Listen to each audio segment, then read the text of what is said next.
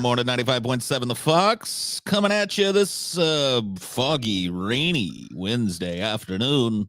A lot of accidents out there. You got to be careful, guys. There is a slowdown on the 5. So you got to be careful there. Of course, I mean, winds traffic, not slow there. Am I right? Of course not. Of course not. Oh, man. God, yeah, that's got to be a soulless job. Soulless, but I mean, like, I think most people do the whole DJing job because you get to meet a lot of fucking famous people and you get to go to like concerts and events. But you're right. Like on a local level, it's like you're doing dog shit. Like, we're opening a new McDonald's here today and giving away some tickets to, you know, whatever concert. Yep. Tickets to the local Pig Fest have gone on sale on the county website. Go down, check out some porkers and eat some pork rinds this Tuesday. Oh, God. Oh, fuck me. It's man. true. See, Paul, you look into it like the dark mirror of like, would that have been my life? Yeah. Because I base like what I think about a DJ on Howard Stern, but Howard Stern is like the exception, not the rule, you know? Fuck no. Yeah. Most people don't become billionaires because they started a fucking weird show. Let's just be honest. Yeah. Yeah. The morning zookeepers are literally cursed. Very important poll going on right now. Guys, we're waiting on TJ to show up. He's supposed to be here. So some causes. Why could TJ be late? Is he fat? Fat's a good reason. Shit. Shit is britches. Shit is pants. He is shit. Yes. Dumb. I mean, yeah, I won't say TJ's too dumb, but he can be dumb about some things. Or drugs. Sure. I mean, everyone who hasn't been there. They had a little too much to drink. They smoked a little too much. Yeah. Did a line of cocaine. I mean, I don't know. Whatever they did. So we got a very important scientific poll, guys. This is for science. So please, if you are a person who cares about science, you care about the pathway to truth in life, we have a poll for you. It's got to be one of those things. You've definitely narrowed down the excuse for sure. Yeah. So we don't want to hold the show up waiting for TJ, though, because, I mean, look, TJ could be an hour. It could be 10 minutes. It could be a minute. He could be 7 hours. It could be like after 3 a.m. or something tonight when he goes like, oh, shit, sorry, guys, I missed the show. You know, you never know. That's happened, guys. I mean, me and Paul have had those texts from TJ. Oh, spaced on it, guys. That's actually happened with episodes. No one else there has ever. and look, consider this. Me and Paul are not like Johnny on the spot with these episodes. Like, we've done episodes where it's like, oh, fuck, I got to come up with an episode real fast. Yeah. You know, so we're rushing. But we've never shown up where it's like, Paul, it's your episode, and Paul just goes, guys, I've got nothing. I forgot. I didn't do it. Yeah. But TJ has done that on several occasions where it's like, TJ, you're up. What? It's like, what? I thought it was somebody else's show. It's you and Paul, man. It's not me. It's like, God fucking damn it, TJ. We've got a calendar, too. We do. We have a calendar that's sent to TJ every day. There's a notification he gets every day. So I don't know. You tell me. Yeah, good question. Oh, Smith Black. Okay, so let's see. I'll put you on the screen here. For being late, TJ shall be subjected to castration. I mean, that wouldn't be much of punishment to him. He doesn't have much. See, like, you know, I'm honestly against that, and I'll tell you why. I'll finish reading your super chat, though. We will henceforth be first to serve Stevie. I don't agree with that. And any issue you may have until TJ's natural death. Why would you castrate TJ? Then you give TJ an excuse. Say, TJ's had a small little pee-pee his whole life. Mm-hmm. You know, and it's like, to them, to TJ, it's like a chip on his shoulder. You know? That is true. But if you just cut it off, it's like, there's nothing to be mad about. Like, I was chemically castrated or someone cut my dick off. Like, then people are going to feel sympathy for TJ. Fuck that. Yeah, we don't want to give him sympathy for sure. Yeah, there's got to be some other sort of punishment. I don't know what the fuck it is. I do appreciate the $5, but I don't want to castrate TJ. I want you to suffer as is. Agreed. Paul would never be late. No, well, I mean, I'm rarely late, but it does happen. It has happened before for sure. Like, I was a little, maybe even a little responsible, not to break kayfabe, for the lateness tonight, because I was just pulling stuff right up until the last second, trying to get you guys the best spread of news, the freshest content possible. That's what Paul was doing. And speaking of that, let's take a look at our goals for tonight. Ooh. $100. We're going to play some Stattogories. Yeah. Which we're going to see, you know. And there's a ton of different ones now, too. Have you ever played it before? I have actually played Stattogories. Okay, so you know what we're talking about here. Yeah. And they've expanded that website. The website was like IMDb in the beginning. Now the guy's done like 20 categories. Yep. He actually wrote to me, but I'm too lazy to ever write people back. So, but it's a good website.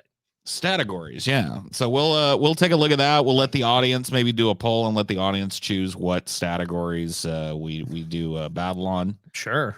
$250. We're gonna take this one. This one, like, don't sleep on this one because I think you're gonna be blown away, especially by me. I think Scotty's probably a little better at math. A little bit.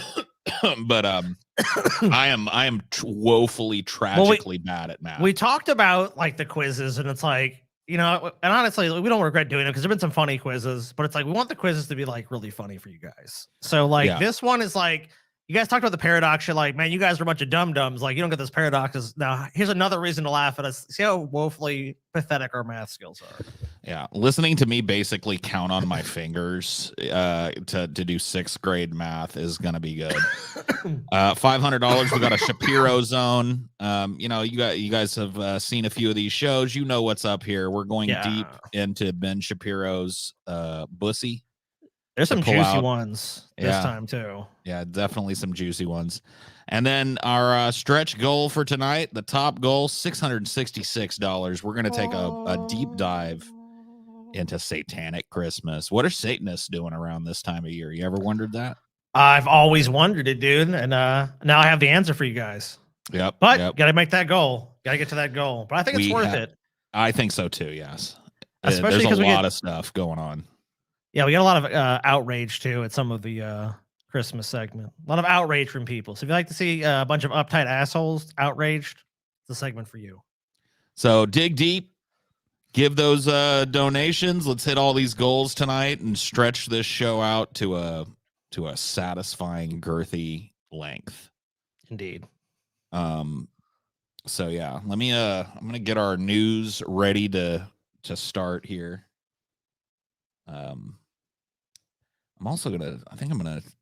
I don't know why I'm feeling like turning on my camera tonight. We're going to do that. I'm going to turn on the old camera. Got to fire it up. Let's fire up the camera. Whoa, I'm very red today. That's cool. I got to fix this. You're in a horror sci-fi movie. I know, right? Oh shit, Paul. I feel bad for you. Like some horrible entity is going to show up and kill you in a terrible way. But hey, there's worse fates. At least it's going to be quick. Right.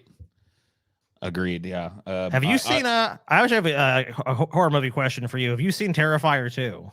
I have not. I've actually not seen either of the Terrifier movies. So, but I've heard good things. You gotta watch it's them, worth checking out. So I'll definitely do that.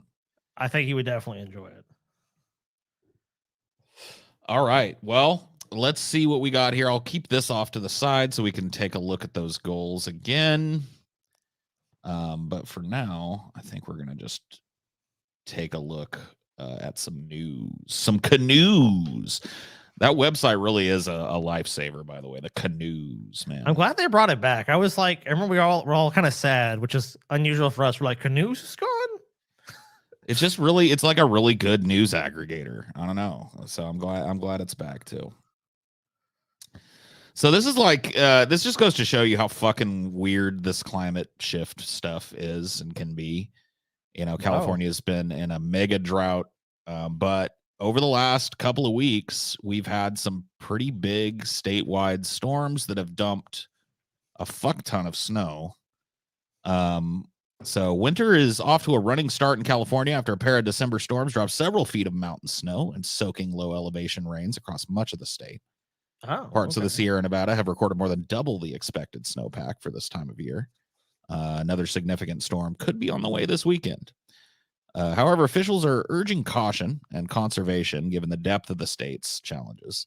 So it's not like, one year of, average expected snowfall or slightly above average is not going to fix California.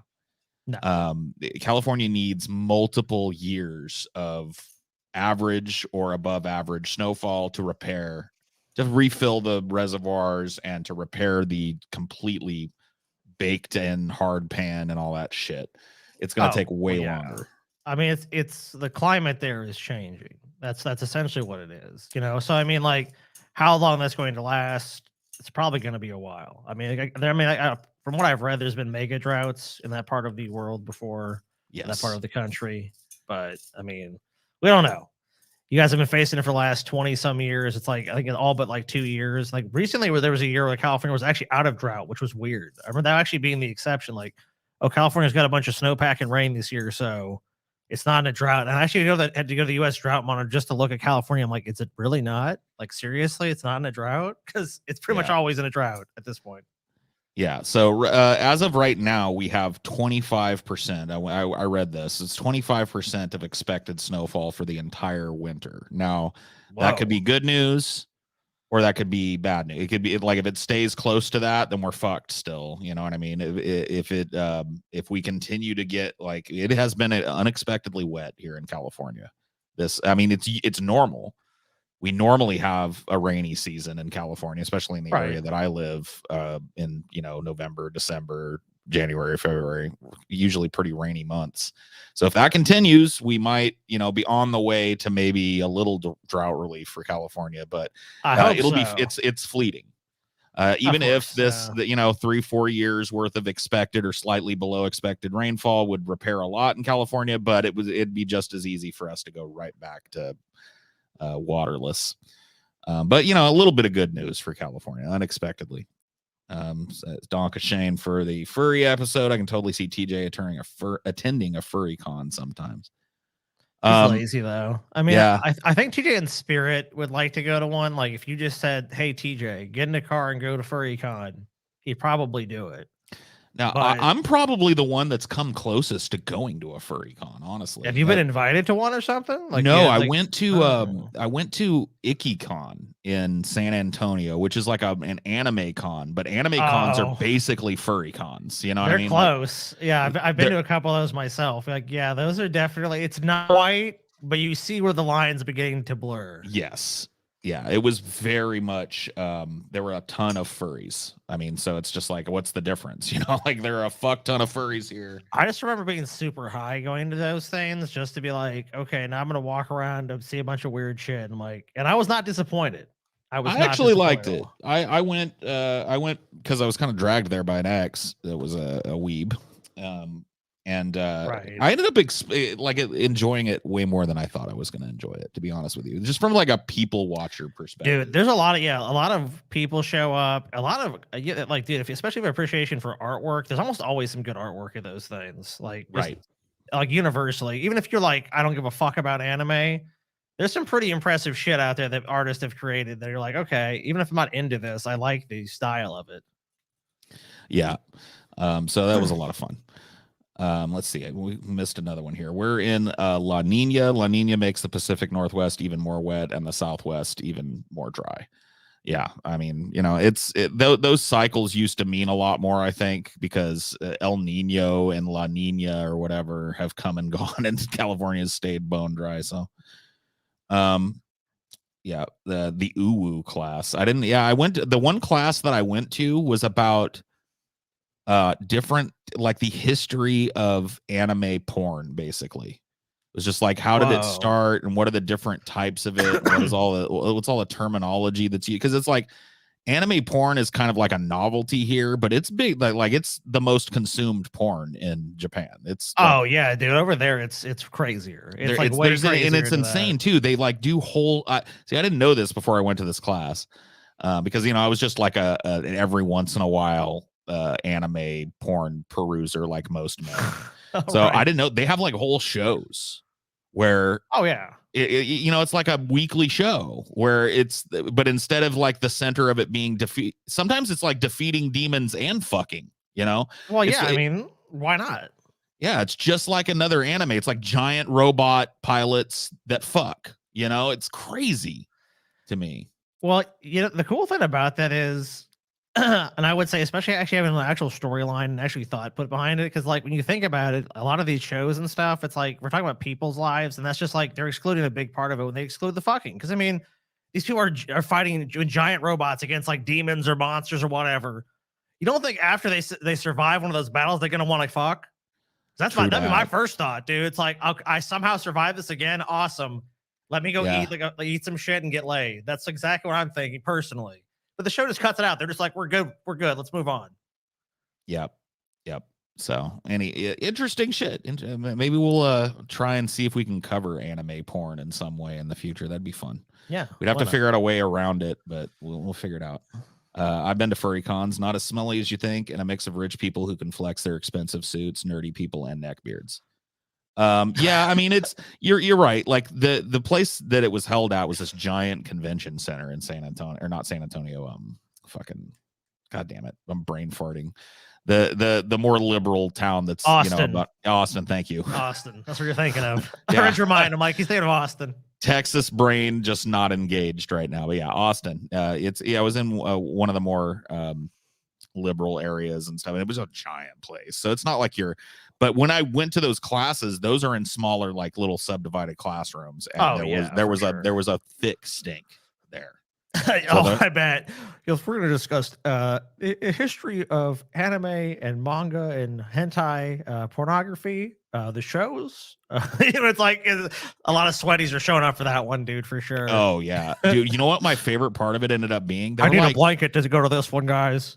I was wandering around just doing a lot of people, because there's a ton of people that do cosplay and stuff, and it's just you're supposed to ogle them. It's like one of those times where it's not socially awkward to stare at people. They want to be stared at. It's like if you, because dude, there's people that spend all year on their costume for these cons, so like they want to be looked at. It's not a matter of like they do not want like you know what I think the real hope is someone brings a camera and they fucking get like 10 million views on it. Like that is to me at this point the goal of anyone going to these things. Occasionally it does happen. Like if someone has and I'll tell you what, some of the costumes you see there are just insane. The people have such skill that you're like, how the fuck I couldn't even fathom how to build this thing.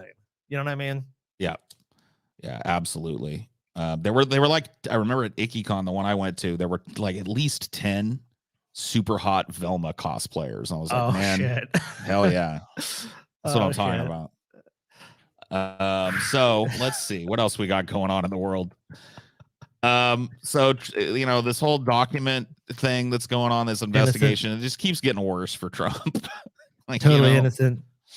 Didn't do a thing wrong. So I guess the team that's searching through a lot of his properties in this, action to try and make sure that like our national secrets stay that way, they went digging through a storage unit and found some more classified shit, just kind of like in a box in there. I mean, look, Trump meant to return that shit. I maintain this. Look, he Paul, you know what? When you're a busy guy like Trump, you have a to-do list, and it was like somewhere on that list was like return classified documents. Yeah. And like he just didn't get around to it. It's not a big deal. Look, if the FBI found him, no harm, no foul. We all shake hands, maybe suspend the Constitution or something. I don't know, whatever the fuck we feel like. And we all just say, look, Trump is a great guy. Even if he broke the law, did he really break the law? I say no. Yeah. I don't know. Yeah. I mean, you don't know. I mean, like that's what I'm saying. Who knows? Who the fuck knows, man? Like, because we know there's different versions of the law. There's like the law of me. Like, okay, Paul. So, for example, me and you go take classified government documents and put them in our closet or whatever with them. Right. And the government finds out. Or where are me and you sitting right now? What do you think? Yeah, we're in federal prison. Yeah, we're in federal prison, or we're waiting trial, or we're trying to cut a plea deal, and we're begging the government, please, government, go easy on me. Donald Trump is just like, he's running for president again. So, I mean, I don't know. People always get so excited about this shit. Like, oh, they're going to get Trump. They're going to get Trump. It's like, man, if they would have, Trump's done so much shit. Like, I just don't feel like there's any optimism on like Trump will face his justice or they're going to get old Trump. They're going to head Trump off at the pass and get him this time. It's like, I don't think I pulled a story about it, but Trump's business, and this is something that I think is funny too. Yeah, Trump's the fraud thing, right? Yeah, Trump's business was just found guilty of defrauding the IRS for 15 years. Well, you know what they said they did? Did you look into it at all? It was like they were giving away perks, right? Yeah, like tax-free perks. Indirect payments is what they call them. And it's so it's like, Paul, oh, you know what, Paul, you want to take a sailing course? It's $50,000. Well, I'm just going to pay for that for you. And, and I'm going to lease you a nice car. Yeah, you want to stay in a nice condo on the beach in Florida? We're gonna lease that for you. You know what I mean? And get you a car and set you up with that. Oh, I have no income. You know what I mean? It's right, like, right. Not me. I mean, look. Of course, the Trump Organization is a tax dodge. That's probably its main purpose is a tax dodge. That's the main purpose of most corporations. Besides, like their legal authority and their personhood and that, their rights they get because of that. Right. Beyond that, it's like, this is a tax dodge. It's just interesting to me that an organization that's called the Trump Organization after Donald Trump, like I started reading that, I was like, oh shit, Trump might be fucked, and then I'm like, no, it's the legal entity Trump Organization was found guilty, not Trump. None, like there was one which vice president or something that ate all the charges, personal charges, and the rest of the charges are just levied against the entity that is the Trump Organization. And that entity is going to have to pay a huge fine, basically. Is what it comes down to. I mean, if it doesn't manage to get the whole fucking thing overturned, man, it'll be in court for you. Look, it's Trump. It's going to be in court for fucking ever. Yeah. They're going to fucking appeal this ruling. It's going to fucking just go on and on as long as humanly possible. They'll object to everything. They'll fight against everything. They'll file any motion they can, try to do anything in their power to keep the case going. They'll appeal the appeal. Like it's like Trump's tax returns. He fucking fought that shit for what was successfully almost 6 or 7 years until they finally were just now able to get them because he exhausted every possible legal appeal and every legal avenue you could possibly fucking think of. Yeah. I just remember the whole thing, because we've pretty much covered it the entire time. It's just like, oh, Trump lost this case. He's going to appeal here. Oh, he's citing executive privilege. I don't have to give you the tax documents. And essentially when he was president, he didn't have to. Like they kept trying to sue him and shit. But he's like, I'm president. I'm head of the government. That's not going to work. And it didn't. So, I mean, his gambit was right for that. And finally now, they've got it after all these years. But it's like, now they're like, well, what should we do with it? I'm like, I think we need to leak that shit personally. I think someone should leak it. But I don't think it's going to happen. But it'd be nice if it did. I would love to see some of Trump's tax returns personally. I mean, it would be a pretty amazing example of how you basically paid no taxes your whole life, basically, is what I think it would be. Oh, just a ton of loopholes and workarounds and all of that shit. He basically said as much. You know what I mean? It's not like Donald Trump. Like Donald Trump basically admitted. I remember during some of the debates he had with Hillary Clinton. Good business, basically. Yeah, he was basically like, you've accused me of using tax loopholes, and he's like, I do, and so does everybody who donates to you. That's called good business. Yeah, not lying about that. So yeah, there was one fact that I saw this. Maybe it's not in this document, but it was found in this storage thing that had wrestling belts in it.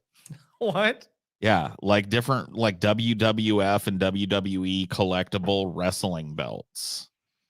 It was in the storage unit, amongst other like memorabilia, and then a box of classified documents. Hulk Hogan gave me this belt. Us classified documents too. Yeah.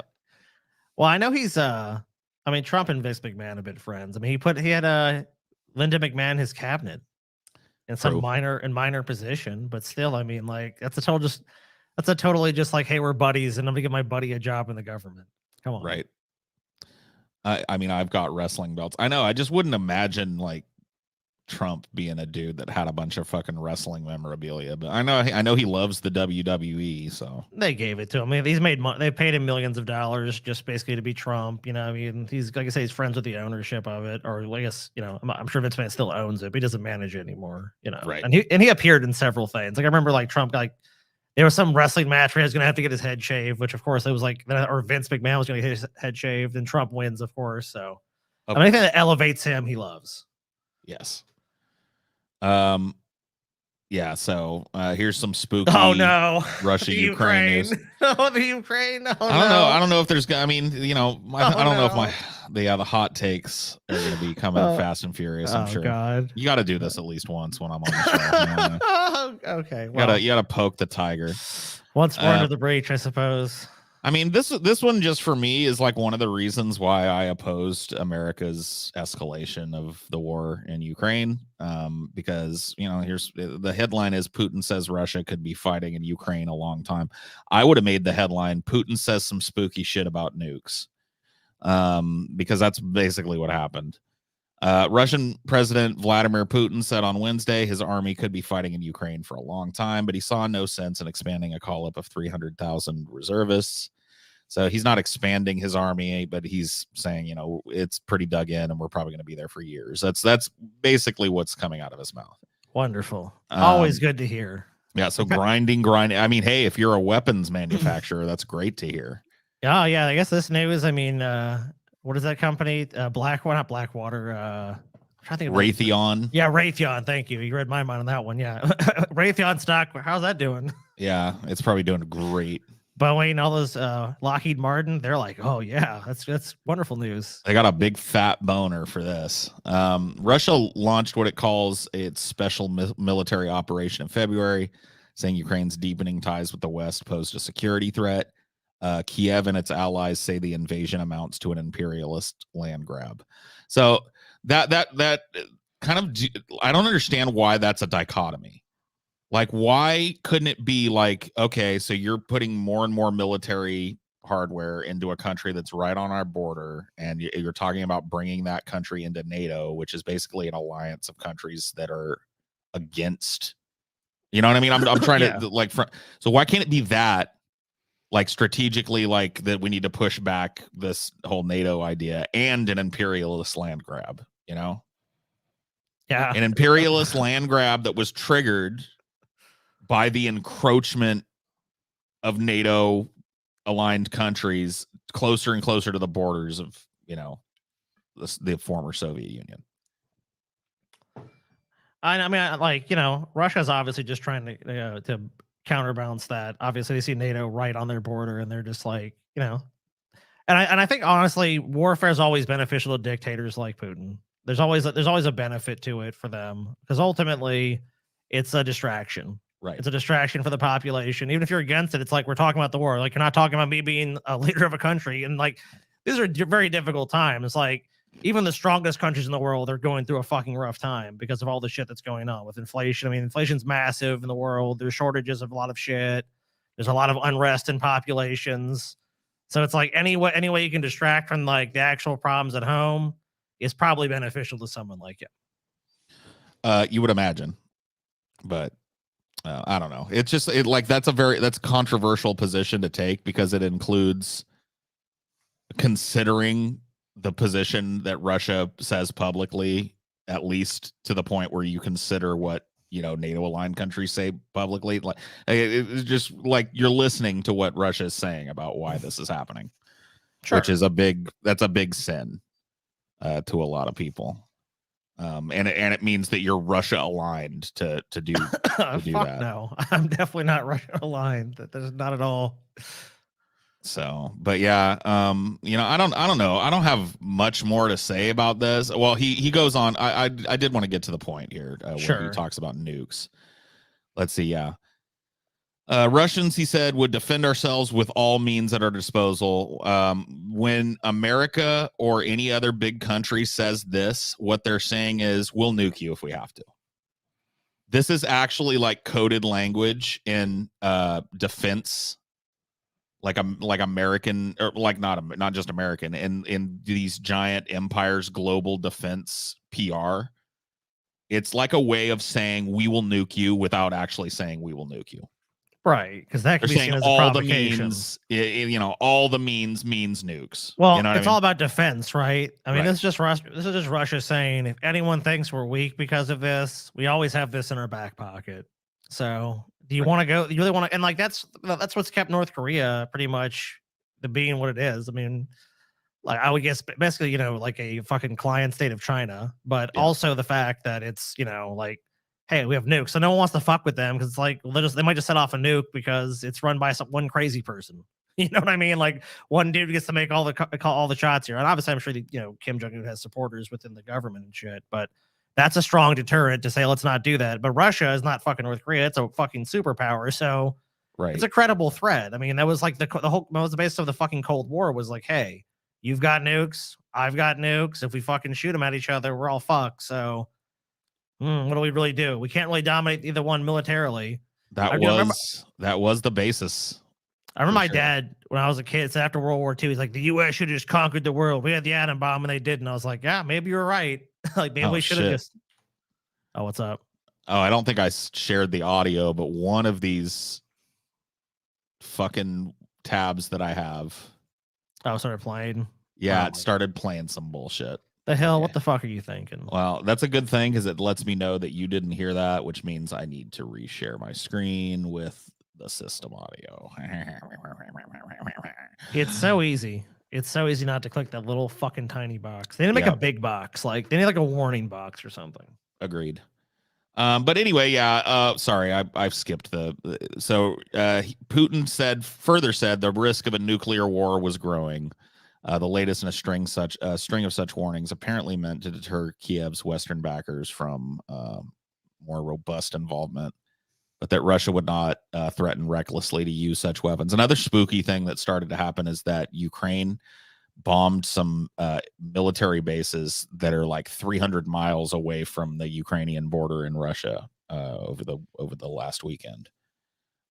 Which is, that's American weapons being used by Ukrainian operatives to blow up shit in Russia. So there's and Russia as a counter to that is pulling Belarus in, which is a bordering country, borders Ukraine. And it it's like a new front in the war. Basically, they're going to start coming in from the north. So yeah, I mean, it's just like this is expanding into a greater conflict in Europe, which is spooky. It's all these other countries are slowly, becoming involved, and all these other positions have become new fronts in the war. Like now, the air bases that were bombed by Ukrainian special operations drones were 300 miles from Moscow. Like it's like right in, you know what I mean? It's in the heart of Russia. Dude, man, if World War III starts in Europe, man, what the fuck? They just, I swear. We learned nothing. We've learned nothing. You know what I mean? All the world wars have to happen over there in Europe for sure. Like, what the fuck, dude? They couldn't give Asia or North America or someone else a chance. I mean, you guys are kind of greedy with that, I have to say. Yeah. Send Chucky Baba to the Ukraine. Yeah. Look, do you want Chucky Baba Putin? We need to give that whole region. You Chucky Baba. Okay.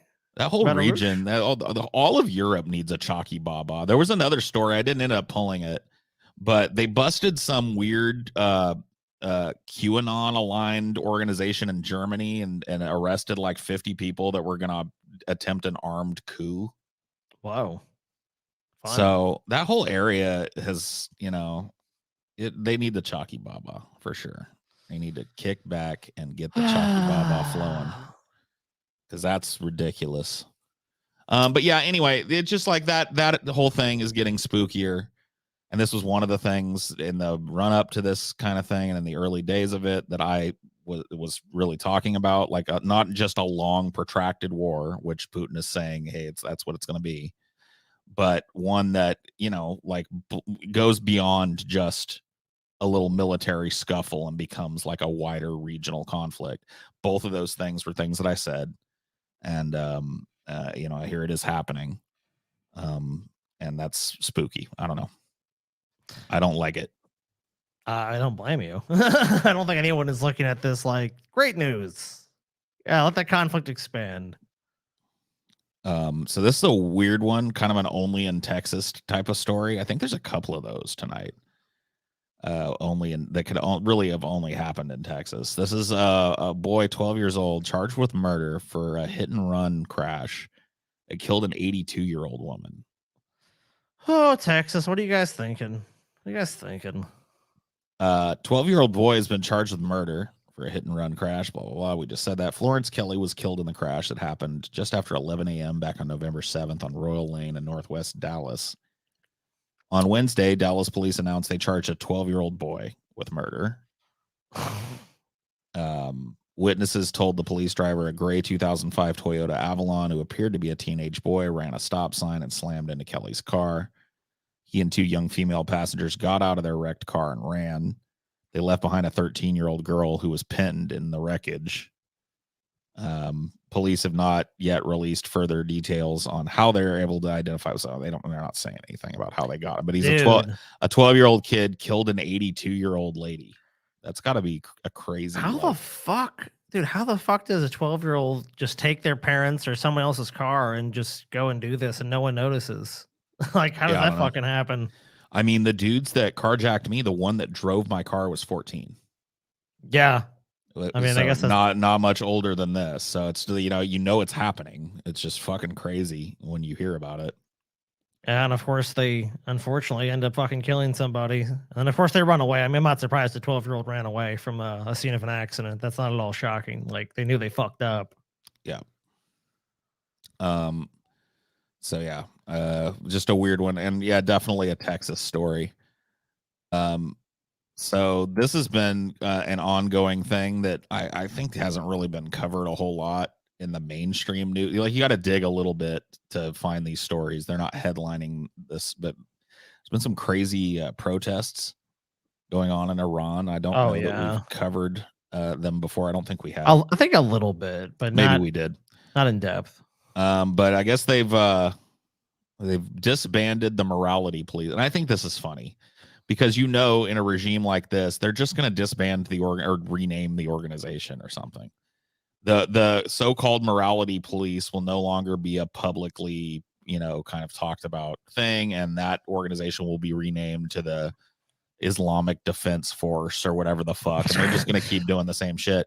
I mean, proof of that is you still have to wear a hijab if you're a woman, which is one of the things that was being protested against widely in Iran, was this policing of whether or not a woman observes religion properly, how she acts in public. It was basically like oppressing the fuck out of women.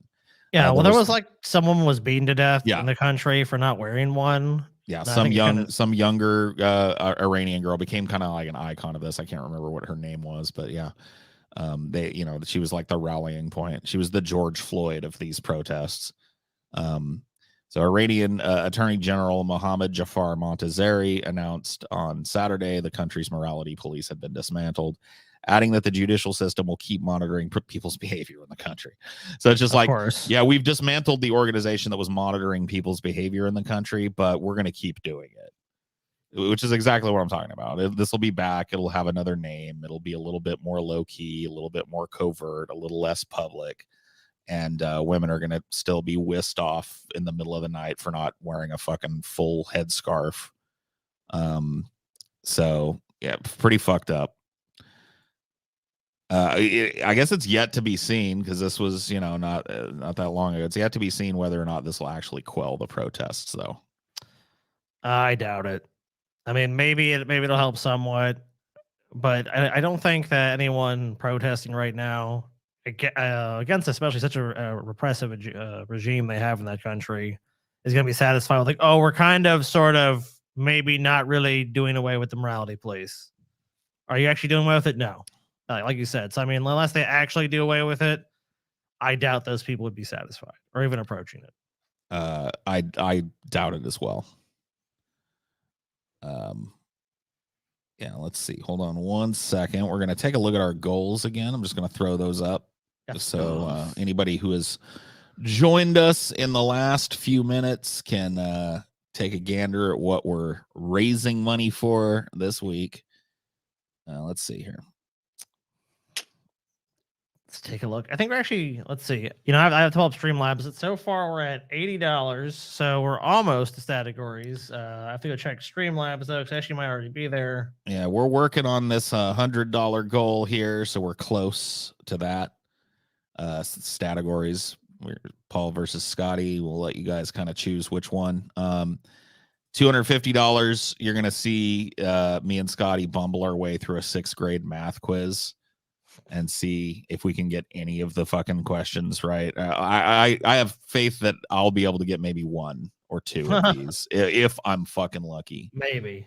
$500. We're going deep into the Shapiro Zone. We're going to take a look at a couple of crazy Ben Shapiro rants.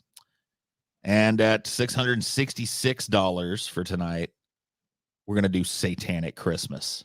Oh. And hey, look at this. As we were doing it, Claire Broccoli gives $100. Thank you very much. That definitely puts us over the top for Stattogories. Yeah, it does indeed. So we will, we'll mark this one red for done. This one's done, but still needs to be delivered. So now We are on our way to Paul and Scotty bumble fuck our way through a 6th grade math quiz. We'll see if we can. Good luck to us. See if we can even get a passing grade on a 6th grade math quiz.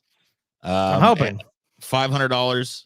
Shapiro Zone, $666. I'm going to take a look at what Satanists do for Christmas when they get in the Christmas spirit. And so that's where we're at with that. I'm going to go ahead and switch back over to our news stories here. Ooh, let's see. I don't know, man. This might actually be a pretty fucking cushy job that just came up and open in New York City, but it is one that's trying to get rid of, honestly, one of the most iconic things about New York City. If you've ever been to New York City and spent any time walking the streets of New York City, you've seen 10, 15 rats. At least that's the way it was in the 90s when I was there. I don't know. Maybe they've cleaned it up since then, but rats and New York City go hand in hand, man. Yeah, hand in glove for sure. And they're really getting serious about this. They want somebody to eradicate the fucking rat population in New York. And they're offering $120K a year if you can do it. It's not going to work, man. It's not going to work. I mean, I don't think it will either, but hey, maybe there's a brilliant rat pathologist out there that knows exactly, or a Pied Piper, you know? Just and all the rats follow him out of town, you know? But then he comes back and he leads all the children away, too. So that's like... Yeah, I mean, look, at least there's no rats, huh? Yeah, I mean, you got 2 birds, 1 stone in that story, I've always thought. It's supposed to be horrible. He took the children. I'm like, I took my obligations away. No rats and a new lease on life. Cool. The actual job posting uses terms like bloodthirsty and vehemence for vermin to describe the candidate. So they're looking for like a Judge Dredd of rat killers, basically. They're asking for somebody that's literally bloodthirsty for rat blood. All right, dude. All right, I got my idea. I'm gonna dress up like a redneck. I'm gonna put on a fake Southern accent and go there and be like, "I'm gonna kill all your damn rats for you. Ain't gonna be a single rat left." Yeah, I'll show like a fake TV commercial like of me as like a rodent removal expert, dude. I'm gonna get this cushy ass job, but you know what? I'm not gonna do shit. Right. I'm gonna tell them all my grand plans. That's basically like I'm gonna take a meeting with them like once a month and like, look, we're doing all this crazy shit, this work down in the South. You know how many rats we got down there? I'm gonna fucking sell these motherfuckers. I ain't gonna do shit with my job. And you know what? They're probably gonna applaud me at the end of it because they're like, you know, I think I saw less rats, and I'm like, yep, my plan worked. Yep. You know what? Funnily enough, that's exactly what's gonna happen to this position. It's gonna go to somebody's fucking cousin who is gonna do 1 or 2 things and kill a few rats and not really even make a dent in the gigantic rat population, but still get patted on the back for it. Is New York City going to generate tons of trash still? Like, yeah, tons of food waste. Yeah. Like, how the fuck are you going to get rid of these motherfuckers? Like, there's like endless supplies of food for them. More human waste than probably is concentrated anywhere else on the fucking planet. We're talking just like some of the biggest sewers in the world, if not the biggest sewers in the world. There's no fucking way, dude. Miles and miles of water tunnels, miles and miles of sewage, miles and miles of outlet. Like, it's just, you're never going to get rid of the fucking rats in here. They will win. At least that's my call. I don't know. We'll see. Maybe they'll get the fucking, who knows? Maybe they're serious about this shit. Maybe they're just fucking sick and tired of these rat rebellion, dude. Rats take over New York City. It's going to happen. I think just leave well enough alone. Just keep feeding them and everything will be okay. Rats scare the hell out of you, Manny T. I mean, I can see why some people, I'm not super scared of rats, but I realize, like, if you've got them in your domicile, you need to get rid of them because they're like vectors of a whole lot of disease, not just for you, but your animals and stuff. They bring ticks and shit, and it's no bueno. But I'm not afraid of them. I grabbed one. Yeah, I grabbed one and chucked it over the fence when we all lived together, man. I said, hand me a fucking blanket, and I trapped that little motherfucker and grabbed him. And I chucked his little ass over the fence, and you know what? He was back the next fucking day. He was like, "Are you stupid?" Yeah, the only way you got rid of him was they had to get poisoned. I remember like everything else, like we'll catch him, we'll do this, we'll do that. It's like, nope, you got to kill him. Yeah. It's unfortunately there's no humane way to really get rid of rats. And unfortunately, like a city like New York, there's no way. You can't just kill every rat. You can't poison everywhere around you. Like the only way to kill the rat population would be so destructive to everyone else and everything else in New York that it wouldn't be worth it. So it's like, yeah, you could do it if you're willing to sacrifice a bunch of people's lives and a bunch of other animals and wildlife and pets and everything else, then sure. Yeah. Off-duty Brevard County deputy jokingly pulled the trigger twice before fatally shooting his roommate, affidavit shows. A fucking idiot, dude. It's Florida man, of course. So an off-duty Brevard County deputy accused of mistakenly shooting and killing his roommate. Also a deputy, his roommate was. As the two took a break from playing an online game with friends, made his first appearance in court Monday. I think there's some video of it, maybe. We can see this idiot. Sorry, I done killed my friend, pointing a gun at him.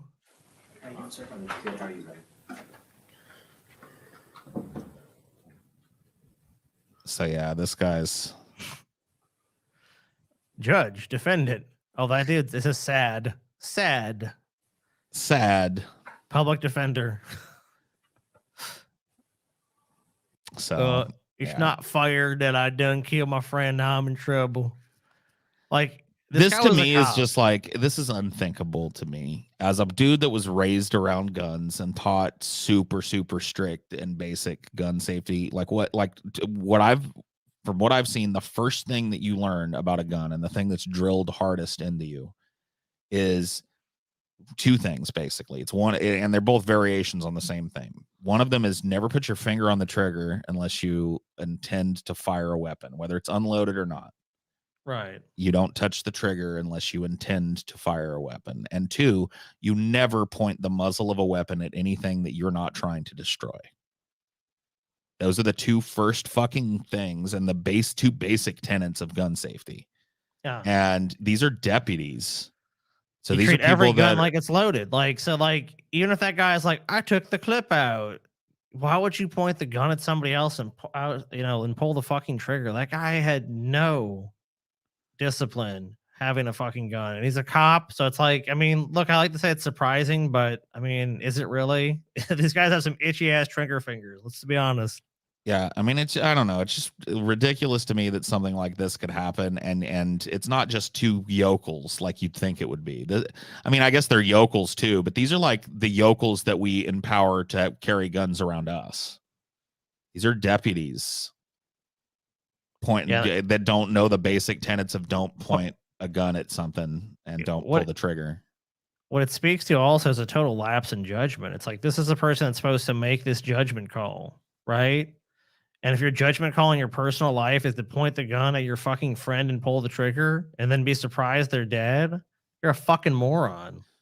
Oh, yeah, you're a total fucking moron. I mean, like, why would anyone do that? It's like, it's like so unthinkable that like he killed somebody and thought this was okay in any way. It was like, it's like either you're just dumb as shit or you're just the fucking murderous fuck. I mean, I guess it's manslaughter because it's not like, I mean, I guess it's hard to prove he was actually trying to kill this person, and probably wasn't, but I mean, who the fuck knows? But at the very least, it's like, I can't fathom doing that and thinking it was a good idea. It's like, dude, I'm so wary about any gun. If I fucking get given a gun, I'm like, I'm not gonna point this at somebody, because I've had idiots do that to me, not even like maliciously, just like being a dumbass. I got a gun, and I've always been like, what the fuck are you doing? Don't point that fucking gun at me. Are you retarded? Like, get that fucking shit away from me. Yeah. So I can't imagine something being pointed at me than being shot by it. I mean, that's why you're mad, is that eventuality becomes a total fucking possibility. Like, I don't care how many times you checked the fucking gun, asshole. Like, it's not loaded. Don't worry about it. You know what I mean? Fuck you. I'm not putting my life in your fucking hands so that you can play around with a gun, idiot. Do you need an IQ test to have a gun? Well, interestingly enough, maybe not to have a gun. You should, by the way.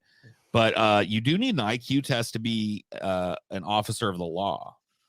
And they don't pull from the top scorers. They pull from the bottom.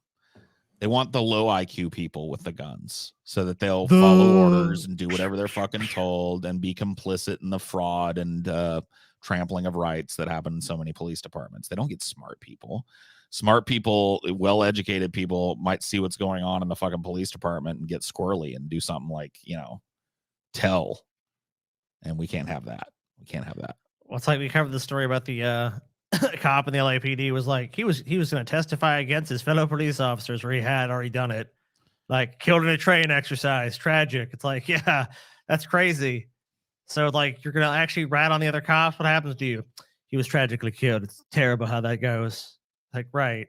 It's like, okay, not a corrupt organization. Yeah. No, these organizations totally trustworthy. You know what's a funny criticism I saw? Because we just did our episode on Monday, was that we would make bad cops. That's like, it's like police in America bad. You guys would make bad cop and be corrupt. Yeah. Therefore, what you're saying is bad or wrong. I mean, they didn't actually go to that conclusion, but I guess that was the conclusion. Is like, I don't want to be a cop. I don't want to be a cop at all. Not one little fucking bit. It has nothing to do with the reputation of it. It's just like, I don't think that'd be a career I would fucking excel at. I'm like, I think you need very level-headed people, and I'm not a level-headed person, so I would never want to do that job. But see, I can actually recognize that in myself and say, I would not be good in this job. That's not happening. That was one case, Paul. Apparently, the average police IQ is average for Americans. That's a problem. I don't think that people that are in, like, literally the most powerful officer in American government is your local beat cop. They are the only people that can whip a gun out, shoot you in the fucking head, and call it justice. And those should not be average people. Those should not be your average podunk numpty fuck in America. Those need to be exceptional people. They should be looking for people that are committed and intelligent and good at problem solving and really good at de-escalation for this job, not the average Billy Joe Bob idiot in this country. And this just shows you it's just indicative of the state of American policing. They have people that make judgments like this. And obviously not every cop is going to do this, but there's tons of cases like this where cops, like, there was a case in Dallas we covered years ago where a cop's like, oh, I thought someone broke into my house and I killed this person. It was like, oh, wait, you broke into someone else's house, so you're mistaken, and shot them and killed them. It's like we've seen basically the lapse in judgment of so many police officers that it makes you wonder. It's like, either the system is producing these really bad cops and the training is totally inadequate, or they're just hiring the wrong people. I mean, maybe it's a bit of both. Maybe it is both.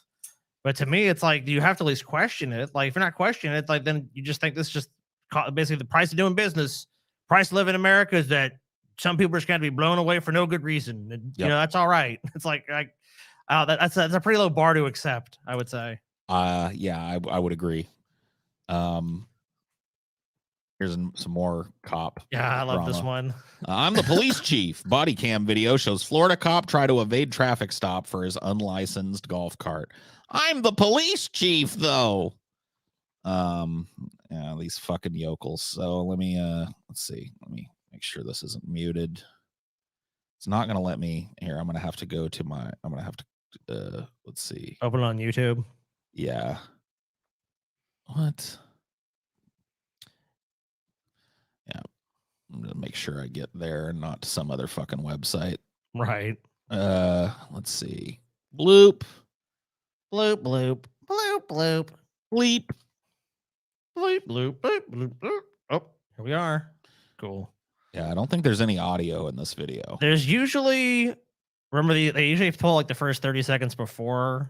Generally, so there's not audio activated on most of these. I've watched a bunch of these. That's why I know that. Right. So this is just like, you know, showing what the officer was doing just, you know, prior to the stop or whatever.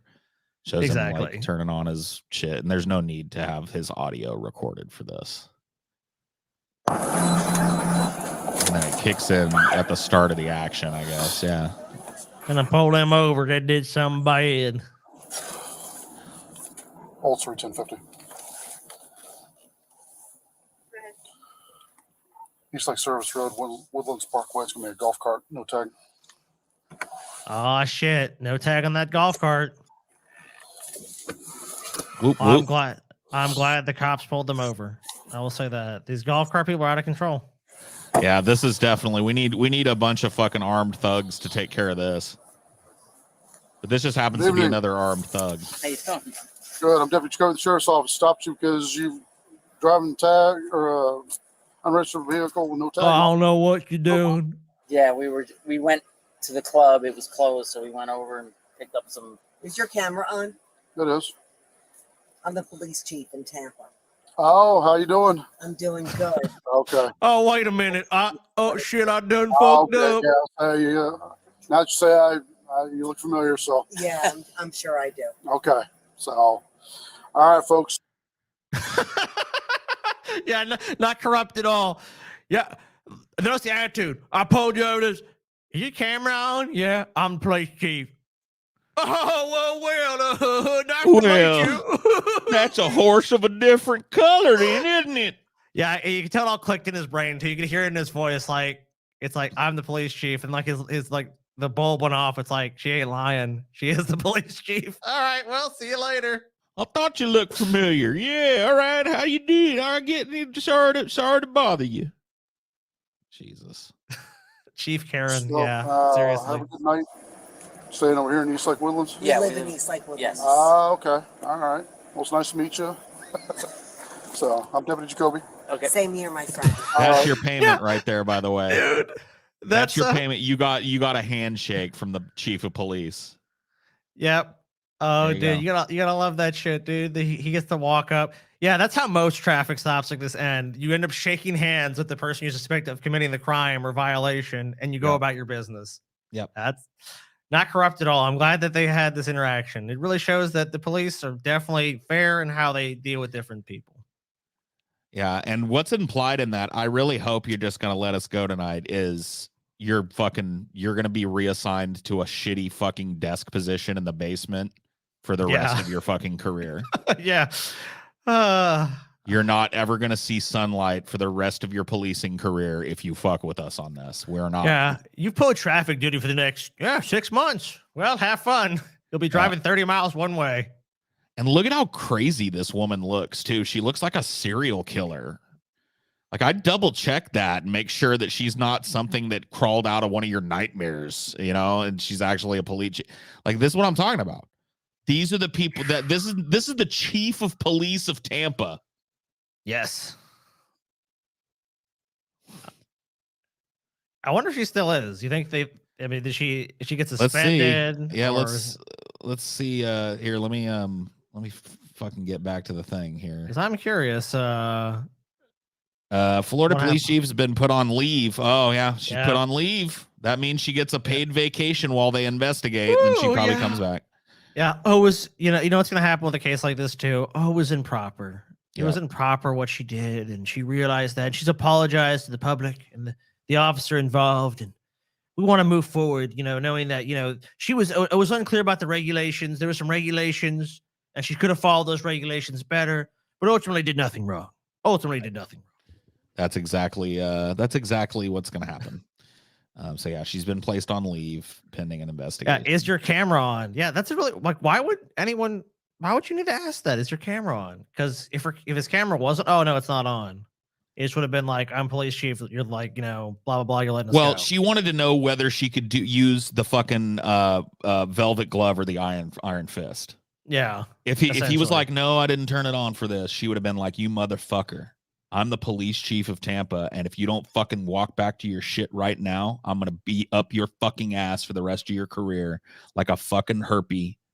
You better walk the fuck back to your cruiser and get the fuck in it. That's how she would have handled him if he didn't have the fucking body cam on. Guaranteed. I mean, yeah, she's a chief of police. I'm sure she's a real fucking ball buster. So, dude, look at how mad she just look at her during this fucking traffic stop. Yeah, just like I'm gonna mute it, and I just want you to watch her face during this traffic stop. She is furious that she's being fucked with. The privilege is just oozing. So here he is. He's pulled him over, and let's just see what happens here. See, my focus initially was on this dude. I thought, I thought this dude was the police chief. But she is. Look at her. Dude, anger. The beast is real. Yeah, just like I said, dude. All she cares about is she wants to ask this guy, "Are you recording?" And if he says no, she's gonna tear him literally a new asshole right here. If she says yes, she's going to imply that he's going to have a new asshole torn in him. and show him her fucking badge. And if he doesn't walk away and do the polite thing and shake the hand and go on about his business, she pulled the ultimate. Do you know who I am? Right? Do you know who I am? It's like, who are you? Oh, you're my boss. Well, have a good night. Have a good one. Yeah, she is. Yeah. I mean, I just hate this fucking shit. Oh, this happens all the time. Anyone who's like a sheriff of a fucking podunk town or county or whatever, they pull this shit all the time. Yo, you know who I am? And 99% of the time they get their way. Because they're just like, I'm not fucking with this. It's like, even if they're in the wrong, it's like, dude, the mayor of Mandeville back in the day, Paul. You'll love this. Like, I think you've told me about this where he, or whatever. I'll let you tell it. Yeah. The mayor of Mandeville, who also I think was later federally indicted for like tax fraud or something too. It's a corrupt ass little town in Louisiana. Literally got drunk as hell. Like was like a notorious drunk, which in that area is not surprising. A lot of people down there are fucking drunks. Guy fucking got drunk and started driving New Orleans. He drove through a barrier on the causeway and was pulled over by the fucking goddamn the causeway, which is a 24-mile bridge connecting Mandeville, Louisiana, and like Metairie, Louisiana. It's a super dangerous bridge too. It's a super long bridge, and like at night it's like pitch black. You can see the fucking road in front of you, and that's it. So he's drunk as fuck driving on one of the most dangerous stretches of road in Louisiana. Gets pulled over, stops. They fucking realize who it is. Like, oh, it's the mayor. Oh shit, it's the fucking mayor. So at that point, you think, okay, well, you know what? He's been caught on camera driving drunk. He's been caught destruction of public property, caught intoxicated. I mean, it's unfortunate, but you got to take the mayor in. You don't want to do it. You don't want to do it, but you got to be the guy to do that. They give this motherfucker a ride home. Yeah. They gave that motherfucker a ride home, and that was it. And it was like, oh, they're going to do an investigation. Yep. Swept it all under the rug. Just like this will be done. The same thing will be done here. Yeah. So I'm not surprised to see this shit. Anyone who's in fucking power in the government somehow just they squeak out of it. Like there'll be people in Congress or governors, lieutenant governors will drive 150 miles per hour down the freeway and they get pulled over, and it's like, oh, people are saying she resigned. Yes. Well, I'm glad. I'm glad she did resign. I guess they checked and saw if there was any more. Dude, I'm happy to be wrong.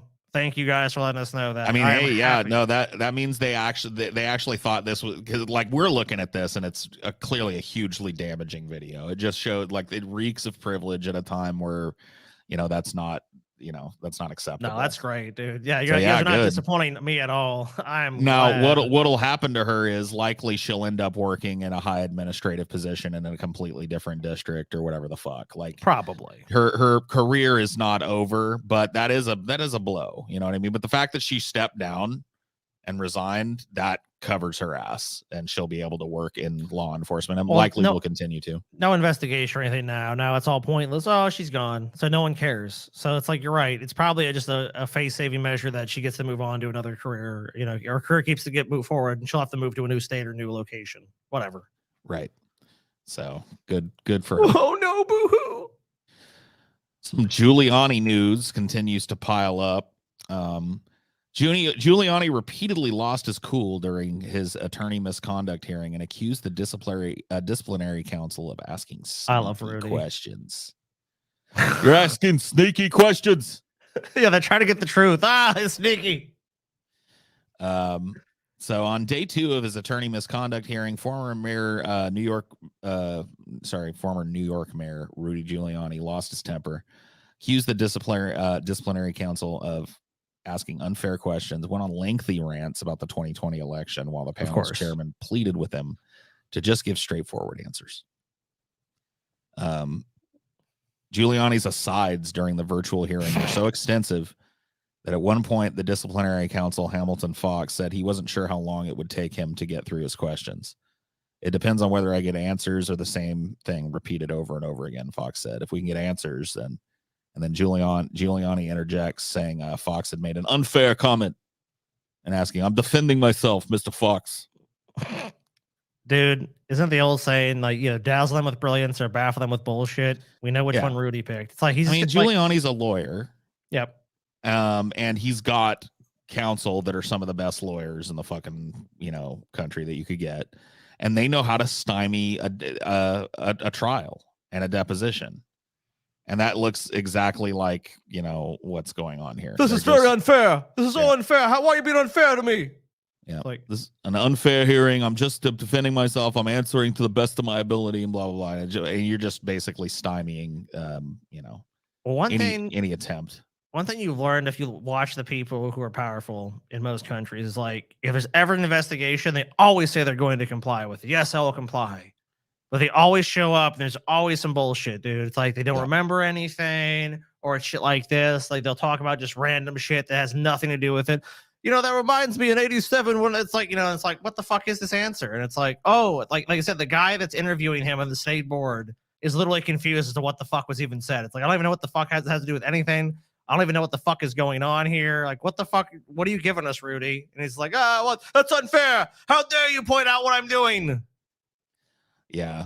Pretty fucking boilerplate response. I'm shocked this is happening to me, said Giuliani. The former mayor also repeatedly failed to answer the questions he was asked and veered into long-winded explanations about Pennsylvania's voting procedures and purported voter fraud in other states. His tangents were so lengthy that Bernie said he couldn't keep track of the line of questioning. Hey, that's your bad, man. He's just being a better lawyer than you. Good job, Rudy. Yeah. Mr. Giuliani, I know you have a lot to say, but honestly, I'd like to finish this hearing by Christmas. And I'm getting concerned that we won't be able to do it. How dare you say that about me? By Christmas, what is that you're implying? This is taking up too much of your it's like, dude, you're obviously the plan here is to fucking break this dude, and they totally succeeded. He sounds all flustered and mad, like we're gonna get done by Christmas time. It's like, I'm just trying to answer.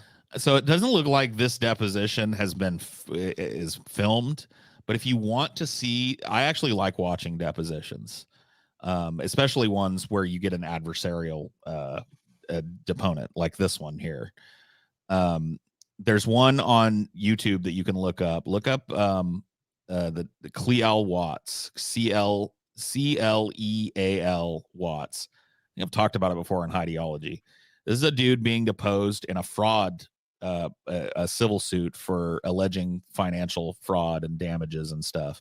He's like a fake gold importer basically, and he's running this scam where he convinces.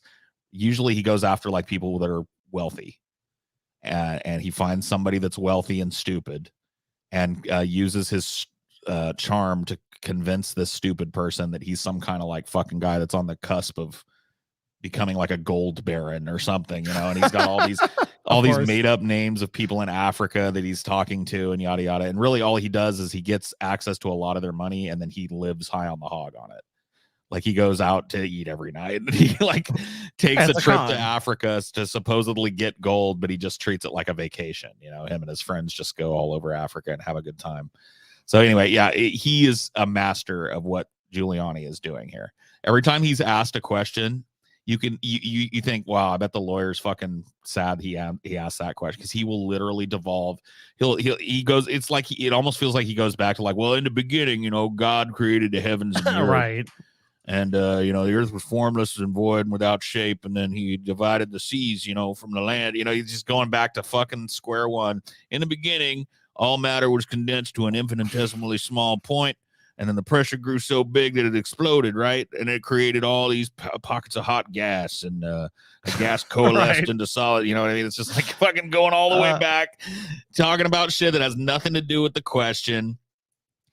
So yeah, he's a con man for sure. Yeah. And so is Rudy here. So it's just, if you want to watch a deposition that is probably a lot like the one that's being described in this article, that one's a lot of fun to watch. Oh, dude. Interrogations, depositions. The reason that's like such a big thing on YouTube is just because, there's some people that go to these things and like, you can really, there's master classes on this shit. Because there's people that go into like interviews and interrogations and shit. And the people that go in there get fucking nothing. And they still talk to them. Because there's a lot of times it's like, don't even say anything. But there's some people that can just talk circles around other people. Yeah. And no matter what they try to do, it ain't going to fucking happen. They're never going to get them to admit it. And like, there's this weird thing with people that I think they think if someone's guilty of something, that they're going to admit it at some point. And some people do. They have that, oh, you know what, I did it, I confess. But anyone who's like a con man or a con artist is never going to admit it. They're just going to keep talking. It'll have nothing to do with it. Or they're just the most innocent human being to ever live. And it's all a big mistake. And, it's like, and either like they're hoping you're going to feel sympathy for them or just be so baffled you're not going to know what okay, what are we even talking about at this point? We're talking about fucking philosophy. We're talking about some bullshit. We're talking about the fucking color my shoes. So let's take a look real quick once again at our goals for tonight. Scotty, you want to run through this? I'm going to go take a quick piss. I'll be right back. Oh, of course. So Stattogories, Paul versus Scotty. Already made that one. It's a done deal. Paul and Scotty take a 6th grade math quiz. A 6th grade math quiz. So you want to see how dumb we are? There you go. 500. We're going to enter the Shapiro Zone. Highway to the Shapiro Zone. We're going to do that. And some really juicy ones. It's always fun to hear Ben Shapiro talk about culture war shit. He's so wrong. And I think the second video we have in there is he's going to debate one of his viewers. One of his little plants. And if we hit our top goal, our 666 goal, it's Satanic Christmas. It's beautiful. We're going to find out what does a Satanist do for Christmas? Like, you figure like a Satanist is probably like Christmas sucks. But maybe not. Who knows? Also got some Christmas culture war shit. Fox News, very easily triggered on behalf of, geriatrics everywhere. Fucking around on Christmas, putting up displays. How dare they put up those displays? I'm so offended. Don't they know the reason? So offended. Paul, don't they know the reason for the season is Christ? Yeah, Christians would like to think so, but we're going to prove them wrong for $666 here tonight. Because the devil owns Christmas. Oh, he does indeed. We're pretty close right now, guys. We are at, okay, and here, let me update Streamlabs.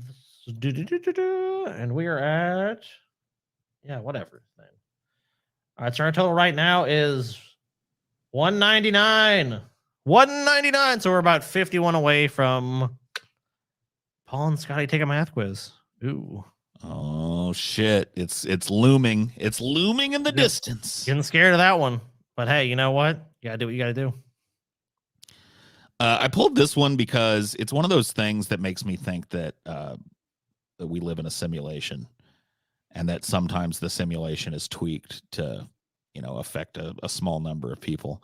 Rogue wave strikes Antarctic cruise ship, leaves 1 dead and 4 injured. Dude, last night I was sitting here bored, kind of playing a little bit of a Dark Tide, and I was like, I want to watch a movie kind of in the background while I do this. Yeah. And I was scrolling through Hulu, and I found that movie Poseidon, which is, I think, a remake of a movie called The Poseidon Adventure. And it's about a cruise ship that gets hit by a rogue wave. Boom. See? Simulation theory. What the fuck, dude? I watched the Poseidon movie, and then the butterfly effect from that was another rogue wave that hit a So do you think ship. that because you watched that movie this happened? Is that what you're saying? I think that they're connected. Really? Yeah. So in some way. In what way? What way are they connected? Psychically, metaphysically connected, dude. You know what I mean? Okay. Yeah, maybe. Only the hard data, man. Psychic, metaphysic. I don't know. Well, but I don't know. Like this is like a terrifying thing. So somebody was like a rogue wave. Oh shit. Well, hold on. Fuck you about yeah. I'll talk about a rogue wave in a minute. Sending positive energy. I know. Thanks. I'll send you some negative energy back. Negatives and positives makes what? An equilibrium of some kind or something? Here you go. Yeah. There you go. Very nice. Negative energy back to you. Thank you for that. Yeah, that definitely puts us over the top for the 6th grade math quiz. $500 is our next goal for the Shapiro Zone, and then $666 for Satanic Christmas. Ooh. We'll keep our eyes on those goals. So yeah, Rogue Wave is. These things are like, it's like known what they are now. It's just a giant fucking wave. It may be caused by like a cavitation or something deep on the seafloor, and it creates this wave, or some tectonic movement or whatever, and it creates this single wave out in the middle of the ocean that if a boat is hit by one, it could spell the end, basically. They've actually looked into it, and these things were covered back in the early days of sail as well. This like stories of this giant wave that just came crashing out of nowhere and knocked the ship over. And they're rare, but they occur. Like these giant, it's rare for you to be at a point where the apex of the wave is, but if your boat just happens to be in the path of that shit, you're in for some shit. You know what? I think I want to ride the wave, dude. I want to know the exact location of one, and I'm gonna ride the wave in. Let's see if I can find a video of one. I think I've seen videos of the ocean's it's a scary fucking place when you really think about it. Shit like this can just happen. It's like, all right, let me roll my D20 life. I roll the 1. What happens? A giant rogue wave hits you. It's like, oh shit.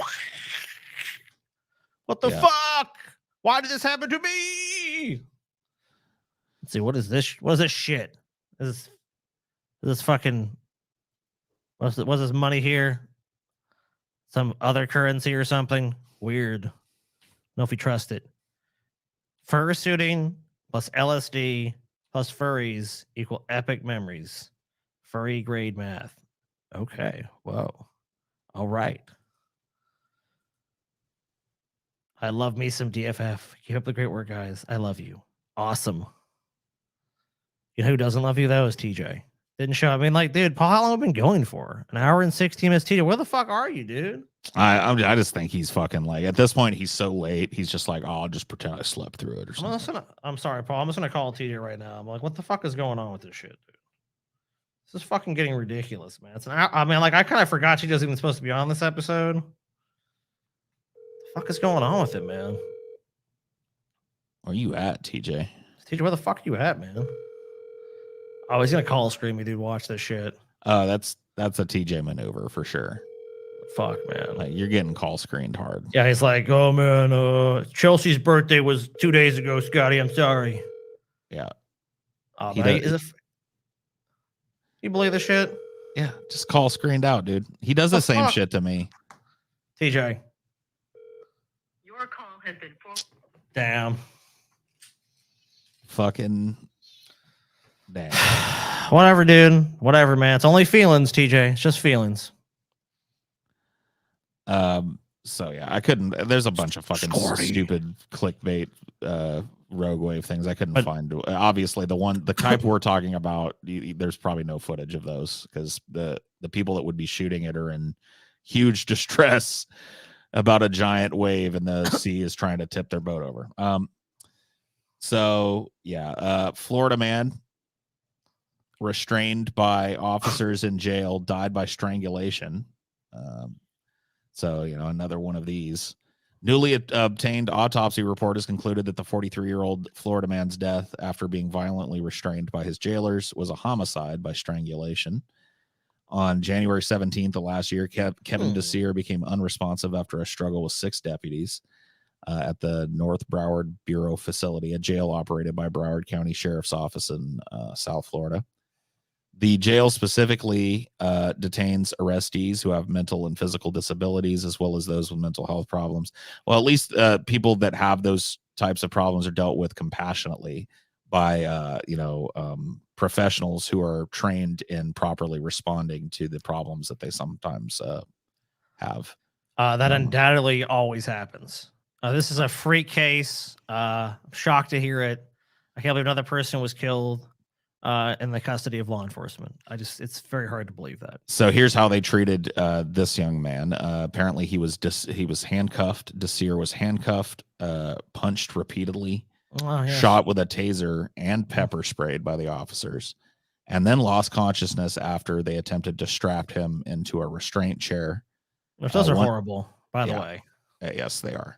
One deputy interlocked hands on Desir's neck from behind and used his body weight to leverage Desir back into the chair, according to a memo from so he just was pulled up into the chair by his neck.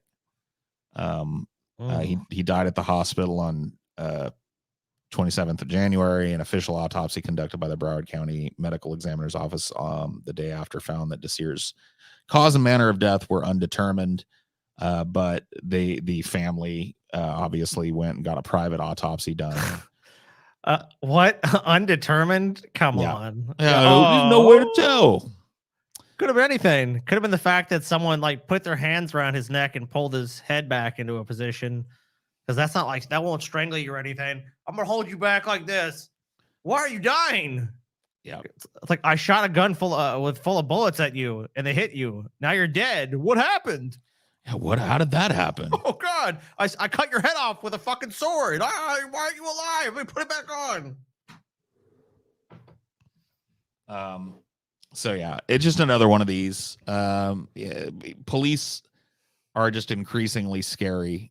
I recently did a long fucking drive to visit family and all the way back as well from that drive. And fucking dude, I didn't see many cops on my way, but every time I saw one, dude, my butthole was at maximum clench.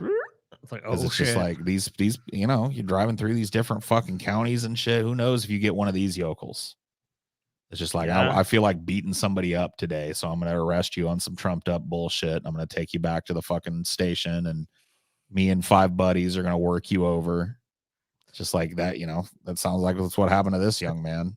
You're under arrest for being a long-haired hippie. Put your hands by your back. What? Oh, God, why? Why are you doing this to me, officer? I don't like you, boy. Well, I mean, they can also shoot you, too. There's always that possibility. Oh, yeah. There's some justification for it.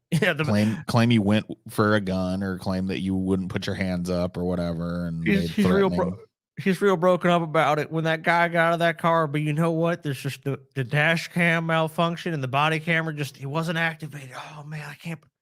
Can you believe that? Well, we'll have to take the cops' version of events as a whole. He was innocent. He had to do it. Yeah, the private autopsy conducted on 31st of January, the Desir family hired a professional to do it, included a review of the video footage, medical records, and collected specimens, finding that Kevin Desir's neck was pressed for more than 3 minutes, regardless of other use of force. The autopsy concludes a completely healthy individual under no prerequisite stress could succumb to that. So they strangled him to death, basically. Yep. There you go. And the fucking local medical examiner should immediately be removed from fucking office for colluding with the police department to hide crimes, because no competent fucking medical examiner is going to do an autopsy on that kind of a death and just, I don't know what happened to him. Like there are ways to tell if a person was fucking strangled, and if you're any kind of competent fucking medical examiner, you're gonna know how to do that. Wow. And to think of the fact that this family had to literally hire someone privately to get the truth. And I mean, obviously, you're right. They're totally complicit and they're in on it. They knew exactly what had happened. There's just no doubt about it. This has just got to be one of the biggest fucking head scratchers of the day when it comes to news stories that were pulled for tonight. A hospital patient arrested for allegedly switching off neighbor's noisy oxygen machine. I mean, Paul, you're trying to get some fucking sleep. That person, they need oxygen or whatever. I get that. But I also need some fucking shut-eyes. So, pull all night with that oxygen. Oh, my God. I'm just going to shut it off. Just like, oh, my God. Who are you? That's like just the evil, malignant narcissist, but probably an old person, too. This has got to be someone who's old that did this shit. We'll see. Hospital patient has been arrested after she allegedly twice switched off the oxygen equipment on which her fellow patient depended because it was too noisy. I guess this happened in Germany. Public prosecutors in southwest German city of Mannheim obtained a warrant for the 70. Oh yeah, you're right. She's just an old lady. She's probably demented or something. Too loud. Yeah, she's just having a dementia moment. Like it's a great headline, but as soon as you reach that, you're just like, oh yeah, okay. It's not just some fucking crazy entitled lady. It's probably just somebody whose mind is not all there. Who never should have been left with that type of fucking equipment in the same room with somebody. There should be a place to put people who are a danger to themselves and others that doesn't give them access to other people's medical equipment and shit. But whatever. The only thing she should have on demand is like applesauce. Just give her as much applesauce as she can eat. This is something TJ would do. Maybe you're kind of right. Like he's uncomfortable, so he switches off his neighbor's oxygen machine. I Fucking can see tired it. of this shit. God. Yeah, just completely. I could see it. He's the guy that pulled out someone's cochlear implant at a meetup. So yeah, I mean, I've never even heard of that. Somebody doing that. He did it. I watched it happen, dude. I was standing right there when he did it. It was I know, fucking crazy. Yeah. We're just like, what? And then I, not him, I went and talked to the guy fucking later that night. I found him out there and he was just sitting in his car. And I asked him, like, why are you just sitting? You know, like he was like, because it takes like fucking 3.5 hours to recalibrate this thing if you pull it out like that. Like you have to turn it off before you pull it. And so I have to sit here. He had to recalibrate it so he could fucking hear. So TJ deafened a dude for 3.5 hours. Only TJ, man. Because he was just curious about what's this fucking thing hanging off your head right here. You got some on your head. Oh, it's a cochlear implant that allows a person that's medically deaf to hear by routing the signal through a pass-through that has an external magnetic interface. And you put the fucking cochlear implant on that magnet that's implanted, and it hooks it up for you. But it, you know, and this was years ago too. Maybe they've gotten easier to do. I hope But so. you know, back then, you know, if you pulled that fucking cochlear implant off your head, it's obviously, dude, it's acting as a pass through for your brain. So it's a very complex piece of machinery. It takes forever to calibrate so that it's not just screeching noise going into your head. And so it's fucked up. You know what, dude? I feel bad for bringing it up again, though, because I think TJ genuinely felt bad about it. Like when it was explained to him what happened, that it wasn't just like, oh, the guy had to plug it back in. You know, like when he found out that the dude had to spend like hours recalibrating the fucking thing and basically missed the meetup because of it, he felt genuinely remorseful. But that is just TJ though. That's TJ for you. It's not a story meant to make TJ like be vilified. It's just to say that he's the kind of person that would do something like that. Like he wouldn't like be like, "What's that?" You know, he's like, "What's this?" Yeah. When I had emergency surgery to remove an inflamed gallbladder during the pandemic, I was in the same room with a guy that had a machine that kept slurping some bodily fluids. Oh man, that does not sound fun. Yeah, that's gross, man. That's fucked up. Don't lie. Did you unplug the machine? Yeah, it went off again. Please help him. That's his confession right there, man. He unplugged that fucking slurping machine, bro. Just sounds like a fat guy eating SpaghettiOs for hours. What the fuck? I don't know, man. That freaked me out. Sounds like the first guy that they find in fucking that movie 7, the fat guy that was forced to like eat until his stomach exploded, and he just eat canned fucking spaghetti till his stomach. It sounded like him on his way to dying, you know. Oh fuck, dude. Slurping.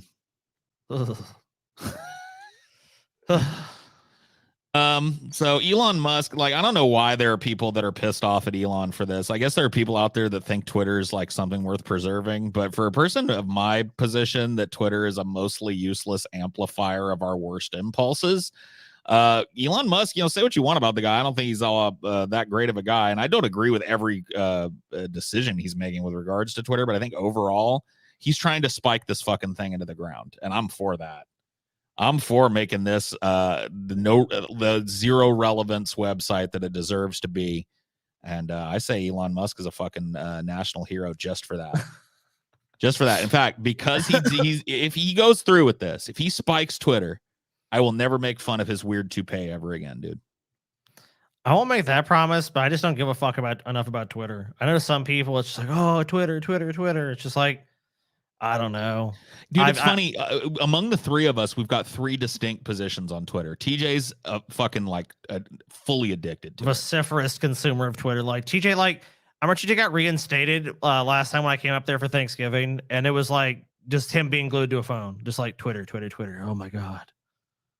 Oh, yeah. And when he's banned, I remember he was banned during the time we all lived in that house together in Louisiana. And I remember TJ was so fucking, you remember how snippy he was he was banned for like 2 weeks. And he would just sit there with his fucking leg going 90 miles an hour. And if you tried to talk to him, he'd be like, what do you want? just like looking at his phone, wishing that he could do Twitter. What? So that's his position. My position is I used it pretty extensively for a couple of years, and I found it to be just like an endlessly fucking annoying. It's like annoying people having an interchange constantly. Yeah, that's so true. Or annoying people fucking hitting you up for an energy. It's just like the fucking worst shit. And then Scotty just like, fuck it, I don't really care. I think you fucked around with it a few times, but you're not a big Twitter guy. No, I like tweet every Elon once in a Musk for this. while. Yeah, every once in a while. I just don't give a fuck, dude. I don't know. I'm not very big into social media. I know some people just love social media shit. I've never cared. It just seems like fake bullshit for the most part. Amelia said that like on the same day that Twitter, she was telling me like a few days ago, on the same day that Twitter banned Kanye's account for his anti-Semitic remark, it unbanned the chief editor of the Daily Stormer, which is like what? A white nationalist magazine. And so like, I don't necessarily agree with that, but it's definitely undermining the credibility of Twitter as a national news consumer thing. Which is like my biggest gripe with Twitter is not necessarily the existence of Twitter. I think that any hateful, shitty little community ought to be able to exist and they could go feed on each other forever. But I hate how Twitter is looked at as like, well, here's the media's finger on the pulse of America. And the truth of it is, it's like, 8 to 10% of America, if that, is even using Twitter, what would be considered regularly. We know those algorithms encourage extremism and to have extreme positions and to say outrageous shit to get traction on those platforms. So and we also know it's infested with bots and fucking accounts that are targeting everybody. You know what I mean? It's just like you never know if you're actually talking to a real person or a generated fucking comment.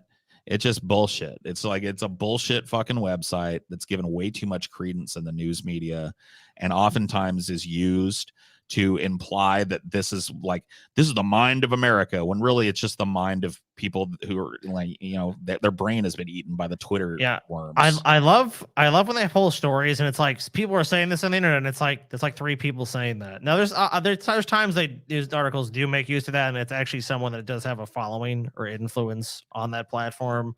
Yeah. A lot of times it's just like people, it's like some nobody said this, like, well, I mean, you can go on Twitter and pretty much have almost any opinion.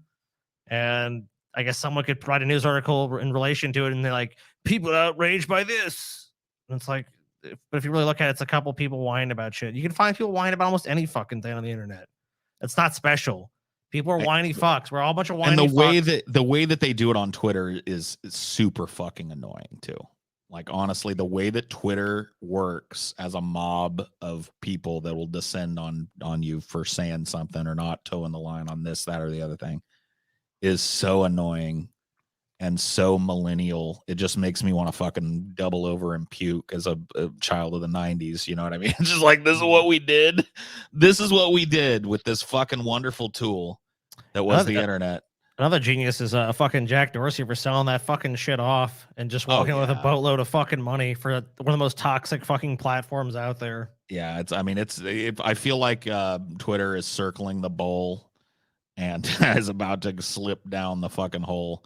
And I think a lot of it is thanks to Elon Musk here. I think it would have probably limped along for a lot longer. So thanks for that, Elon. I think the previous management wanted to keep the scam going. They wanted to keep Twitter going. So they had a vested interest. I mean, like, Elon Musk probably doesn't really give a shit. He's still gonna be a rich fuck at the end of the day. Right. So what does he care? So he fired the deputy general counsel, James Baker, and it's implied that he did that because James Baker, among other things, stifled discussion around Hunter Biden's laptop. So, I'm so sick of this dude's fucking laptop, man. I wish they would either just fucking tell me what's on the laptop or just fucking shut up about it. Like, well, they did tell you some of the shit that was on the laptop because that's where all those him smoking crack fucking videos came from. Well, it's like, I don't even give a fuck if the guy smoked crack. Like, I don't really give a shit. Like, I kind of give a shit that like Joe Biden's eldest son smoked a bunch of crack or whatever. Dude. I really just don't. from a public interest standpoint. Oh well, yeah, that sure, yeah. Like as far as like him doing drugs, I think all drugs should be legal. So I don't really give a fuck about that. Same, yeah. No, you know, so no it's like moral judgment. I just think it's funny that like one of the greatest moral fountains, supposed moral fountains in our country, the president's son, is a fucking crackhead. That's I find that interesting. But yeah, you know, that's about it. I'm gonna go free base with Hunter. Let's go free base, buddy. Everybody keeps, you know, like the right wing pundits keep implying that like in that laptop is also all this evidence of you know, wrongdoing and was it the Gazprom sort of like the Ukraine thing? Like he was on some board right in the Ukraine, and Biden basically got a bunch of money. They're like, oh, Biden basically used this as a slush fund. It's like, yeah, he's a fucking American politician. Of course, he had a giant slush fund. No shit. Like, do you like, dude? You gotta look at it like we look at it like, you know, oh, these people are gonna be in power, but to them, it's like they got a golden ticket to fucking steal. Of course, you know, that's basically what it is. Like, and people in his family are gonna fucking go and squeeze these other governments. Like, yeah, you want Joe Biden to help you with that? No problem. Joe Biden expects $10 million. You know, it's like my help isn't free, bitch. You gotta pay me. Yeah. So, yeah, anyway, I don't know how, let me know in the comments how you feel about Elon Musk. You know what I mean? They love him. Am I dead on about this? Am I once again, do I have a bad take? Let me know. I want to know how bad was that take? You're wrong, Paul. Oh, you're wrong. Chris Christie's niece is kicked off flight after falsely accusing family of smuggling cocaine. She's just jealous she didn't have any cocaine. Yeah, I don't know what's going on with this, so I just pulled it.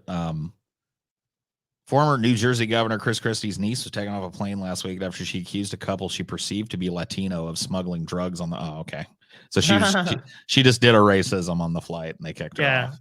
That makes sense. She racially profiled them. Yeah. Oh, she found a couple Latinos and we're just like, you're probably smuggling cocaine. I'm going to tell on you. Are you a Mexican? You must be a smuggler then. Oh, look at this. Her name is Shannon Epstein. Dun, dun, dun. And she was boarded the flight to New Jersey from, look at this, Scotty. Oh, down on the Armstrong bayou, International, boy. yeah. Oh, down boy, the bayou. Bayou, boy. She's down there in the bayou. Well, come on down the bayou now, boy. I'll tell you what, man, you ever skin you a gator down in the bayou? Every day, boy, down the bayou. Every day we're skinning a gator, boy. You ever cook up some shrimp and some crawdads up in there? That's all we eat down, boy. You go down here, you come down, you get a crawdad, you get a shrimp, boy. That's what we eat. We catch that every day now. I don't know what this in season, boy. All right, boy. You pinched a butt and you sucked the head. You know what I mean? That's how you do it, boy. That's how you eat. Everyone got that. I got my secret boil, boy. My secret boil gonna make you some good old crawfish, boy. You come on. You got some paprika in there. Oh, I can't tell you my secret, boy, but I'll tell you what, a little bit. There's some garlic, there's ginger, but I cannot tell you my secret, boy. I got secret boil, and I make it every time with crawfish and roll around, boy. We're gonna have a good boil. Oh man, that sounds like good eating right there. We're going in, boy. I love how just somebody flying out of fucking New Orleans triggers us to go on a fucking rampage. I love it. But yeah, so she got on the flight and then she proceeded to ask a family near her who she perceived to be Latino. So it might not even, they might have been like Iranian or whatever the fuck. She asked if they were smuggling cocaine. Are you smuggling cocaine? He added that airline workers requested Miss Epstein be removed from the plane as she became increasingly irate. And the plane, I bet there were drugs involved in this. This sounds like a drug meltdown to me, or an alcoholic meltdown. If rich people go to New Orleans, there's one fucking reason they're going there: to get fucked up and away from the people that they know. Because down in New Orleans, it's like going to Las Vegas. It's like dirtier, smellier Las Vegas for a lot of people. Like, you know, there's not as much in the way of like gambling. It's like there's only one reason to go to New Orleans. Yeah. It's either Mardi Gras and you want to get fucked up, or you want to go party and just get fucked up. No one goes to New Orleans and be like, I'm gonna be sober. You know, that's not why New Orleans exists. Like, if she went down, she was doing the Bourbon Street walk, going all through the French Quarter, and shows where most tourists go. She was getting fucked up the entire time. That's what people do down there. There's nothing else to do. Yeah, dragonflies and pollywogs. Yeah, that's what you get, man. She also said her uncle is close friends with Donald Trump. So she tried to pull the rank card when the cops came to move her off the plane. She was like, my uncle is close friends with Donald Trump. So you bet she was drunk for sure. That sounds like a total drunk white chick thing to do. Like, you guys are probably smuggling cocaine. They're like, ma'am, please. You're going to have to calm down and sit down and relax. You got to be quiet. Don't tell me what to do. There's over there. I'm just saying, those guys are there. You might want to search them because they're probably smuggling cocaine. That's fucking that's payment. That's smuggling cocaine. Okay. And the cops show up to take, ma'am, you're going to have to get off the plane. And my uncle is friends with Donald Trump, you fucking pig. Don't tell me what to do. Well, Paul, our scientific poll, I finally ended it. Why TJ late? And some science here. 41% said fat. Yeah. Drugs 25%. Shit 23%, and dumb 10%. That's probably actually how it broke down, like in reality. So good on the chat for knowing TJ well. Paul, I've been assigned to be your eternal protector. Summon me, and I will envelop your enemies in darkness. Cool. The Night Walker. I'm assigned to be your eternal protector. Summon me, and I will envelop your enemies in darkness. All right, Paul, I wouldn't rely on that. Just saying. Dude. I mean, it's cool. It's cool and all, but don't rely on it, Paul. You don't know what's going to happen. A supernatural entity just came to me and pledged its services to me. The Night Walker himself is now my protector, Scotty. I mean, that sounds cool, Paul, in theory, but, you're going to get into some shit and you're like, Night Walker, envelop me. And then when nothing happens, it's going to suck. Yeah, dude, I'm an anime hero now. I'm like the dude that finds the Death Note now, Scotty. Oh man, Paul, I cannot imagine if you found the Death Note, dude. Do you think I would use the Death Note eventually, knowing what it was? Oh yeah. Who do you think the first person that I would kill with the Death Note would be? Oh man, that's tough. Honestly, I don't know if I'd be able to predict it or not. I think most people I guess I'd have some idea, but I don't really know if you, Paul, if you had a Death Note, who would the first person would be like?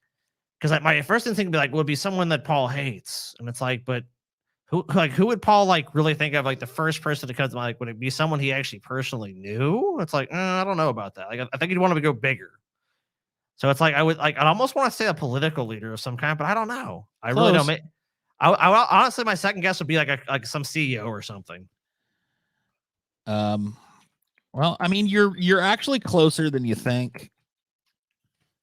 But no, it would not be a CEO. I'll tell you. I'll show you who it'll be, Scotty. Okay. Shit. Cool. So if Paul ever gets a Death Note.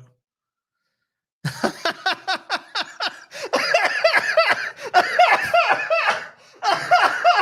my God! Why did I think of it? Yeah. Oh, why didn't I think of it, dude? Stelter. He's got to fucking go, man. It's not enough that he's fired from CNN. It's not enough, dude. He's got to go. The first name I write in the Death Note, Brian Stelter, bro. Yeah, dude, the first fucking name, dude. And I don't blame you, man, because you know what? We'll never unsee. Look at that crusty lip. Yeah. Every picture of him, he's crusty. Whoa, is this him? He's lost weight? Or is this him when he was younger? Well, he was thinner when he was younger. I think initially before he worked for CNN, he worked for the New York Times. I'm looking at, yeah, you're right. It's an older picture of him. But yeah, no, he's got to go. Brian Stelter must go. I don't blame you, dude. If I got the Death Note, that would probably be high up there too. Yep. So Night Stalker, or what was your name? Night Walker? Let's see. We can look at it right here. Night Walker. Hey, Paul, as a news writer, Twitter is essential for my work. The most efficient tool for info gathering ever. That's the problem, though. I think it's made people in your line of work lazy because you think you can go to Twitter for everybody's fucking America's quote unquote opinion on something when it's not a good aggregate of that. It just isn't. Twitter is not dictative of trends. It's just dictative of certain trends that people in your business as a news writer like to ride. Of course you don't want Twitter to go away as a news writer because it's a fucking simple ass place where you can go and write a whole story about what America thinks about that or how American tensions are boiling about this. And it's lazy. It's made you lazy because you don't have to do any actual journalism. You don't have to go talk to people. You don't have to hit the street. You don't have to go door knocking. You don't have to go around to the neighborhoods where this shit happens. You can just look at how people are reacting to it on Twitter. And to me, that's the fucking problem, bro. Like, I'm sorry. It would hurt your fucking business a lot. I'm sorry you'd have to hit the beat and be an actual reporter if Twitter died. But I think you served better as a fourth estate before Twitter. I think Twitter has made a lot of people that work in your industry lazy as fuck. And they go the easy route to get the quote instead of actually digging into the news story that's happening, and get too wrapped up in bullshit trends and fucking controversies that amount to nothing on that website are blown up like there's some big national thing. And your average person doesn't give a fuck that Ryan Gosling pinched somebody's ass in fucking 1992. You know what I mean? Like, they don't. Caught him. And so it's just fucking, I'm sorry, but I think that actually points out a huge fucking problem in journalism, honestly. Your reaction, like, man, it's so easy to go get, it's the most efficient way to aggregate information ever. Yeah, that's the problem. The problem is no due diligence is being done anymore because everybody's just running with whatever dumb fucks are saying on social media. How many news stories I see where, like, look at this right here. This is probably connected to Twitter. If I were to log into this, it probably has me correct. Yeah, because you can see it's either Twitter or Facebook or something. It's like you guys are. It's a way that you've created this weird cyclical fucking flushing toilet of opinion, where it all starts and begins with you, and that's the easy fucking route. And I'm sorry for that. Is that what you think I do? I have no idea what you do. You just said that that's what you do, though. I have. You said no that clue. you heavily rely on Twitter as a news writer because it's an efficient information gathering thing, and I think that that's a problem. I think that you having easy access to broad information, you've shown that you don't treat it that way. And I'm not saying you particularly. Maybe you're maybe you do your due diligence. I'm talking about your industry. You haven't handled the tool with, the whole Spider-Man Uncle Ben thing. With great power comes what? Something about responsibility. About responsibility. No responsibility. That's right. No responsibility. Someone's predicting. I disagree, Nikki. I disagree. Journalism has had integrity. There have been journalists with integrity dotted all throughout, and the spirit of journalism has built-in integrity. So I disagree. I just think that the very idea that a news person could have integrity now is almost laughable. And I think one of the reasons is Facebook, Twitter, all these easy ways to go and grab a fucking story out of the ether rather than hitting the beat and doing it the way that fucking old school reporters used to do it. So I agree with you on a lot of that. I don't know what this person in particular does with their. I'm not saying there's no legitimate use for Twitter as far as journalism is concerned, but I'm sure there is. We're talking about like the news stories where it's all like someone reacted to this thing, and it's like, okay, well, that's not really the news story. I mean, I guess there's the news stories they reacted to it, or is the news story supposed to be indicative of like how everyone in America feels? And I think your point is just that, like, if you're using it as a basis, like that's just a small sampling of the entire country, and like honestly, as we know, these platforms, people that have more extreme reactions tend to be the ones that get featured. Now, not always, but it tends to be that's that what way. it does. Twitter rewards angst and escalation. That's the way the more snarky and shitty your fucking content is, the closer to the top it could go. And so that's Alex Jones shit, dude. Alex Jones was fucking huge on all those platforms where they banned him. They had to ban him because, like, he just said crazy fucking shit. They're eating the pituitary glands. They're doing this aliens. There's the Illuminati. It's all fake. It's all, and like, you would think on the surface, he'd be like, well, that's all bullshit. And I think most people recognize it is bullshit, but it didn't matter. Instead of standing face to face with somebody and asking them questions about it, now you're listening to somebody's id and saying that that's what Americans think in your news, and that's the problem. The truth doesn't sell. It doesn't sell as well. Yeah, unless the truth is absolutely sensational. Yeah, then of course, yeah. If there's like some, and that's the media's favorite story is when it's like oh my God, there's this crazy event that happened that we don't have to fucking pour all the hot sauce on. It's just so crazy that people are going to some be volcano erupted and wiped out a city. You know what I mean? So all we got to do is cut to AP footage of it for fucking 2 weeks. Look at this man. He's running away from that lava flow. Oh, will he get away? Oh, it got him. Oh no, it got him. How about this big-brained individual right here from Rockdale County, Georgia? A Georgia man's behind bars after questioning why he wasn't among the most wanted people in the country, in his county. Good question. Earlier this week, the Rockdale County Sheriff's Office posted a list of their 10 most wanted violent offenders. Something like similar about all these guys. I don't know. I can't put my finger on it. I'm trying to. No, I'm okay. 1, 2, 3. There's 5 of them. Okay. They all have short hair now. Some they don't have any hair. Facial hair. Oh, I think they all have facial hair. That's what it is. Right? That must be what it is. That's what it is. They all have the facial hair going on. That's right. Just a few hours after he made a post, I guess, saying, "How about me?" on the social media of the local, this post that they made. I would not want to be left out either. There it is. I think everyone can, recognize and empathize with that. You look at the most wanted list, you're like, why is my face not on here? I'm not good enough to be on the most wanted list. I'm gonna call the police, and we're gonna deal with this. And then apparently they looked him up, and they were like, "Yeah, you're correct. You have 2 warrants. We're on the way." Oh, I mean, hey, which seems like a stupid thing to send to somebody if you were to try and catch them. But whatever. This is probably just PR anyway. I'm sure. The police are on their way to you. What? On Thursday, the sheriff's office made another post showing Spalding seemingly dressed in the same as his profile photo being arrested. Is that No, this is a totally different story. I thought it was a video of this. Deputies went on to say that Spalding didn't make the most wanted list because it's based on the severity of charges, meaning it typically includes those with violent crimes like murder, rape, blah, blah, blah, aggravated assault. Yeah. Well, he doesn't have to feel left out any longer. Nope.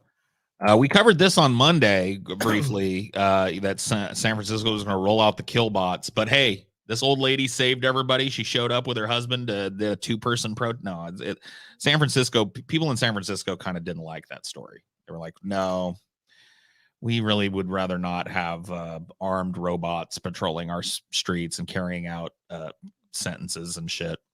What? They don't want Ed 209 roaming the streets, keeping San Francisco, the Bay Area, safe? No. Whatever. So San Francisco supervisors voted Tuesday to pump the brakes on a controversial policy that would have let police use robots for deadly force, reversing course just days after their approval of the plan. So this just shows you, I remember we covered a story way back about New York. Like some New York officers had been going around with one of those fucking Boston Dynamics dogs, all tactical and strapped up and shit. And they started responding to some high profile calls with it. And people were just like, no. So this is what they're doing. They're testing the waters of public acceptance. Have you become desensitized enough to not really care that this is happening? Oh, no, they still care. All right, well, we'll have to work on the way these robots look and act and how we package it next time. We'll try again in 6 months. Yeah, we have to find out. Killbot's got to do something. See, you know what they have to do? They have to make a Killbot a hero. They have to show that it's like, because someone even said it here. It's like, let me see. Yeah, maybe if there's a mass shooter. Yeah, see, like Killbot has to save the day. Like there has to be someone that's going to commit a terrible crime or a act of terrorism or something like a Uvalde or just some horrible event, and Killbot has to save the day. That's when they can start turning public opinion. It's like, I am Killbot 9000, drop the child, and it's all like, no, I won't. And it's like, and he kills the fucking bad guy. The child is saved. Like, Killbot saved the day. And it's like, you know what? Maybe Killbot ain't that bad. We can learn to work together, Killbot. That's right, citizen. It's like you gotta have some shit like that. You gotta have a fucking moment. They need to give it a little screen on a neck that just displays emojis as reactions. I think that's how they get it through. Like make these things like little kiosks that shine. Like you say, "Oh, hey, Killbot," and it turns to you and it has an emoji. Hi. If you tell it a joke, it does the crying, laughing emoji, and and then if you commit a crime in front of it, all these red lights come on and it fucking engages its, whatever the fuck chain cannon on you. I mean, Killbot would be more likely to save your children than the coward cops we got right now. I saw somebody else said, I think Johnny said something just like that up above. And I don't know. I don't, because it's the same people that come up with the policing and shit are programming these robots. So I don't think this idea of like an altruistic robot police officer, I think is like it depends on who's creating it, right? And who's programming it and what parameters are. It's like fucking what you call it? RoboCop 2, where they delete all his parameters and re-upload different ones, and take control of him and shit. It's just like that was the whole point of that. The whole point in RoboCop 2 of like when RoboCop's all nice and it's like, "Hey, citizens, how's it going?" Blah blah, was that the fucking Omnicorp was trying to make him more appealing to people so that they wouldn't do exactly what this is talking about. You know what I mean? So that movie continues to be prescient, and I don't trust anything that's programmed and maintained by the fucking police office to be impartial. I wonder if Killbot could ever be used against us. Nah, never. Killbot's your friend. Oh, okay. It's like, yeah, come on. Like, there's a violent uprising against a tyrannical government. The scenario people always talk about having guns for, and it's like, if you have an army of Killbots, what's that going to do? Like, you have no chance against them. A cop isn't smart enough to program a robot. You're just like, you're missing the point, man. There's going to be an interface that's like like an app. You know what I mean? Where they can hit the button and like go fully armed mode, suspect immediately threaten life mode. You know, they're going to be able to fucking control these things and the way they respond to a limited extent. I bet I wouldn't be surprised if they develop like VR technology. It's almost like you take over the fucking point of view of Killbot. Yeah, it's not like the fucking. I think some fucking fat donut munching cop's gonna be sitting huddled over a fucking coding machine, typing a bunch of. Or has a joystick, like move it right. Oh, she hit a wall. Go back. No, it's gonna be like totally automated and will respond to their fucking ape-like inputs on a little fucking app with a bunch of buttons on it, for sure. Let's see. I really don't think we have a chance in this scenario regardless of robots. Also, I don't think the government is going to desperation to use these in the actual. Well, yeah, of course not. No, I mean they already are using them in the military. These have already, and I remember we covered a story about that, where during a fucking hearing, there was declassified information about a military operation in, I can't remember where it was. It was one of the Middle East countries. I think it was Iraq, where these fucking specifically the Boston Dynamics style dogs were used to infiltrate apartments where suspected bombers and to like protect the troops and shit, so that the troops didn't have to risk their bodies clearing these houses. Oh yeah, so it's already being used. There's no debate about that. This is just like, when can we bring it to the streets of the United States? Like, it's one thing, because nobody cared when we fucking started landing these things in Mogadishu and shit. Nobody cared when we started landing these things all over fucking Iraq. But can we put it in San Francisco? Oh, no, not yet. Okay, well, we'll figure out a way. I think Scotty's right too. I think they're gonna have to find. I think they'll make it up too. I think it'll be false, but they're gonna claim that Killbot fucking averted a tragedy or some shit.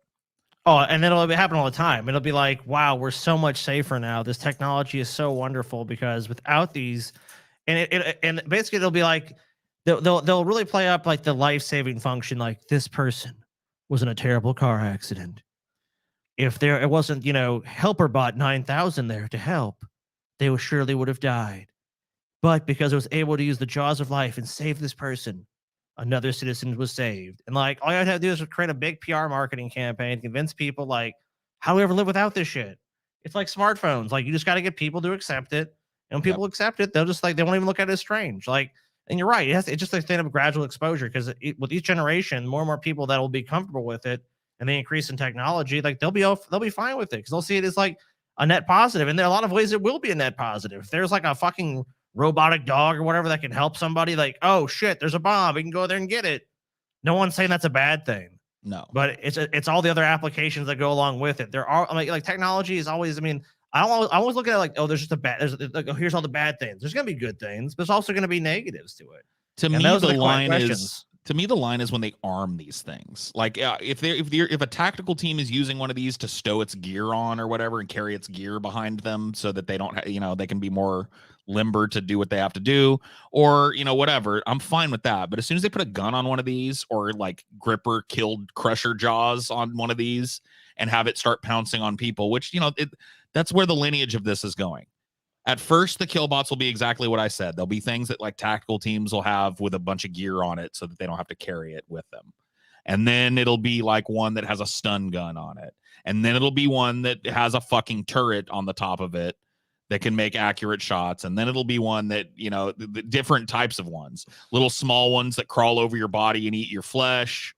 Big, giant, fucking bear-sized ones that bowl through your fucking house and grab you up and break your back. Did you ever see the Black Mirror where they had the artificial bees and then they sent them and someone hacked in them? And like, dude, imagine that. A swarm of fucking little like miniaturized robotic bees just comes to kill you. Like, what are you going to do realistically? There's so many of them. You just get killed.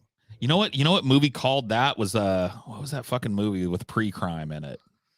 Minority Report? Yeah, Minority Report. Remember they have those little pucks that they throw out that turn into the little spider things that crawl all over you and paralyze you? They scan everybody like, are you a criminal? No, you're good. Yeah, I don't like that idea. I don't like the idea of cops being able to deploy a tool like that. And that's just me, maybe. I don't know. I, for one, welcome Killbot. Yep. Reckless driver turns out to be a dog behind the wheel. This is the other story that I thought only in Texas, dude. Only in Texas does this happen. A dog stole somebody's truck. I guess. Let's see. Police in Texas say they apprehended a reckless driver that turned out to be a dog after 2 vehicles were hit in a Walmart parking lot.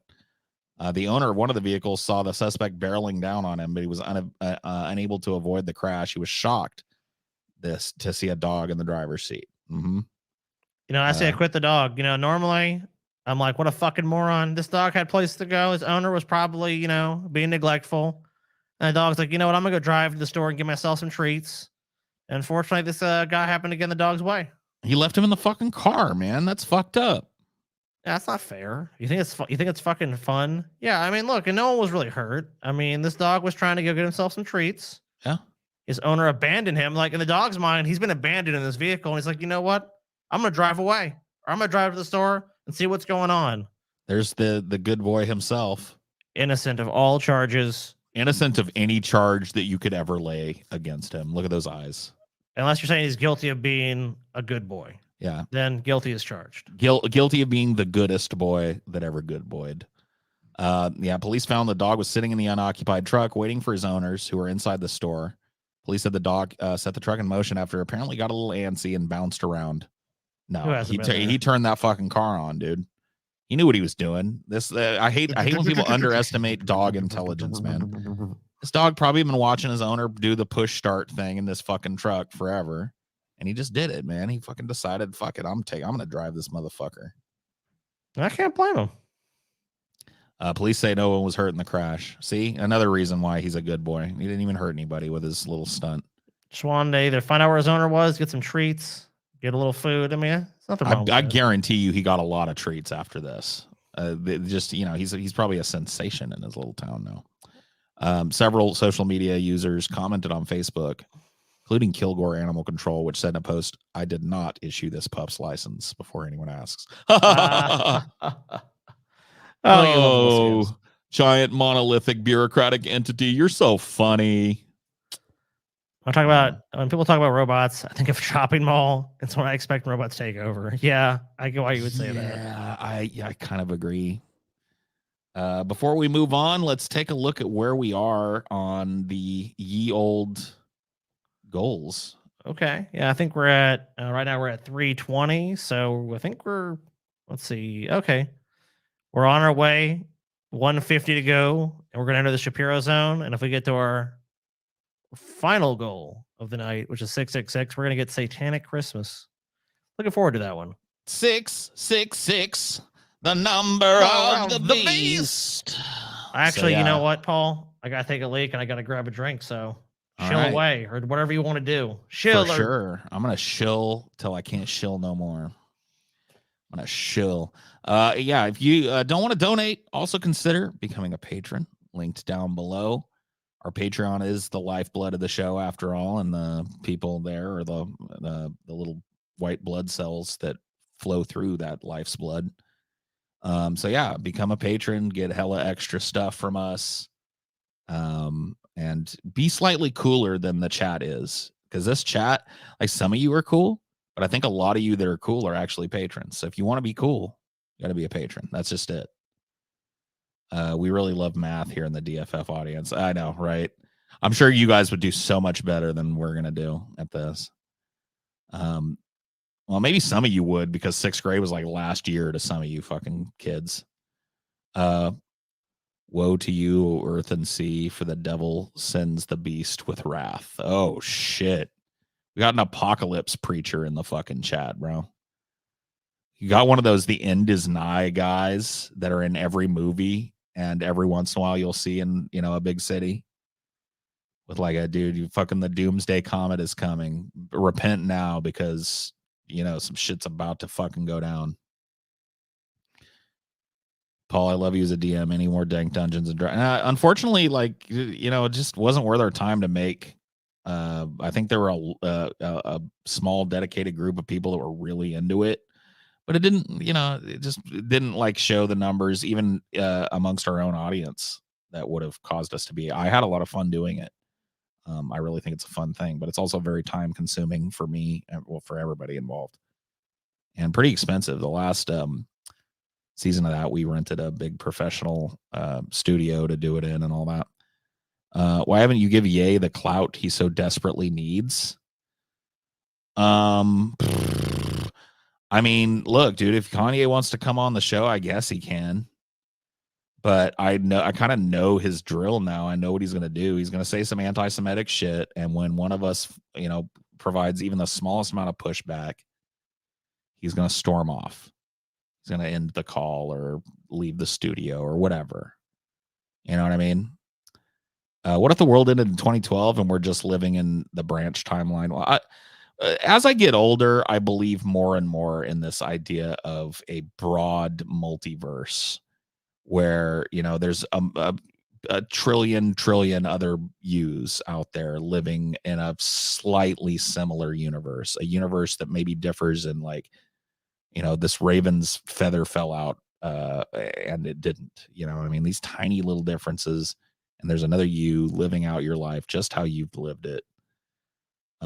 That becomes more and more clarifying to me as I go on. I'm not claiming that I understand the implications of that, but it seems like that's a pretty fucking standard model for reality as we can perceive it. What's your favorite Black Mirror episode? I think the one I had the most fun with was the one where that guy created that, like, that weird cyborg teddy bear or whatever. That was you know, like this, like he would, or I can't remember, was it a teddy bear or a cat, or it was like some big animatronic cat that would make fun of like politicians and like the political implications of him continuing to do the character or selling out. I liked that one a lot. Crazy, Bo. You're fucking crazy. All things that are possible exist. Yeah, within like that kind of like broad multiverse theory. Yeah, I like that. I like that kind of shit. That shit tickles my brain. There's definitely a volcano Paul existing. Yeah, dude, there is at least one multiverse where I die diving naked into a fucking volcano from 20,000 feet. And you stop it, dude. Yep. I think that universe, Paul, is you're a time traveler and you go back to Pompeii and you're like, you know what?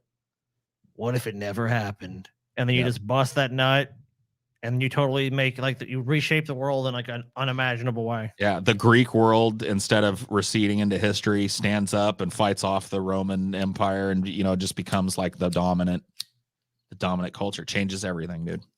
Changes the whole fucking world and its development right there, man.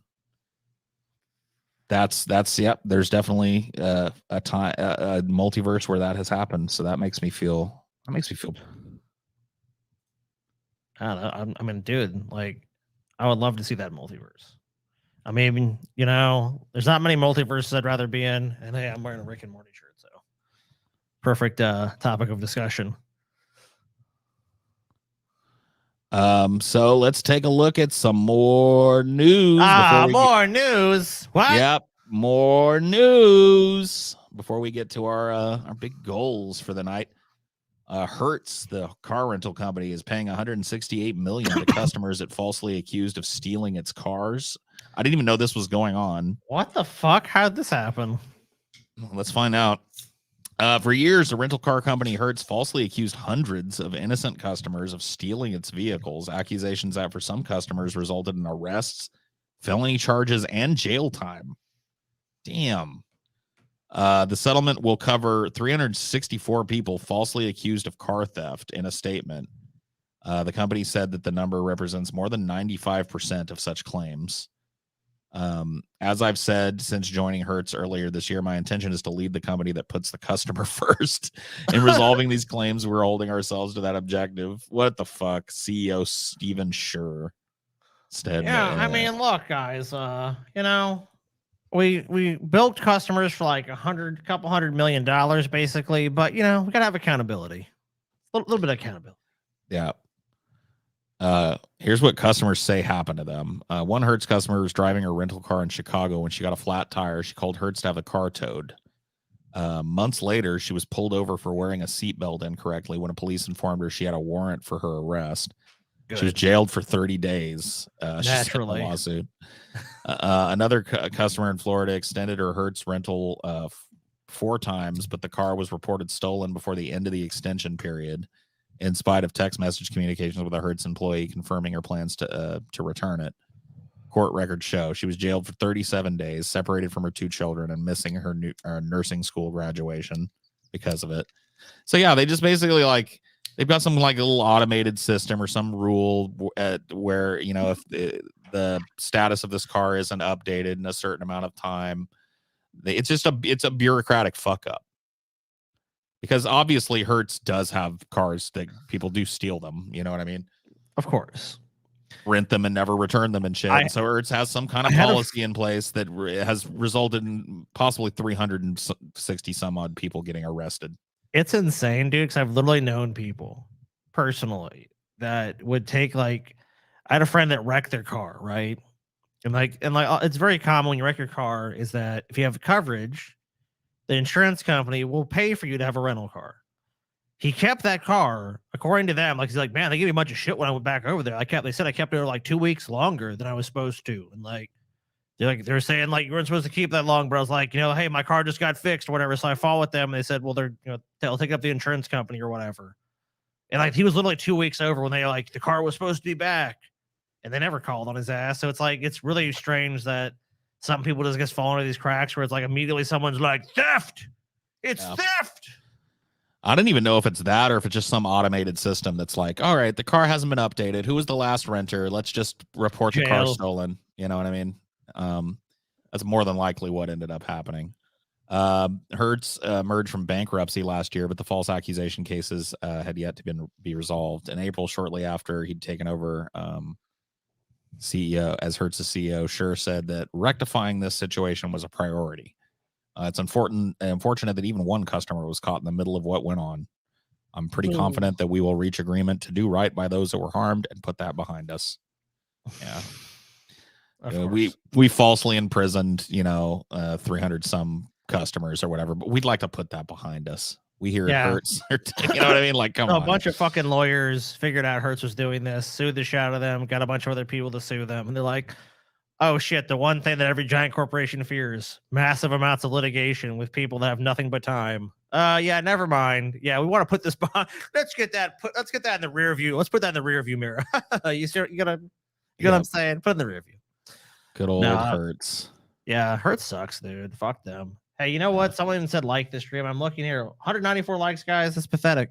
That is absolutely tragic. That is, come on, guys. Go like the goddamn fucking stream or dislike it if you prefer. Yeah, if you want to dislike it, yeah, but I want your opinion. If you dislike the stream like this fucking sucks, you guys are boring, whatever. Take action though. Take a fucking chance with your lives, people. What are you interact with the content, please? Look, the algorithm demands it, dude. I am a slave to this algorithm. You say, oh, well, I'm not a slave to it. You are a slave to it. You just don't know it yet. But I do know it. And I'm telling you, you're a slave. And because I'm a slave, I'm telling you, click that fucking button. Look at it and go, yes, I'm a slave to this as well. Join us. One of us. One of us. One of us. Click it. Click it now. What Scotty said times 2. Twitter janitors, so another Twitter failing story. Twitter janitors go on strike citing unfair labor practices. Yep, janitors are fucking done, man. It's gonna be right in Twitter. Well, CEO, Elon, when he bought the company, was talking about the cost cutting shit. Of course, they're getting fucking fucked over. He's probably like, they're probably getting bills from when the previous management, because look, most corporations have a ton of bills, and when it switches over, he's just gonna make some lame argument. Oh, that was the last company. It's like, well, you let us clean Twitter for like months after you bought it. Well, that wasn't my deal. You're supposed to honor the deal of the company you bought. Well, am I? Yep. Am I really? Because I mean, it's Elon Musk. It's basically just saying, go ahead and fucking sue me. And what are they going to do? They're going to sue him? Yeah, Elon Musk can afford to keep you in court till the end of time. So it's like, go ahead if you want to go that way. So, it says, this is their post here, SEIU local number 87 says, breaking: janitors who clean Twitter on strike. Janitors who work for Flagship and who clean Twitter offices in San Fran are on an unfair labor practice strike today, fighting for the pay, benefits, and job protections they need to take care of their families. Absolutely. Yep. So good for them. Just another thing for Elon to deal with, though. I also, there was another story too where Elon has apparently been floating the idea of creating like little bunk beds inside so that Twitter employees can go and sleep in the Twitter offices and shit, so that they're, more accessible when they're needed. If you own a company and you want to set up a fucking cot there, more power to you. If you think employees of a business should at any point basically be pressured into going and sleeping where they work and having zero work-life balance, which is what Elon Musk views as the ideal employee. Hardcore! You need to work hard, fucking core, man! Show up and never leave. We'll pay you in Twitter bucks. Fuck that shit, dude. It's a fucking goddamn social media platform. No one needs to fucking slave their life away for it. I mean, if they want to do it, whatever. They're fucking stupid. I mean, I understand there's people that are proud of what they built in that platform, and I'm not saying it's not some sort of achievement, but I don't know what life would be if all I had was a fucking goddamn Elon Musk fucking break room and Twitter shit. And it's like, I'm kind of tired. Let me just take a fucking snooze in my Twitter bedroom. That just sounds horrible and dehumanizing and just like the worst instincts of humanity coming out. Yep. So it's going to start stinking in Twitter headquarters pretty quick. Because it's going to be a clusterfuck. I think maybe this is just part of the Elon Musk master plan to destroy Twitter. Like, let's piss off the janitors so that nobody's cleaning it up, and now everybody has to sit in garbage. And let's tell them to unban some literal Nazis, but ban these accounts for making fun of Elon Musk. I mean, it just seems like he's trying to undermine the credibility of the company. That's the way mission accomplished. Yeah, that's how I perceive it. Hey, Paul, let's have these checkmark things. Never mind. Anyone can just pay $7. Yeah, right. I think that might be the end of our news stories for the night, Scotty. It was a gauntlet. I was digging there and I could not find any more news stories. So I think we're done with that. I'm going to go ahead and close those up. Get our, we'll start making good on some of these here promises, Scotty. Let's see. And give you guys a total. We're carry the 1. Right. Divided by the square root of 27. All right. So we're at 369. So 369, bro. We are getting closer to our Shapiro zone. Oh, now that's changed now. So 371. So we got 129 to go to the Shapiro zone. Yeah, here's our goals. You see, we've met these two. We're gonna start on these now.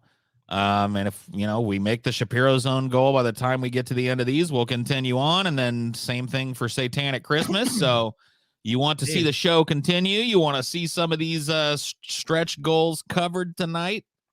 Gotta let us know. Because Scotty and I are about to face off in a rousing game of Stattogories. Yeah, and I'm going to set up a... we'll determine which ones we want to do are up for Perhaps. Paul, Yeah, which ones do we think would make the best showdown between the two? I think movies and TV obviously should be on the list. Video games, maybe.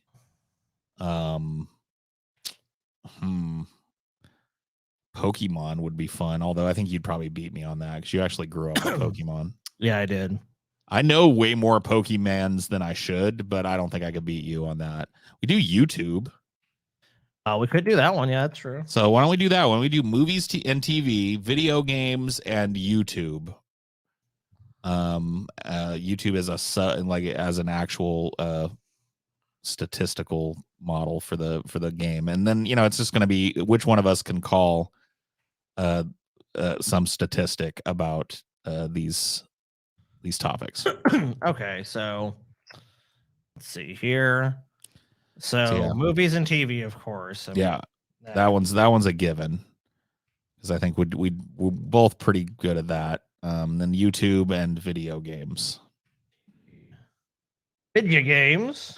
Video games. Video games. And of course, YouTube. It's me, a YouTube. Paul will literally eat Ben Shapiro. Yeah, I mean, for enough money, for sure. I mean, yeah. I mean, look, Paul's want to do it. I got some more Swedish kroners here from Ludwig Lundesdal. So thank you, sir, for your Swedish kroners. Yeah, so that now puts us. We're at 397. And we got 420 from Tyra too. Tyra Banks is a fan. Shit. Damn. What's up, Tyra? So we're about to ask the community. Oh, God damn it. I had to refresh. All right. I swear to God, I'm doing this poll, guys. All right, Scotty's getting the poll set up. Which category? What's going on, Tyra? You know what I put on in the background a few days ago? I put on that America's Top Model show. I used to like use that as a way to like turn my brain off after coming home from work.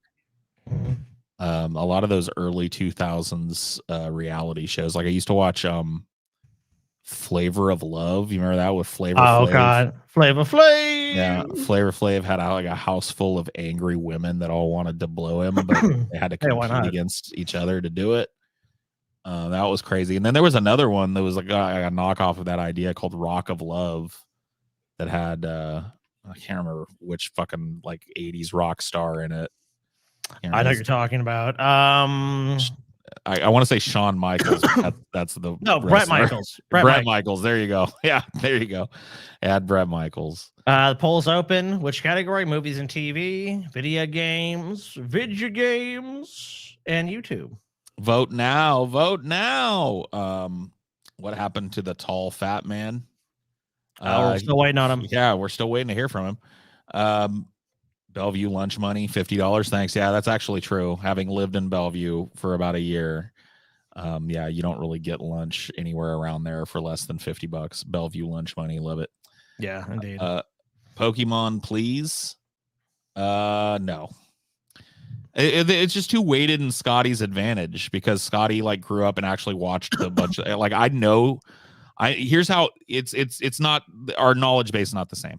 I know a lot of Pokemons because I dated somebody who was like a total Pokemon freak for a while. So I learned to name Pokemons because they were interested in Pokemon. Okay. Scotty actually grew up with the fucking show and the card game and the video games and shit. He's going to 150 or more to see. I mean, maybe we'll do it.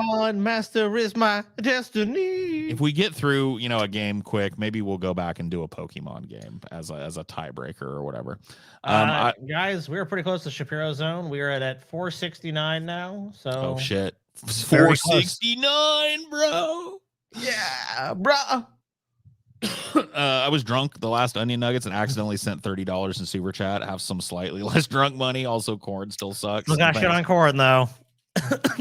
Yeah, thanks, Brandon Bush. Appreciate it. I do think you should attend more of these drunk. I think that's a good idea. Wink, wink. Megan Gray sends $9.99. And a cute cat sent us some money. Thank you, little kitten.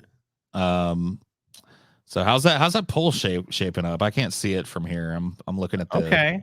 We have Stream 116 chat. votes. Yeah. Video games is in the lead, 41%. YouTube, 28. 675 people here, and you only have 116 votes. I know, it's pathetic. That is fucking piss poor pathetic. How many likes do we got right now? 274.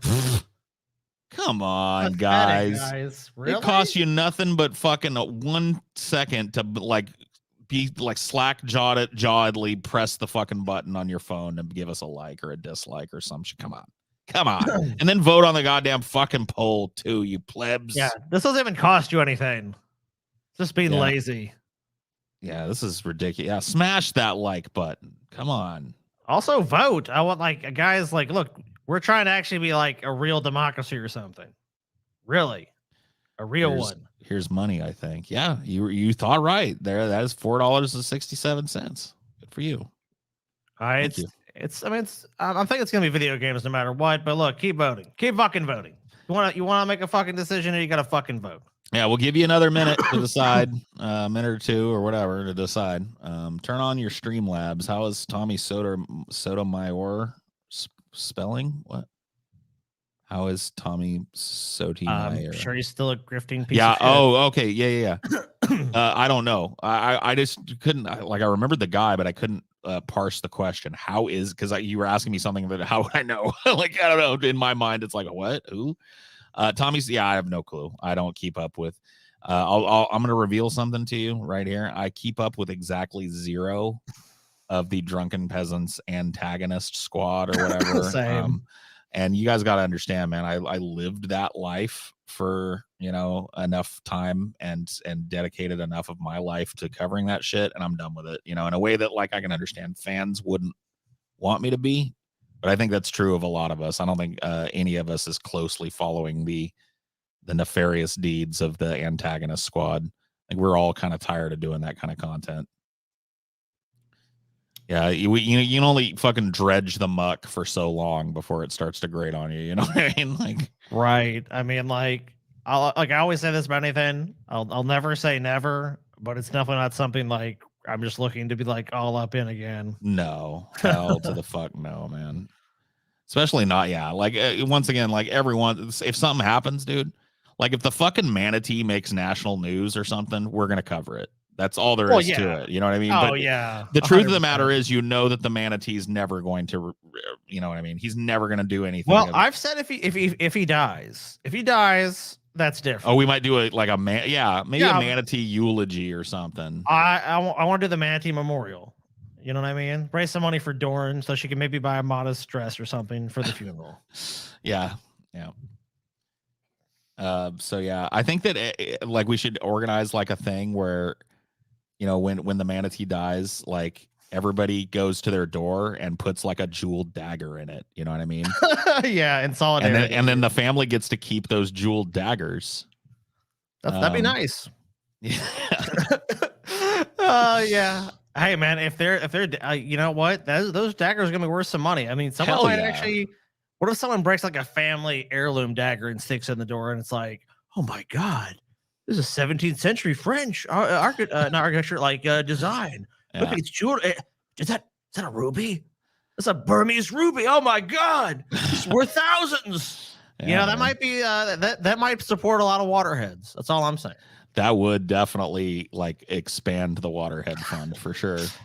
I will say this: when people bring that up to me, like the detail that a lot of people miss as someone that didn't cover that shit is that he said that himself. Yeah, no, that was that. Yeah, well, not to go too deep into it, but he's like a fucking black hole. Once you start, you can't stop. I know. But I always love that about it. Yeah, the story, as I remember it, went like he was being harassed at this point by a bunch of atheists who were mad that he wasn't a Christian, which that group of people never, or they were mad that he became a quote unquote Christian, which by the way, that group of people never existed. He invented that group of people. He was being trolled. And so he wanted to make it look like the trolling was way more important than just trolling him online.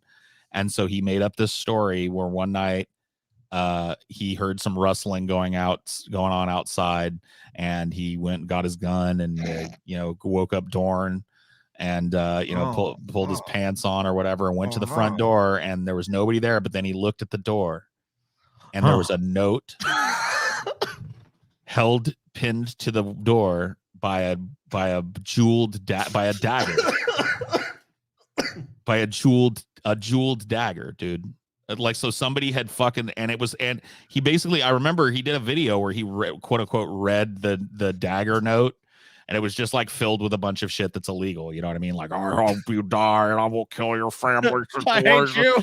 Yeah, you know what I mean? And like, you know, so that was the story, man. And that's the one question that I would like to ask Brad. That's the only one thing that I would like to know. Does he still have the dagger? I'd like to see that dagger. I mean, if you live in Festus, Missouri, and someone with a jeweled dagger in your door, is that something you would throw away? Hell fucking no. I say no. I don't care. I don't give a fuck where you are. I don't give a fuck if you're in one of the biggest cities, one of the smallest towns. If someone sticks a threatening note in my door with a jeweled dagger, I'm keeping that fucking dagger. I can guarantee you. Hey, Paul, my wife got me a Sega Genesis for Christmas. Sweet. What 2 or 3 games should I get aside from Sonic related games? Okay, I got you. Get Road Rash 2. Yes. Road Rash is one of the most fun games on the Genesis, and it's one that's almost I think it was on Saturn and maybe a couple other consoles, but it was always best on Genesis. Get Road Rash 2 for sure on Genesis. I know you, Naru, that you like RPGs. So I would get Shining Force 2. I know it's weird for me to tell you to get a bunch of 2s, but I'm telling you that's how it was for a lot of Genesis games. In fact, and a lot of Nintendo games. If you really think about it, the second one is better than the first. So, and you don't need to play the first one. So I get Shining Force 2. That gives you a good RPG, and then you've got a good like a racing kind of combat game with Road Rash. What's the third one that I would throw in there? I know you guys had a Genesis too, so you can pipe in too if you want. I'm trying to think what my dude. I love this. It's more of an obscure game, but I always love this game. It's called Rocket Knight Adventures, where you're you're a little dude that flies around on a jetpack and shit. I always thought that game was fun as fuck. It's hard as fuck too. And Naru's like a tryhard when it comes to video. I've actually played games with Naru. I think I went 0-20 against him in Guilty Gear on a fucking Ideology stream once. He fucking literally. And I used to play Street Fighter with him a lot, and he I don't think I ever won legitimately against him. I might have spammed out a win here and there, but nothing significant. So I know he's a tryhard. So yeah, Rocket Knight Adventures would be a good one. That was a pretty hard like platformer. Oh, dude, that was a fun fucking game. Yeah, for sure. Toe Jam and Earl is fun too, but it's like, you know. That's more of like, I don't know if it's for everybody. You know, I liked Toe Jam and Earl, but I know a lot of people that didn't. Obviously, Mortal Kombat. I mean, that's always fucking fun. Contra is also on there. I don't know if Mortal Kombat is you know, like you could probably do better. You could emulate, but it's not like. But it was the Genesis version was the best version of Mortal Kombat released on home consoles because it had a blood code that you could put in. The other one, the Super Nintendo version of Mortal Kombat was released hilariously fucking censored, where all the blood that flew through the air when you kicked or punched somebody was replaced with sweat, and like all of the fatalities were redesigned so you just like, you know, hurt the person but didn't kill them. Dude, it was fucking tragic. You know, man, TJ definitely leaned more towards the SNES, but I can tell you with Mortal Kombat, I always wanted to play on the Genesis because of that reason. It's like they made it so fucking lame. Dude, you are so right, Kyle Frog. This is one of the most underrated games on the Sega Genesis. But I will tell you this: don't get it unless you've got somebody that can play with you. Gunstar Heroes for Sega Genesis. I don't know why that never had an iteration on a different fucking platform, or it hasn't had like a modern remake. Maybe it has, but it can't have been good. Otherwise, I would have heard about it. But Gunstar Heroes was one of the most fun co-op shoot 'em up experiences that I've ever had. It's a great game, super fluid motion, super fun weapons, super fun to play with a friend. So yeah, if you and your wife play together, then that would be. Anyway, I spent way too much time answering. He hit a nerd button with me, dude. I love talking about old video games. For sure, dude. I completely understand. So right now, before we get on to that, let's let you guys know we're at I'm a fucking stoner, sorry. 561. So we're 105 to go to our last goal. So you guys have been fucking you guys are awesome. Keep it coming for a little bit. We'll get all these goals. Looking at this, video games, man. It's overwhelming. It's overwhelming. All right. Video games it is. Guess which video game title is the best selling? Now, So how are we Paul- going to do this? Is this set up as this is set up as like a one-player game, right? Yeah. So, do you want to go first? Do you want to know what you got to beat, or do you want to set the mark? Oh yeah. You know what? I will. I'll go first. I'll set the mark. Okay. All And right, then we're just gonna go back and forth and see who gets the most points, I guess. This can be embarrassing, or this could go on for many rounds. You never know with Stattogories. You really don't. Yeah, very true. All right, so Tetris or Minecraft.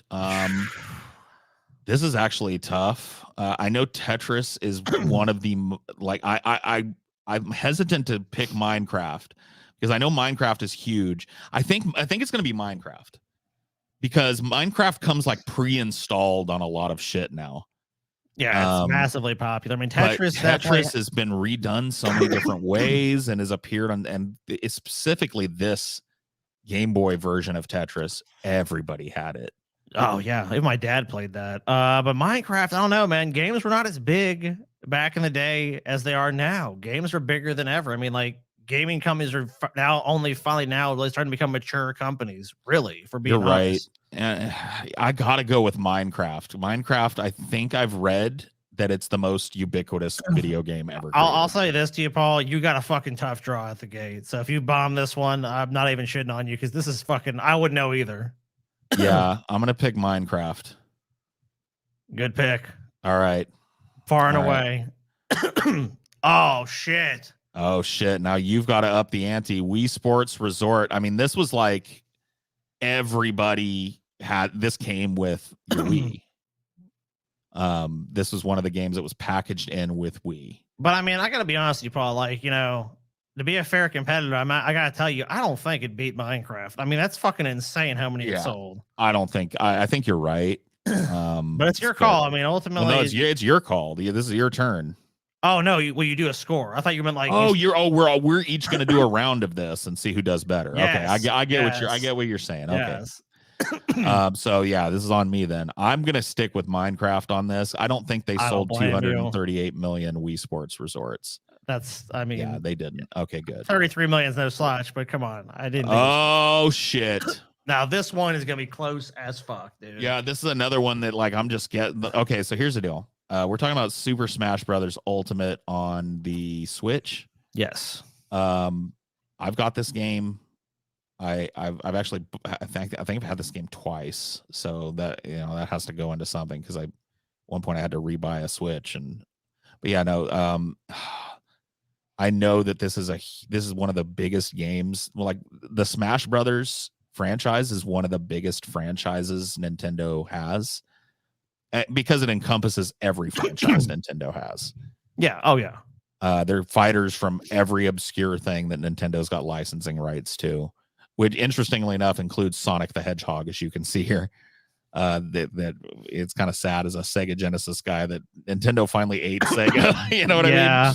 Sega's a software company now. They got out of the console market, or hardware rightfully so. I understand why. Nintendo just too dominant there. But anyway, I'm gonna say, fuck. I'm gonna say this has to be at least as popular as Wii Sports Resort was. It's fucking close, dude. It's close. Everybody that has a Switch wants this game. This is one of the flagship. Maybe if this might be the flagship Switch game. Especially considering that like there's not because like the Wii U that has a version of fucking you can get like the Zelda shit. I can't remember what the name Breath of the Wild is probably look, I'll be honest with you. Yeah, Breath of the Wild is probably the #1 Switch game, and rightfully fucking so. But if there's a #2, it's Smash Brothers. Yeah, and is that bigger than Wii Sports Resort was? I'm gonna say yes, and I'm gonna ride on it, and we'll see. Oh shit, dude! You know what? It was a good fight, though. It was there. That's close. That's very close. I just underestimated the fucking popularity of that shit. All right, this is on you. This is your round. Shit. So Pokemon Red, Green, Blue, Yellow was not super popular. Like Wii Sports, the original, would win this. I think it's Pokemon Red, Green, and Blue and Yellow. If I had to take a guess, that's where I would guess. I mean, that's just so popular. If I'm wrong, I mean, I'm happy to die on that fucking hill. No, you're right. All right, because I mean that shit was the shit. Oh, dude, it's Minecraft. Sorry, this is a shame, dude. This fucking sucks. You know it because look, this is rigged. Scotty, not that you probably wouldn't have. You probably would have known that. That's anyway. Minecraft. I mean, Super Mario Brothers sold a ton, but it's Minecraft. Yeah, it's Minecraft. You can just ride Minecraft till the wheels fall off of it at this point. Oh shit! Original Super Mario or Super Mario World, Scotty? God, I know Super Mario World sold a ton, but you know that fucking the original NES was like a staple in every fucking home in the 80s. I have a feeling for some reason that it's actually the original Super Mario Brothers. I don't think Super Mario World sold as many. Oh, but shit, did it? 58 million, or fuck, dude. Oh my god, this is so fucking tough, man. Because part of me thinks it's so. I gotta go with the original, man. If it fucking leads me astray, then it's TJ's fault. You're riding Super Mario Brothers. Yeah, 1 I gotta for the do NES. it, man. All right. Oh, good ride. Boom. Scotty dominating. This is another tough one. Super Mario 64 and the DS version of it. Look, or Super Mario World. There was way more competition, honestly, in the market. Like I know the Sega Genesis shit, but I don't honestly think that I think the 64 came out, the PlayStation to deal with, and the PlayStation sold really well. I don't think Super Mario 64 did as well, even though I actually really prefer that game to Super Mario World. I'm gonna go Super Mario World. I think it probably sold more. All right, riding with the original here. Oh, very good guess. Those are brutally close. Mario Kart Wii, dude. That game was fucking popular as shit. You're right, dude. I think you might be right. Because I remember this one being fucking insane. Insanely popular, dude. Probably the most popular ones since the original. Let's see. You're right. Boom. 7 million. God damn, man. Nintendogs. Yeah, Mario Kart Wii. Yeah, you're right. Oh shit, that was closer than I thought, though. Dude, you're on a run. Oh shit. Nintendogs or Pokemon Gold? Pokemon Gold, dude. I'm a Pokemon believer, dude. I believe these Pokemon. games were. That's why they released them in 3 different flavors, so that people have to buy because they're some of the best selling video games of all time in the Pokemon. I'm going riding Pokemon to the promised land, dude. All right, Pokemon to the promised land. Ooh, closer than I thought, but and Pokemon keeps on delivering. Ooh, now come on, because you know what? Here's the danger with this one. Wii Fit broke out of the nerd category, and there were fucking soccer moms and dads and fucking, getting rid of their beer bellies with it and shit. In addition to all the fucking, younger millennials that bought it to use it. I have a feeling, though, that Pokemon's still going to take me. I'll tell you why. Because I think I know they did bundle this later on, but I just don't. I feel if we were talking about Wii Sports, it wouldn't even be a fucking contest. It's going to be Wii Sports. But Wii Fit was still something I think a lot of people had to go out and get. Yeah. And I know a lot of people got it, but I don't think as many people were into Wii Fit as Pokemon. Pokemon is a fucking cultural staple. I'm going to have to go with Pokemon, dude. I'm not going to go against Pokemon. Even if I lose. You're going Pokemon till the wheels fall off. Oh. I don't care, man. I don't give a fuck, dude. Yeah, you did really well there. Me and Pokemon are ride or die. You know what I mean? Yeah, you did really well there, for sure. Well, fuck it. That was quick. Let's when you do this, what was the second place vote? Let's go back.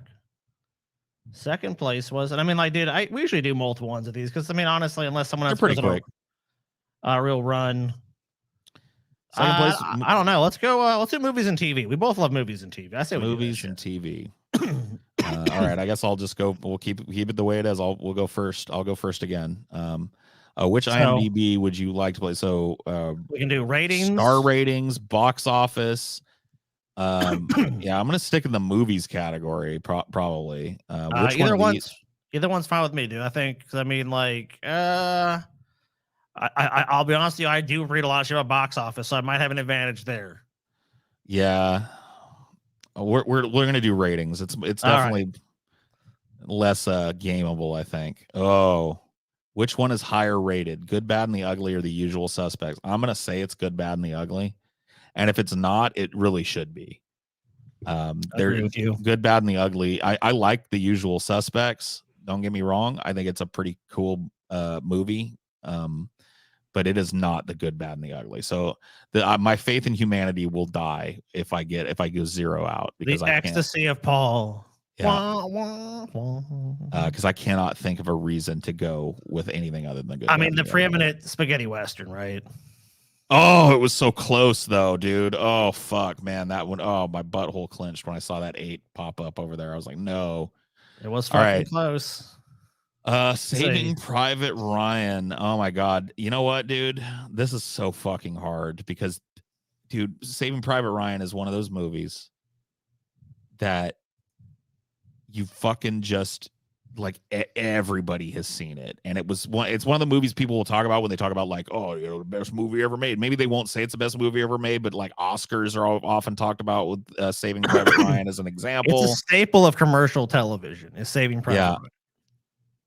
And The Good, the Bad, and the Ugly. It's so iconic, though. I mean, 8.8, dude. I mean, I don't know. That's low, but I mean, I always feel that way about movies that I love on IMDb. So this is consistent with what I know about IMDb. Everything is kind of close. I think this is going to be another squeaker, but I'm going to ride The Good, Bad, and the Ugly one more time. As an 8.8, I cannot blame you. That's a safe bet. Let's see. Yep. 0.2, dude. These are so close. Oh. Ah, shit. 2 Academy Award winning films, right? Yeah, you know what, dude? Argo is nowhere near the meme that Saving Private Ryan was. There was a lot of buzz around Argo when it came out, and then it disappeared. And Saving Private Ryan is still in the zeitgeist. But you know what? I'll tell you what. I agree with you on that point. But sometimes these movies, they just have super high ratings. You just don't know. I mean, like, you're right. You're right about that. But if I had to bet, I would bet on Saving Private Ryan. Just to be honest. I think I'm gonna ride Saving Private Ryan one more time. I can't blame you. I think that's the smart bet, personally. Yeah. Let's see. Yeah. That's been the widest margin so far. Okay. So these are probably got about similar ratings, but I don't know if you know, to be honest with you, man, I think Birdman, if I had to guess which one between these two. See, I'm just trying to remember, like, because what was it? Which was a bigger deal when it came out? Which one did I hear? Argo was probably a bigger deal, but Birdman got a lot of buzz too. I mean, like people said, like, oh, Michael Keaton is like basically back as like an actor. Yeah, I remember that. I remember that meme. Like, yeah, this was the Michael Keaton is back movie. But was it more of a cultural meme and with broader appeal than Argo? I don't think so, dude. I'm going to ride Argo on this one. I don't know. I've just got like a fucking feeling. Oh, they tied. Oh, fuck. So I guess I could have done either one. Okay. Birdman at a 7.7. Dude, Scarface is one of the most like memeable movies ever made. One of the most widely loved films ever made too. Go to any head shop and there's a Scarface poster. Yeah, come on. I mean, every angsty teenager's got this poster in their bedroom since 1983. You know what I mean? Like when I was a kid in the 90s, I had one. You know, a lot of fucking college age kids is the first thing that they buy to decorate their house is a big Scarface poster. You know what I mean? So I'm going to go with Scarface on this one. And if I'm wrong, hey, whatever. IMDb sucks. Yeah. Okay. We're all right. We're rolling through these now. The Irishman, the Irishman, no way, shape, or form is it going to beat fucking Scarface. It's just not as good a movie, dude. The Irishman is a weird movie. It's got some good stuff in it, but it's weird. And Scarface is not weird. It's just good. You know, I have to believe that because I remember they try to force this meme real hard. When The Irishman came out, there was all this Oscar buzz and all the media outlets were talking about it, but I don't think people reacted as well as they reacted. The Irishman's a good movie, but it's not Scarface. Let's just be honest. Dude, the fucking weird making De Niro young but not changing his body posture shit was so weird. Oh, God, yeah. There's that scene where he's like beating the shit out of the dude outside of the grocery for goosing his daughter's ass or whatever it was that he did. And he just looks like a little old man trying to stomp somebody. You know what I mean? But he's got the young. It was just weird. And there's nothing like that in Scarface. So I'm going to ride Scarface on this one. Yeah. All right. We're doing good. This is a respectable score now. This one might be tough to beat. I'm setting a tough mark for you here. Gonna go back in time. No way people liked fucking The Irishman more than this. Yeah, Back to the Future. Back to the Future is one of the most universally appealing movies ever made, in my opinion. So I gotta believe that Back to the Future is the winner here. Yes. Okay. That'd be a crime if it wasn't, dude. I'm sorry. The Irishman's a good movie. Dude, this was a movie that lived up to the hype. So this was a movie that they hyped coming out, and then once it released, the audience buzz was amazing about it too. And it set off a fucking franchise that has dominated the fucking conversation since. This is before fucking like Marvel really established the MCU and shit. Batman Begins comes out and reinvigorates people's interest in what was seen as a goofy, dead genre, you know what I mean? With the men in tights and the bullshit, you know what I mean? Like, and then it brought this to the forefront. This is tough, man. This is going to be a guess. I got to be honest with you. I think both of these movies had similar amounts of cultural impact. I think that Batman Begins will be remembered as well as Back to the Future is remembered by people that, because this came out during my childhood. I was a little young to probably get it, but not too young. I saw it a bunch of fucking times as a kid. So I definitely lived around the time that this was popular and this. And I remember them both just being like, I touched us. It's tough, dude. That's a real dilemma for you. I'm gonna say that because it touched off such a firestorm, like a whole new genre that would dominate the movies, I'm gonna go with Batman Begins. I remember everybody loved this movie. Nobody was like making but everybody loves this too. I mean, all right. Doc, you got Doc. Hey, it's even on my shirt, dude. You got the low rent version. Somebody in the chat said that Back to the Future, the second one is in your abs. I think you're right about that. I think the second Back to the Future is an even more popular movie, but this first one established it. I'm gonna go Batman Begins, and this may be the end for me. This is the first true guess. Oh, that's not good, man. I should have rode the stallion till the wheels came off of it. That's not bad though. No, that's good, man. I set the market at 7. So here you go. Terminator, Dark Fate, or City. Oh my God. City Lights. It's a Charlie Chaplin film. Come on. Yeah. So you think City Lights over Terminator? Well, come on. Everybody loves Terminator, Dark Fate. It's real tough, man. Beloved classic film, forgettable modern film. Yeah. City Lights. 8.4, 6.3. Yeah. Well, man, they soft you. That's the biggest softball ever. Oh shit.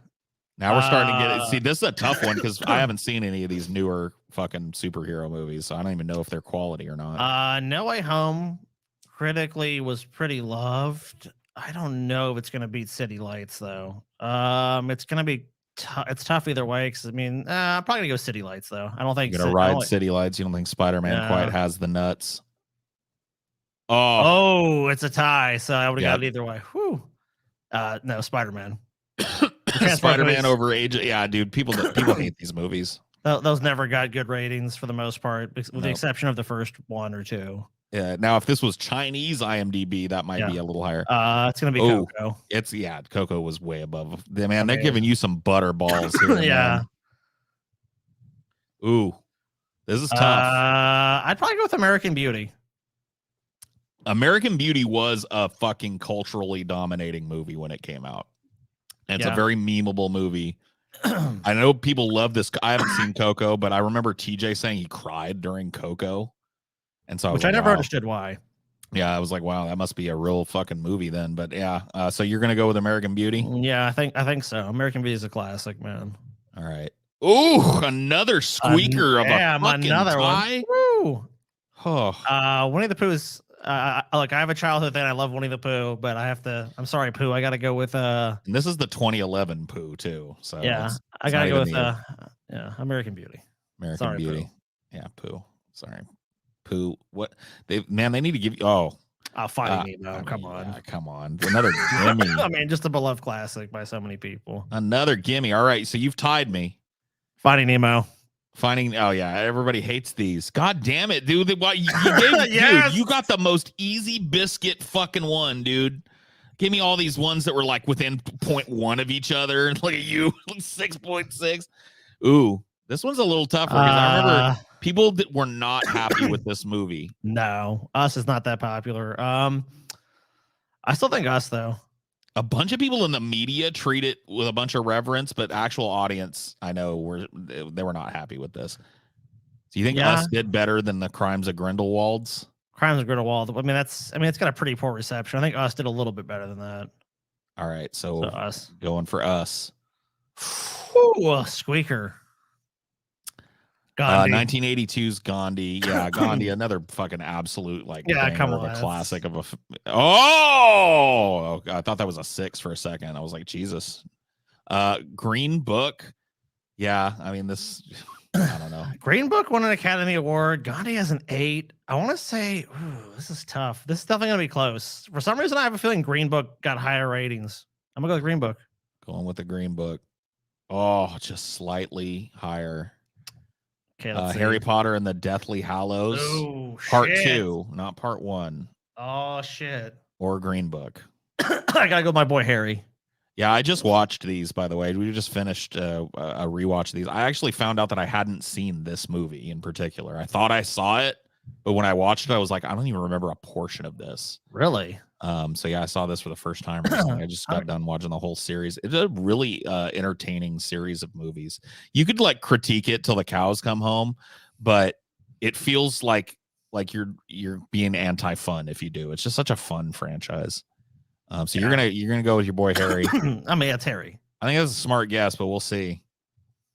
Ooh, oh damn! So close. But yeah, you beat you. So Scotty, reigning champion of Stattogories.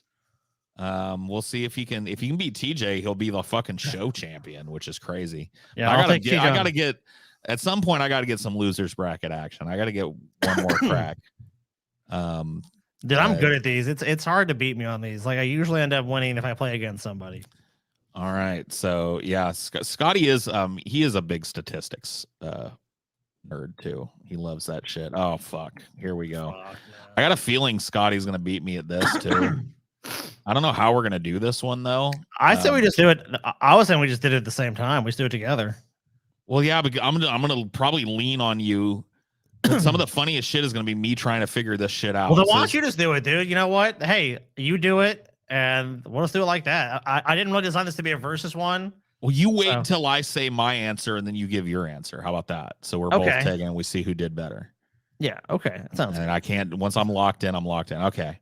158 equals blank plus 106. This is basic, like when they start teaching you algebra shit. I think I can do this. I think... 8 from 6 is 2, so 152. 152. Yeah, you got to minus. So 106, 152. Wait a minute, plus. Phone. Yeah. No, I'm right. 152. I'm going with 152. Okay.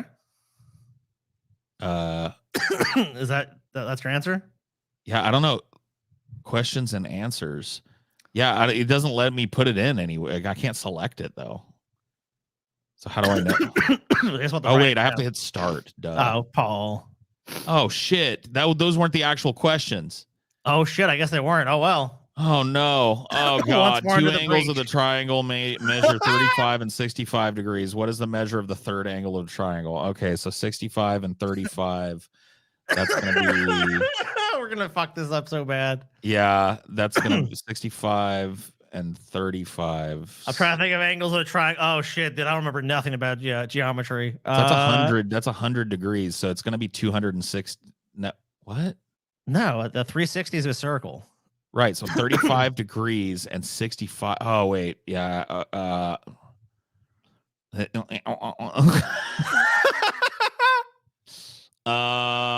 35 degrees, 65, 2 angles. Yeah, because they have to. Oh, it's triangle. Oh, this is a squared plus b squared equals c squared. Someone, let me see. I gotta respond to something. Yes, but we're also idiots. So you're not remembering that part of it. So the answer is yes, but we're also people who are dumb. I don't.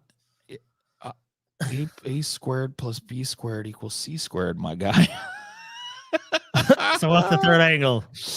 I'm gonna say it's 125 degrees. That's 80, Paul. That's what I said. Only one of us. I guess we can take turns. Okay, well, I'll do the next question. Okay. Sum of the 3 angles of a rectangle. Oh, come on. This is easy. Dude. Oh shit, man. Okay, I'm thinking. Fucking thinking, dude. The sum of any three angles in the right. This is I'm fucking saying- man. I'm They gonna throw you a. I really don't know. I'm trying to fucking think about it. Okay. A 90-degree angle. Okay, I know what that is. 180-degree angle. I mean, it can't be 360. I'm not that fucking dumb. And it can't be a 90. So it's gotta be 180 or it's gotta be 270. Yeah. 270. I don't fucking know, dude. I'm guessing. Yeah, I really 90 times 3. Come on. I gave you the fucking simple one. I was honestly still a guess. Right, let's see what mine is. Oh, fuck you. Oh shit, dude. 500 milliliters is it what the ratio of 500 milliliters to 2 liters is That's gonna be, I think it's 1/4. that sounds right. Because I think 1,000 milliliters is a liter. Right. And so 500, but you're talking about a 2 liter, so I'm thinking it's a quarter. I'm gonna go ahead. Yep. All right. Boom. Okay. Whew. Metric shit. All right. Yeah. We got it. So that's one apiece. It's one answer apiece that we've got. All right, your turn. Which of the following is true? Oh, fuck you, Scotty. You got to figure out this bullshit. All right. 20 plus 0 equals 20. Well, that seems right. 20 minus 0 equals 0. Well, no, that's not fucking right. 20 minus 20 minus 0 equals 20. Oh shit. No, that's not right. No, 20 times 0 is no, it's the first one. Dude, fuck you. Look at this. This is like fucking something you'd see on a third grader's question. Look at this shit. Dude. Which of the following is true? 20 plus 0 equals 20. It's like, oh man, basic addition? Boom. Man, I'm getting fucked. All right, 158. Oh, so here it is. Blank plus 106. What number will come in the blank to make this number sentence correct? So, yeah, you just have to do 106. So 158 minus 106, which would be that would be 52. 52 is what I'm going with. That's my answer. Yes. Boom. All right. Got it. All right. So we're 2 and 2. All right. Let's see here. The simplest form of 16 out of 24 is that'd be 2/3, right? Damn, you were quick at that. I think I would have gotten this one, but I would have had to go like through each step. I think you're correct. We'll see. Yeah. God damn you. Now I'm fucking intimidated because he answered that hella quick. Yeah, I was like, boom. Yeah. See, I got that one. I knew. I'm just like, uh-oh. Fuck Garov and his 918 marbles, man. What is this shit? These are my least favorite. These questions literally make my palms sweat when I see them. Because anytime some fucking person with a weird name has a bunch of something, I know I'm about to have to do some stupid bullshit. We're aware it's on easy. If we'd done difficult, like it just would have been like us guessing or just like gotten it wrong. Right. There'd been no mystery. We had to put it on easy mode. We're dummies. Yeah. Garov has 918 marbles. He wanted to make packets of marbles with 9 marbles in each pack. How many packs will he be able to make? So it's like you got to divide, Paul.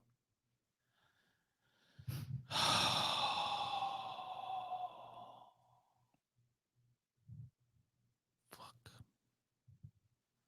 102? 918 divided by 9. 9 goes into 918 102 times. I don't know. Okay, I was actually a little bit worried about that one, so I'm glad that one had Paul scared. He's like, yeah, dude, I had to crank something in my brain that I have not used since the fucking 6th grade to get that one. I was like, oh shit. I'm barely hanging on here, man. It's not long before Scotty pulls ahead unless he starts getting some fucking wrong answers. What lies between 6.3 and 6.6? Okay, well, no. 6.2, no. 6.9, no. It's 6.41. It's the bottom one. Another fucking easy one for Scotty. Another gimme for Scotty. Just gimme. All right. So we're still neck and neck here. I think that's like 5 and 5 or some shit. A teacher brought some toffees to her class. after giving 3 toffees each to 15 students. Fuck this teacher and her toffees, dude. Paul gets he's like, yeah, why do I get all these? 15 toffees to school, dude. today. Scotty just gets like 1 + 1 = what? And I get this whole ass story about some dumb bitch teacher that brought toffees to her fucking would you class. like a toffee? I will give you a toffee. Oh, dear. This is fucking horse shit. Fuck this teacher, by the way, and fuck every member. I hope every one of those kids chokes on that toffee, dude. And the teacher. How about that? Is that it? No, that's not in the answers. Fuck. After giving 3 toffees to each 15 students who had completed their assignments, she has 60 toffees left with her. Fuck this. How many toffees did she bring to the class? All right, so she brought toffees to her class. She gave 3 toffees to 15 students. Okay, this is easy. And she has 60 left. So 3 times 15 is going to be what? That's going to be 3 times 15 is going to be, all right. Well, 15 times 2 would be 30. So 45 plus 60 is going to be 105. So she gave out, let me double check my math. 3 times 15, that is 45. And at the end, she's got the bitch, fucking toffee bitch, has 60 left after giving out 45, which means that she brought 105 toffees to school. If this ain't it, then I'm fucking on the fence. Okay, yeah, okay. Whew. You got it, Paul. You got it. This is just reading comprehension, not math. No, it's basic math too. Trust me. But a lot of it is reading comprehension as well, for sure. Which of these numbers? Oh yeah, fuck you, Scotty. Oh shit, dude. Which of these numbers have only 2 factors? 1 and the number itself. Oh no, shit. Oh shit, dude. Oh fuck. All right. I have no clue. So I'm just gonna have to guess. I have 37. 37 plus 37. 37 times 1. 37 times 37. I have no idea. Shit. Did I hear Scotty typing over there, dude? No, I'm doing this. Oh, okay. I thought you were typing it all in. I was like, this motherfucker's cheating on Quest. He got he bullied the fat kid in class to give him all the answers. That fucker. 37 times 1. I'm just guessing. I have no 37 idea. times 1, only 2. I'm just gonna guess. Oh my god. It was a lucky guess. No, fucking 1 and 4, and he hits it. God, fuck my life. I'm not even gonna pretend like I fucking knew the answer. I'm just gonna guess. Sorry, guys. Well, I'm not sorry, but I'm glad I got it right. But it was a guess. Oh god damn you, Scotty. I'm glad for multiple choice. Fuck you. Fuck. You're gonna give me long division now? Yes. Nina divides a number by 2. She then divides the answer by 2. This is the same as dividing the original number by. What is all this? Why are you trying to confuse me with this? This is the question. Okay, I know it's not this. Anytime this is fucking on a math test, it's never the answer. So she divides a number by 2, then she divides the answer by 2. This is the same as dividing the original number by. Let's see. 4? Yeah. 4. Got it. Good job, Paul. Good job. All right. These are getting tough. John has stamps from different countries. 1/3 of them are in India's stamps. If he has 36 Indian stamps, how many stamps does he have? Come on, I give you another gimme. Oh my god, it's 108. God damn it. That's easy. These motherfuckers with their easy Scotty questions. Now I'm gonna get like fucking the Sultan of Brunei has 97 helicopter pilots. Yeah. You get sick. Big numbers. So 124 plus 125 plus blank equals 125 plus 125 plus 125. 124 plus 125 plus. Okay. Okay, wait. Okay, yeah. So this is 124 plus 125 plus blank. What number will come in the blank to make the number sentence correct? It has to be the biggest number on the list. And I didn't do any math, but I'm thinking that this has to, because you're talking about 125 3 times. And I think that well, hold on then. That doesn't make any sense. That's way too many times. But this doesn't make any sense to me either. I'm going to say, you know what? This actually might be right. 100. Yeah. Because it's 127. Wait a minute. 126. Because there's one missing. Yep. I almost fucked up there. You see what I'm saying? Yeah, I saw. My brain wanted to go and like shit. guess based on the fucking widely disparate answer. Oh, that's such an easy question too. But they fucked me with the big numbers, man. Paul saw big numbers like fuck this shit. Okay, now what's mine? 2 plus 2 equals 4. Oh yeah, you get some dumb bitch that collects pins. Mina has bought 6 pens. The cost of each pen was between RS25 and RS30. Which of these could be the total cost of the pens? Oh shit. I don't even know what this is. What's RS? Yeah, I don't even fucking know, dude. But, well, finally they threw you a shitty one, man. All right, so 6 pens in total. 25. Never seen Paul this nervous, dude. You don't understand, man. This hung over this math was the sword of Damocles over my head when I was a kid, dude. I have a visceral reaction to having to do mathematics. I hate it. Okay, it's got to be 173. I'm as far out of my element. Okay, so you're going 173. Yes. Boom. What the fuck does that even mean? I don't even. Fuck you and your secret knowledge. The place value of 3 and 1, 2, 3. That's the tenths. Well, no. That's the hundredths. No. That's the tenths. That's 3. Yeah. That's the tenths place. No, that's the tenths. That's fuck me. How does this work? I was like, how the fuck is this shit supposed to happen?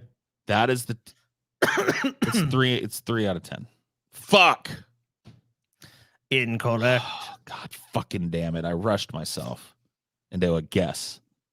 Maybe I could have got that. But now I'm down 1 to Scotty, and he's just going to extend his lead. Oh, that's it. So that's it. Achievement. Hey, dude, together we got like a B+ on this bitch. That's good. Or just a solid B, that's fucking, hey, I didn't think I'd get that shit. But I think Scotty was definitely more comfortable during that. I think that if we expanded that out a little bit, that he would end up, beating me for sure. Dude, it proves neither of us are great at math, though. So, I mean, if we'd done anything beyond this, we probably would have just if we'd been algebra, we'd been like, what? That genuinely challenged me. So I really feel like 6th grade was when I started to really tune out of math because it was so brutally hard for me. And I struggled with it even the more basic shit. Like it was, like I said, my whole scholastic career, the one thing that I didn't do super well in was like my times tables. I was never super good at that. But the more complex it got, the less into it I was. And so by the time I got to high school, where they're, like fucking they expect your freshman ass to take algebra with no introduction to the concept, I was just fucking lost. I usually got my grades in math were not horrible. I usually got a B or a C. That's usually what I end up getting. I mean, I also have horrible ADHD, so my retention skills and paying attention in class, I can tell you, I barely ever pay attention in school. I've got really poor test taking habits and shit too. Oh, you get nervous? Well, yeah, nervous. Like I was nervous that whole time we were doing this, and you saw how my mind tries to talk me into making wild guesses instead of sitting down and puzzling it out.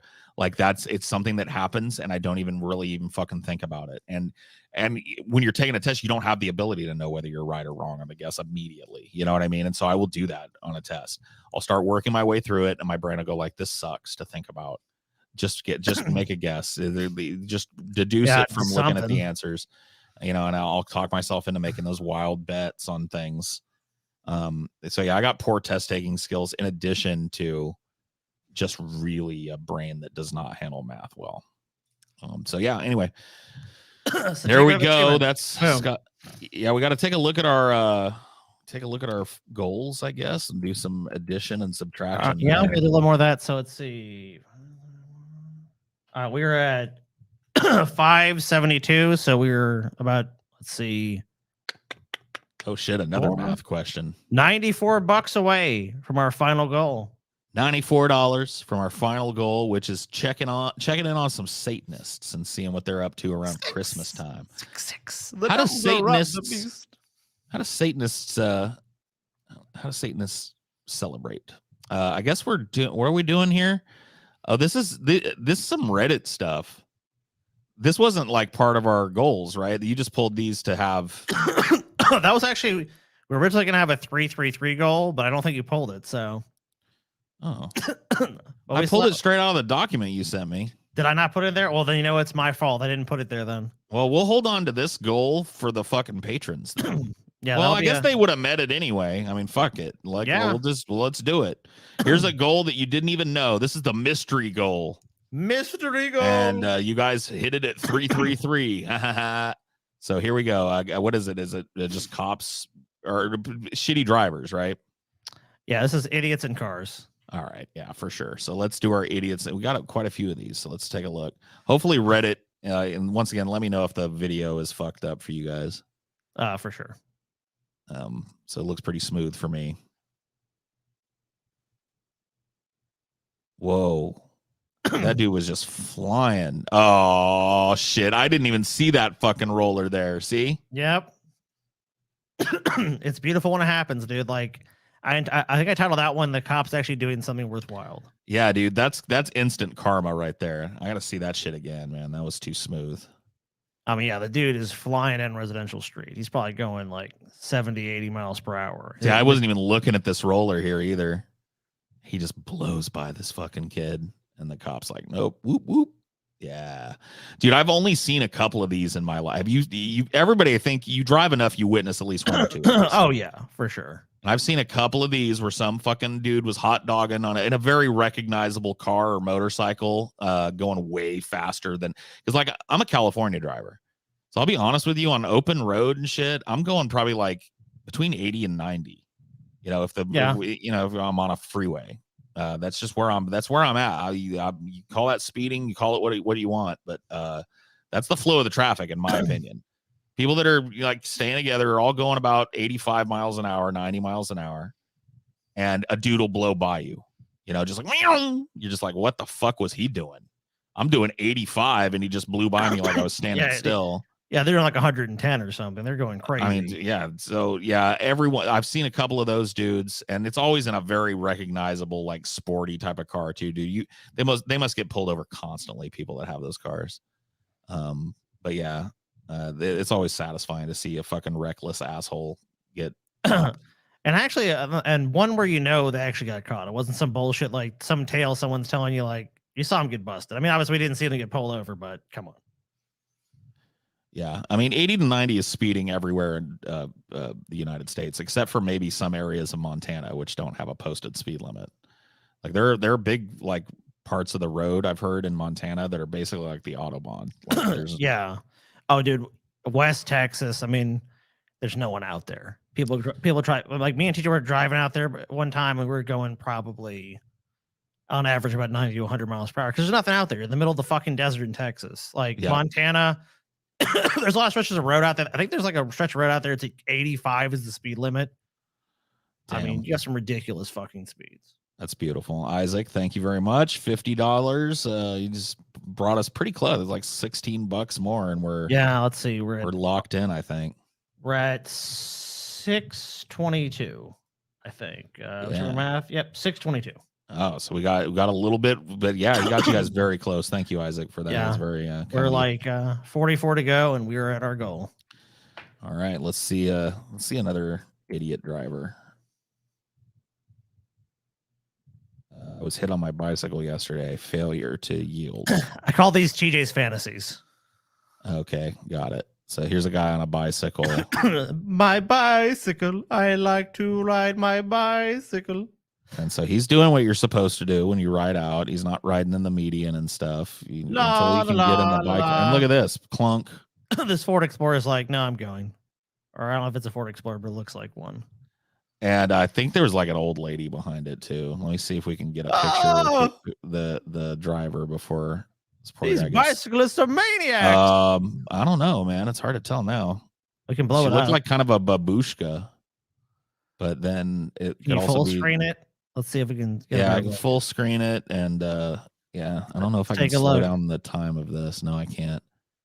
Let's go. I'm gonna have to try and it's hard to tell. I don't know. Their face is like there's sunlight, then there's like looks like a visor or something, maybe, or just shadow. Is that like manic panic red hair? Is this like a mall kid or something? I can't fucking tell, dude.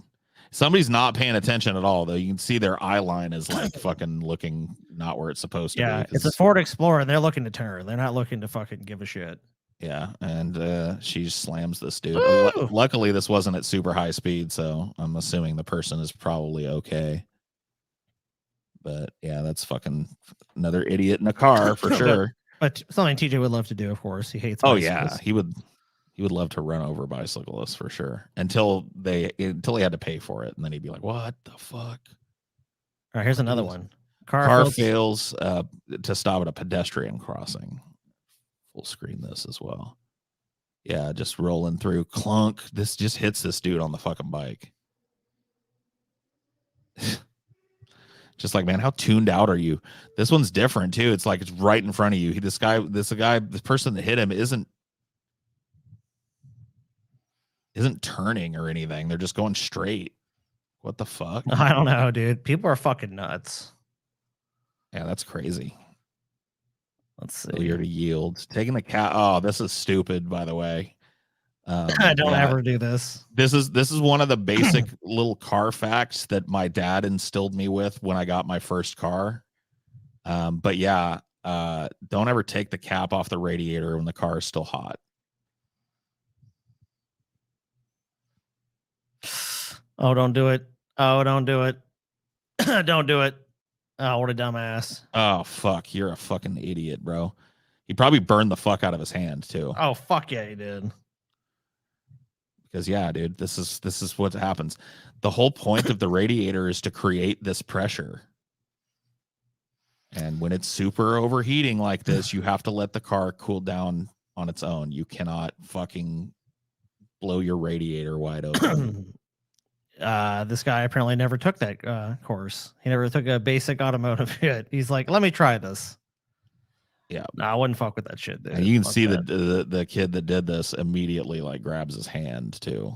So somebody in the chat said, yeah, loose skin. Yeah, he probably is like 3rd-degree burns from that. Yeah, I don't know what this motherfucker is thinking, dude. That's fucking crazy, dude. Yeah, you don't ever do shit like that's the stupidest fucking thing that you could possibly that coolant is nasty. Coolant should not be brown. Yeah, I agree. I don't think that's this guy's car is fucked up. Yeah, he's got problems for sure. Car goes airborne at a toll booth. Some people just don't want to pay the toll, Paul. They look for a way maybe around it. Well, let's take a look. This looks like the fucking Causeway toll booth. But all these toll booths look the same. Holy fuck. Couldn't quite make it. Couldn't quite get it. Didn't quite get there. I just wanted to That's what those barriers are there for, by the way. We actually just saw these. You see these weird domed barriers here? That's why they're there. Oh, yeah. So these booths don't get hit by a fucking car with somebody in it that went to sleep. You know? Yeah, they narrow. So it's like if there's an operator in one of those, they don't get slammed. Like you have to slow down to such a degree. It's going to be really hard for you to get like perfectly hit it. Yeah. And they have like really steep curbs usually too. So like you're going to have to jump over a fucking huge ass curb. Unless you have like a lifted vehicle, it's going to be difficult for you to do.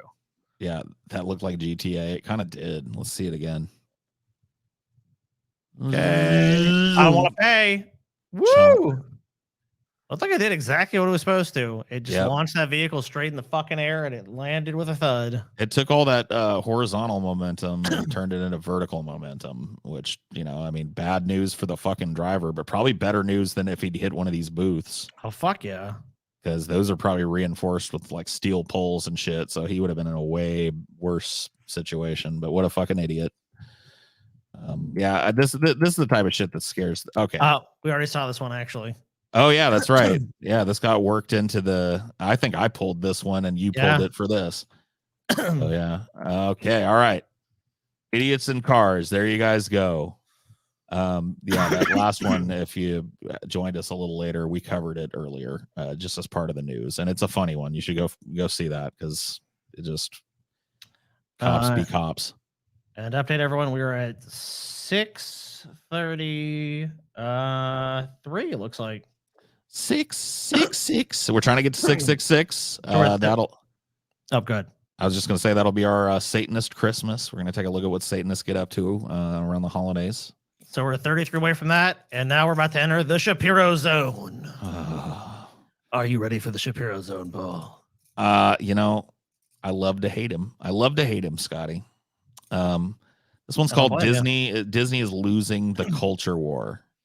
Well, back in the 1960s, there was a group of people who were called the neoconservatives. This is not like how we talk about neoconservatives today, meaning people who are just sort of hawkish on foreign policy and pretty vague about the terminology. There were a group of people who had decided that they were conservative mainly because they were liberals who'd been mugged by reality. They didn't shift their social policy. What they really realized is that their policies with regard to crime and foreign policy had been a gigantic fail. Well, we are about to see a wave of people who are returning to reality because it turns out that the left has been mugged by reality. And by the way, that's a completely erroneous description of the neoconservative movement. It's so like a conservative to try and look at it that way. Now, the neoconservative movement won. The neoconservative movement was based on the idea that an offense is the best defense. That's where the neoconservative movement started. It was actually a militarist movement within the Republican Party. I think the guy's name is Milton. I can't remember. I can never remember the guy's name when I need to, but this conservative thinker, xenophobic fucking guy. One of the tenets of the neoconservative movement was that in order to solidify people's support behind a really authoritarian government policy, you had to have a tragedy. Sure. And they exploited 9/11 when it came along expertly in that very way to strip your fucking Bill of Rights down to nothing. It's really interesting. Someone said Milton Friedman. No, he's an economist, right? This was a different fucking guy. I can never summon his name when I fucking need it. Yeah, you're right. For a lot of times in this country, conservatives were just really more kind of actually passive. Like it was really, like you said, the 60s and the 80s with like moral majority, like evangelical Christians, people had been on the sidelines of politics. Like we're just worried about religion. It's like, wait a minute. We want to push public policy around, and we have a lot of people in our group. So why not wield that influence to have laws passed? I think a lot of that had to do with like the sexual revolution, the cultural revolution that happened in the 60s and 70s, women becoming more liberated. It was like, oh, wait, if we don't start fighting these culture wars now, the culture wars are just going to be dominant because they saw how quickly shit changed. So like, wait a minute. Like Leo Strauss. I'm sorry. I just remembered his fucking name. I went and looked it up. Leo Strauss was the guy that I was talking about, the father of the neoconservative movement or whatever. So yeah, Straussian economics and all that shit. Anyway, yeah. So whatever. It's just a very Republican centered fucking explanation of the birth of a cultural movement. And the only thing it did wrong was it didn't handle crime. Like let's do away with the whole what happened in that period of time when the neoconservatives were dominant, where America went from war every once in a while to a constant state of war. Yeah, let's ignore that part of it. And continues to be mugged by reality. And we're seeing it all over the spectrum. We are seeing it in the media. We are seeing it in politics. We are seeing it with regard to places like Disney. So yesterday, Chris Rufo, who's done just yeoman's work in exposing the political... Irving Kristol and Norman whatever the fuck. I know Irving Kristol was a student of Leo Strauss's. Leo Strauss was a reclusive college professor that cobbled together a group of fucking weirdos that went on to serve in a bunch of administrations. Who's the fucking Secretary of State during the fucking Bush years? Everybody hated him. About Colin Powell? No. Or you mean the first Bush? Yeah. No, I mean, maybe he wasn't Secretary of State. Who was he? Anyway, whatever. A lot of the dudes that were students of his ended up serving in high positions and close to the presidency and shit. And that's how the neoconservative movement got off track. But Leo Strauss started the whole fucking thing. So wonderful. Anyway. Political indoctrination that has now become part and parcel of the Disney brand. Rufo released tape that he had obtained of an all-hands Disney meeting, reintroducing old and now new CEO Bob Iger. Now, Iger is very much to the left, so much so that there was talk a few years ago about the possibility that Bob Iger might actually throw his hat into the ring for the Democratic presidential nomination. There's only one problem for Bob Iger and his wild left perspectives on life, and that is that in taking over Disney again, the stock price of Disney has dumped completely. So Disney stock was... Wow, whatever, dude. Okay. A lot of the stock market is dumped. A lot of fucking stocks are down. Yeah, Disney, along with pretty much everything else, has dumped. Yeah, I mean, there's some companies that are actually up over the last year, but plenty of companies, their stock price has gone down. Tesla. You guys love Elon Musk now, right? What happened to Tesla stock? Where's that? Yeah, they're not going to talk about Tesla losing the culture war. No, of course not. So, I mean, like, pointing to the stock price is indicative of anything but, like, the perception of securities right now in general. I don't think it's like, look, there's just a lot of fear in the marketplace because of inflation and other shit. And people are worried about these businesses' bottom lines and how they can deliver a return to their fucking shareholders. That's what that is. And if you don't think Disney's going to go away tomorrow, I mean, whatever people think about cultural war shit, there's no replacement. And Ben Shapiro has a vested interest in talking this shit. Because the Daily Wire is putting a bunch of money behind kids program. That's all this is. I guarantee we're going to have shilling for his fucking goddamn.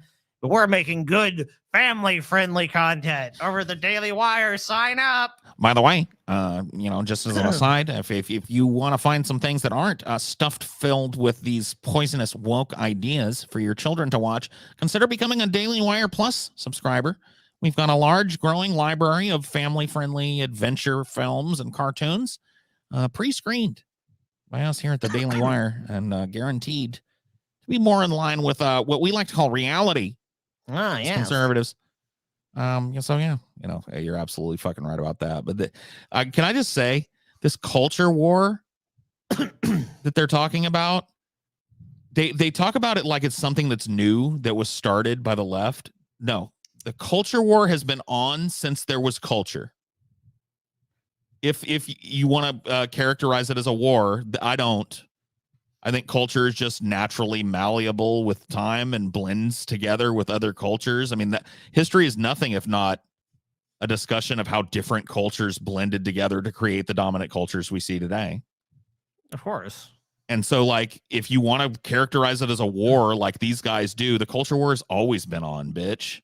It's different ideas fighting and then creating something new. I mean, that's basically what it amounts to. So to act like any one group is responsible, it's like, no, you guys are pushing your ideas forth, other groups are pushing their ideas forth, and then some amalgamation is going to come out of that eventually. It's like a Billy Joel, we didn't start the fire shit. You know what I mean? It's always been burning as long as the world's been turning, or whatever the fuck the lyric is. Yeah, we'll quote old Billy Joel. But yeah, no, so they always act like it's some assault that was launched in the late 90s, early 2000s by the liberal fucking Marxists or whatever. This whole fucking argument is as old as human beings are. Anyone that challenges the status quo is somehow they're responsible for the culture war. I think it's basically the Republican line now. This is the conservative line. Like, if you're not towing the line of what you're supposed to be, what our American values are supposed to be, you're some far out there crazy leftist that just wants to upturn the apple cart and make everything crazy, communist, socialist nightmare. Oh no! It's like, give me a fucking break. And this whole like people on the right characterize this as a war because it's a war that they're visibly losing. At least here in the United States, they're visibly, naturally losing what we call the culture war or whatever the fuck. Like the more and more quote unquote far left ideology is becoming mainstream, and it's becoming less and less cool and identifiable to be, a fucking conservative and shit. They're just kind of losing that argument amongst people. The last two Republican presidents were elected despite not winning the fucking popular vote. Republicans, I mean, we know for the most part, and except in like deeply red places, like middle of nowhere, which is basically their base of power at this point. If they don't gerrymander like crazy and cheat like crazy, they just don't really win. I mean, like the popular vote proves that. Okay, like it's like Hillary was by far even a worse candidate than Trump, but it was popular vote, she would have been president. But the response to out of control conservative domination, if you look at history, it's especially like the history of the United States, it's a call and response system. So conservatism gets out of control, and there's an underlying leftist presence that counteracts it and wins over and over and over and over again. So you talk about like, the beginnings of this country when you didn't even have citizenship living here. You know what I mean? And people lived under that regime where it was just like there were people that came to the American colonies, right? Which are these just wilderness camps. Yeah. They were sold to another person. They were serving a penance for a crime, and that some person had assumed their debt. And that means that they owned you for X number of years and could order you around. And that's how they lived, right? People lived like that for a while. And then people started going like, hey, fuck that, man. We don't have to be oppressed. And they took it to the extent of like, we don't have to let some king that's fucking 2,500 miles away from us dictate what we're doing here. It became a separatist movement. That's a leftist that, whether or not I would categorize the Revolutionary War as entirely leftist, given that it was definitely driven by the moneyed interests who just wanted to save. But there was a popular, right. There was a popular uprising that had to be harnessed.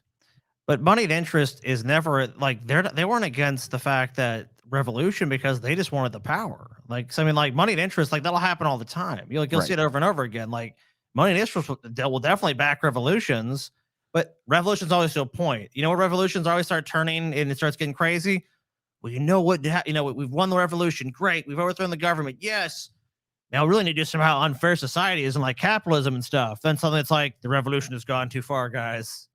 The revolution has gone too far. Boom, they're all dead.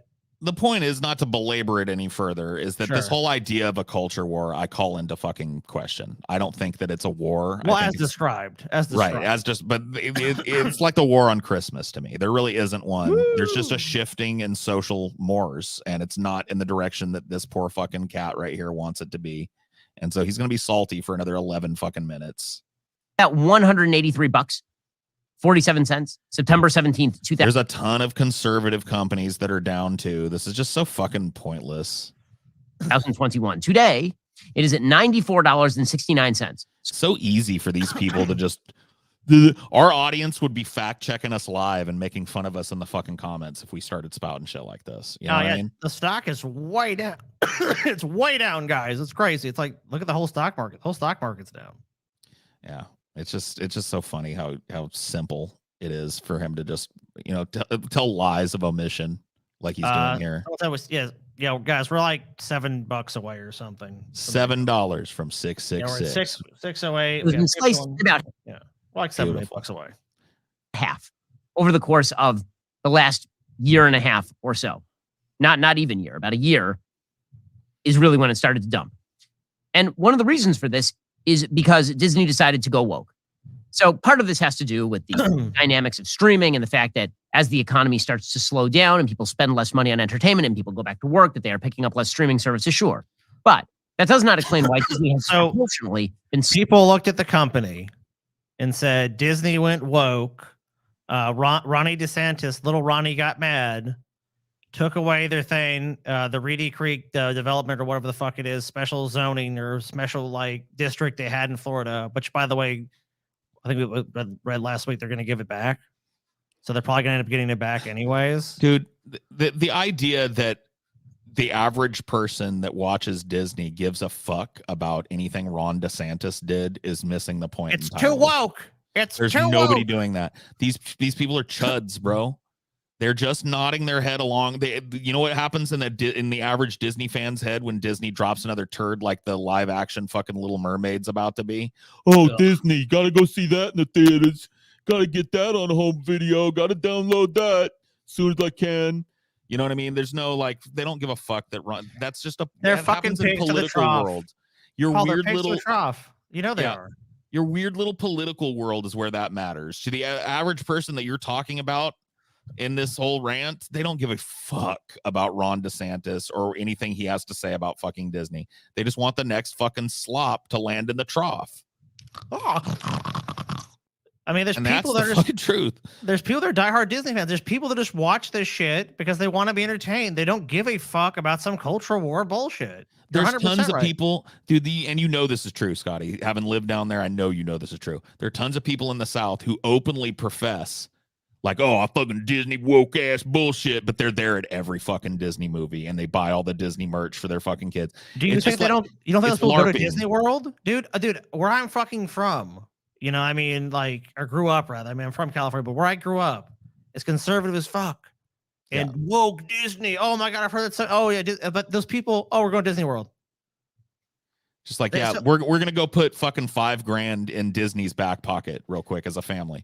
But yeah, fuck Disney and its woke politics. That's the truth, dude. All these chuds that he's talking to are all nodding along with this, hoping nobody knows how much they love Disney movies and how much money they give to the Disney corporations, or more than likely are completely unaware of the cognitive dissonance of saying fuck Disney and acting like you're boycotting it while still giving them thousands of your dollars. Yeah, I hate that company, but by the way, I want to see all your movies, and your theme park is really nice. I really like going there. So here you go. I mean, give me a fucking break. And they're doing it, dude. I mean, like, obviously it's anecdotal, but I don't think that Disney theme parks are just fucking empty right now. Oh, the parks are emptying out. Bullshit. Hey, Ben, if you've ever been, you live in Florida, right, Ben? So, like, you know, if you've ever been to Disney World, which I guess you probably wouldn't go there because they're evil and woke and stuff. But those parks are packed full of people from all over the fucking globe. So even if people here were like, you know what? Fuck Disney. I'm conservative and I don't like it. They've lost me in the culture war. There's tons of foreigners that are willing to come in and give them their money. Dude. So Disney's, you don't think Disney's, oh my God, we're sweating it, guys. Woo.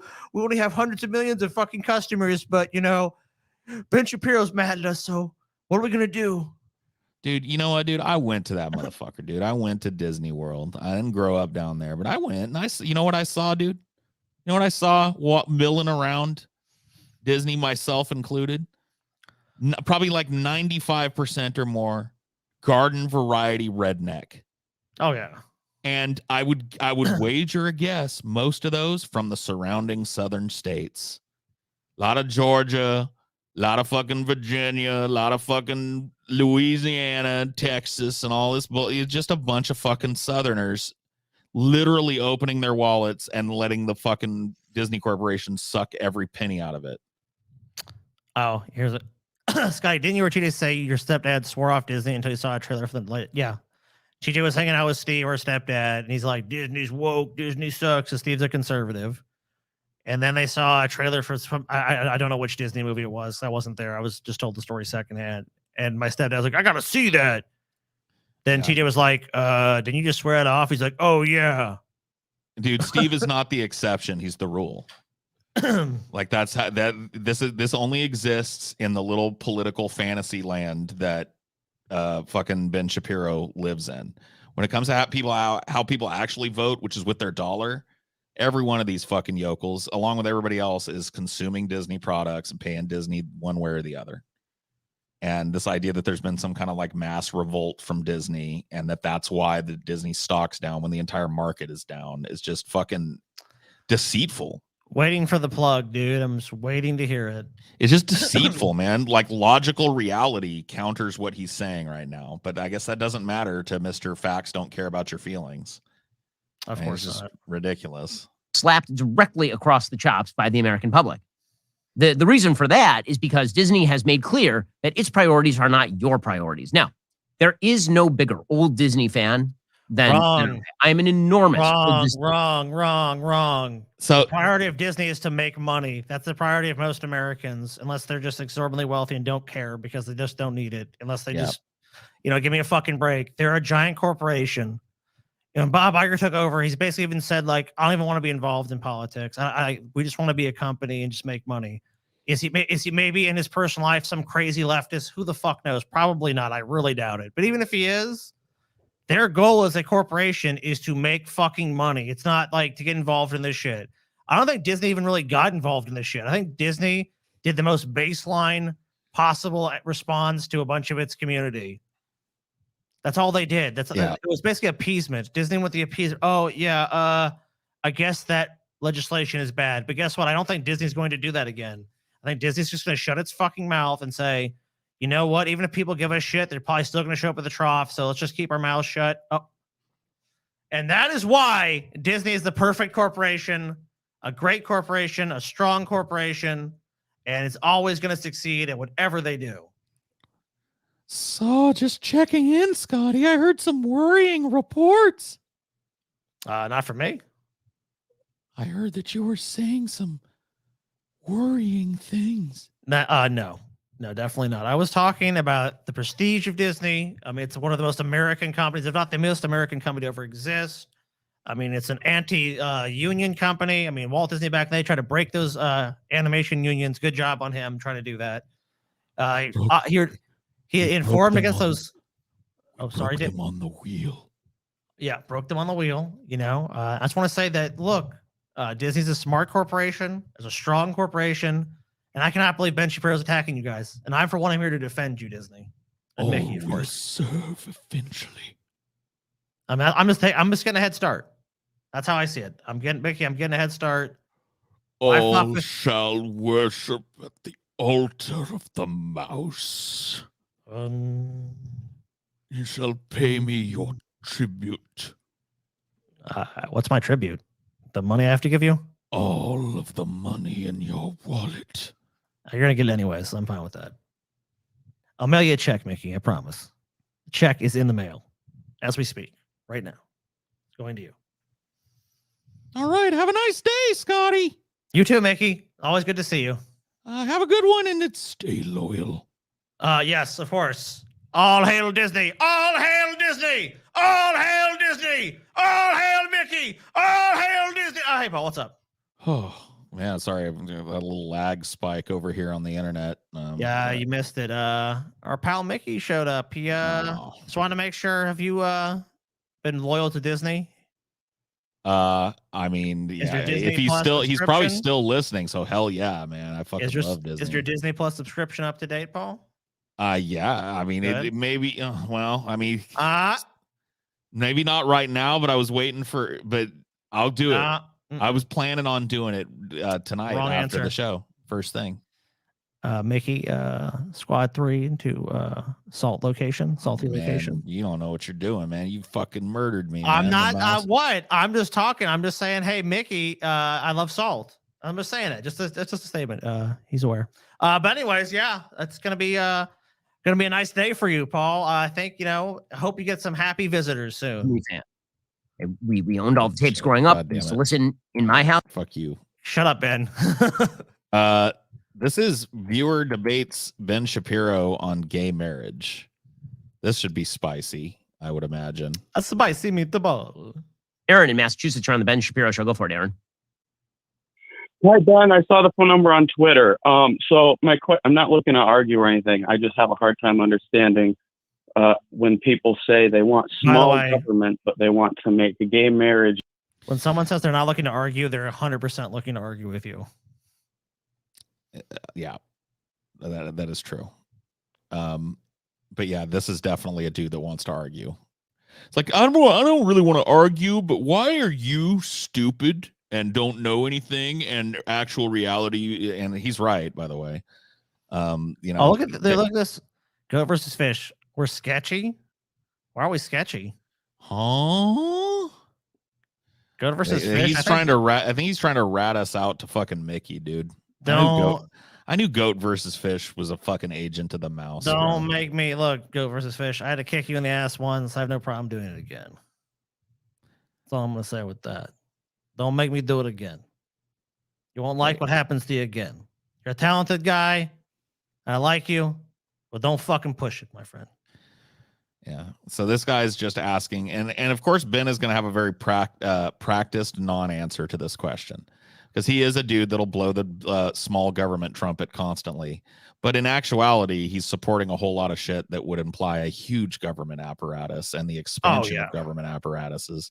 And so it's a glaring. Is he pro-military? Yeah, is he pro-military? It's like I'm not in favor of a large federal government. Oh, defense spending? Well, that's different. We got to protect ourselves. Like, it's a matter of the way it's always it's been explained to me. It's priorities. These cultural war issues, these hot button little social issues. It's a priority to them because they feel like can get some votes on it. But it's like at this point, I don't really think Ben Shapiro is even indicative of most on the right. I think most people are like, don't even give a shit about this because it's been legal in all 50 states. There are some holdout people like, I won't sign off on their marriage, but it's like, a lot of people of every stripe been able to get married now, and nothing's really changed. Like America still feels like America. It's still the same fucking shithole it always was. Like, oh well, I guess it doesn't really matter. Yeah, I mean, he never wants to talk about the fact that we came out of 4 years of Republican rule recently, and things just kept getting worse, just like they are now. For the average person, unions kept losing. It's just like, what do you want? Well, what he really wants is to grift the stupid fucking LARPing conservatives, quote unquote, sitting at home, who say fuck Disney at the dinner table, but then take their kids to fucking Disney World the next weekend. You know what I mean? And don't even ever stop to pause to think about the cognitive dissonance. That's who most of Ben's audience is, honestly. If he was honest, it's people that are so duplicitous and fucking stupid that they don't know that they're duplicitous. They're just like, oh yeah, they're LARPing this fucking flag waving conservative thing. But when that involves giving up some fucking privilege of theirs, like if small government meant smaller corporations, they wouldn't put up with that. They got to have their Walmart and their 7-Eleven and their Mickey D's and all this shit. Oh fuck yeah, dude! Why would they give that up? I mean, those are the people that love that convenience. It's like any actual credible change. There's like the first group to be like, no way, not on my watch. And of course, you're right. Anytime it comes to that, well, they actually have to pay. Like, you got to pay the piper now. Yes, you got to fucking, it's like, most will get this performative shit like, I'll burn my Nikes. Nike's too woke. But then they go back to doing it because they have short fucking memories. They don't give a fuck, dude. It's whatever is trendy. It's whatever makes fucking waves in their community. However they can fucking LARP it up, they're going to do it. And that's all they've ever been shown to do. It's like, there's no actual boycott of Disney going on. Right. If it is, I don't see it. Yeah, it's definitely it has nothing to do with anyway. It's just a narrative he's trying to paint with that for sure. And we'll see how he tap dances on gay marriage. Illegal. Wouldn't it be smaller government to just let gay people get married, or is that something you want to be decided on the state level rather than the federal level? So first of all, it is a state level issue, not a federal level issue. Second of all, when you talk about small government versus large government, what we're talking about when we talk about the state being involved in marriage is essentially subsidies for marriage. Don't have a federal constitution with equal protection. Because they want to paint this as not an issue of human rights. You being allowed to marry the person you love is not a human rights issue. Your legal status as a gay person is not a human rights issue. It's ridiculous. And it completely ignores the fucking truth. Well, imagine if we said Ben Shapiro shouldn't be able to get married because he's Jewish. That's just like, we shouldn't allow that. Jewish people, there's a conspiracy in society that says they control all the wealth, and I believe it. And because I believe that, I believe they're a force for evil. And if those people in these groups are united in some way, only bad things will happen. They have too much power in too many industries. The best way to protect that is for them not to be allowed to legally be married and to try to do everything in our power to stop them. This dude would be screaming from the fucking hills. And he has, anytime anything anti-Semitic's happened, this guy's like, oh my God, there need to be laws passed. We need to do everything possible to defend. And it's like, yeah, you're right.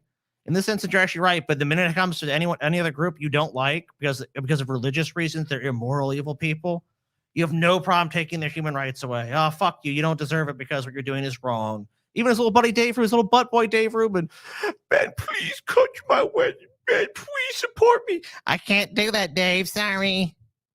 Yeah, the whole fucking movement just basically took a big fat shit in Dave Rubin's front lawn, and he, like a good little cuck, because he likes the money more than he likes being ideologically consistent. I am bad. Oh, I hate myself. Oh, I'm so bad. Oh yeah, I'm disgusting. He went out and fucking cleaned it up. sucked it up off the lawn, and he still fucking doesn't see the difference. He's one of those dudes that's just like I said, he's way more interested in grifting than he is with expanding the rights of people. All yeah, these guys are. This whole argument is falling apart because it's based on the erroneous assumption that gay marriage is not a human rights issue. Because human rights issues are indeed the purview of the federal government, and so he's trying to make it like a civil, like administrative tax issue based. Oh, it's really about. Well, he's trying to argue that it's a state-based issue, so that places like fucking Georgia and Kentucky can continue to discriminate against gay people that live in those states with no oversight from the federal government, and that's just a fucking flawed. If you want, like, how would he feel if Jews' civil rights were starting to come under, like the federal, like some fucking liberal came along and said, you know what, dude, whether or not a synagogue can operate is really up to the states. Yeah, makes sense. You know what I mean? I don't know. You know, I think it deserves its time in the open public space of ideas. You know, and as a small business conservative, I really don't think the federal government ought to be telling people in every fucking state what kind of churches they have to allow. It's not a right if someone can just simply vote to take them away. Right. It's not. So, I mean, like, to say it's not a human rights issue, it's open discrimination. So, I mean, I don't know anyone can argue, like, if you want a state to decide it, you're basically saying, let's vote on people's rights. And I don't think Ben Shapiro would like it because I don't think he'd like the way the vote would go in America, especially in some communities. There's plenty of people that would be perfectly fine persecuting and discriminating against Ben Shapiro for the way he is. Dude, I would wager that there would be at least 2 United States southern states that would broadly vote as a state to ban synagogues out of their fucking state. Guaranteed. I would be shocked if at least one American state didn't become illegal to be a Jew if it was put up for a fucking if it can be put up for a vote. Yeah. I mean, but obviously it shouldn't be. I mean, like, that's a bad idea, but it's just funny how people like Ben are fine taking away other people's rights, but when it comes to him, it's like, you know, look, rights for me but not for thee. You have to understand how this works. That whole like Christian alliance with people of the Jewish faith or whatever that came kind of naturally with Christianity. Them days are over. The Christians have gotten dumber and more hateful, and they include Jews now. It's not just black people anymore. Sorry. So there are definitely places that would fucking tear down the synagogue in town tomorrow if the fucking state told them they could do it. I'm sure. So yeah, but he wouldn't be for that, but he's for people that are gay being subject to a different set of more discriminatory rules than he is. Well, go fuck yourself then. You know what I mean? You have no knowledge of history if you're going to stand on that side of the argument, as I just pointed out. You can make the case. You can make the small government case to go completely libertarian on marriage. And I've heard that case, and I don't necessarily totally disagree with that. Right? In some ways, I would prefer, in most ways, if the argument is going to be either the state subsidizes all marriages, gay and straight, or the state subsidizes no marriages, gay or straight, I would prefer the latter because I don't think the government should be. So you would prefer literal destruction of the legal concept of marriage. So exactly what you accuse the people who advocate for gay marriage of doing, you would rather see that happen. You would rather marriage be completely blown up and redefined as whatever 2 people fucking decide, and they go to whatever priest, and it doesn't matter because the state doesn't intervene, and this is my wife, and you know, like I'd be fine with that personally. But would you, Ben? Because aren't you like defending? Isn't the big part of your argument like the sanctity of marriage? Yeah, sanctity of marriage, and the marriage is like, you know, between a man and a woman and shit. Why, if you don't care about marriages ultimately, and you think they should be dissolved into some nebulous zero legal standing zone, then what the fuck is the argument that gay people can't get married? Why would you care? Well, I think in his case, he feels like it's stronger then because he feels like there's an actual like good religious reason you shouldn't do it. You know, it's like, well, it's religious belief. And most people in America are religious. And if they're religious, they believe this brand of bullshit. And this brand of bullshit says this is bad. Right. Therefore, you know, so it's like, it doesn't matter.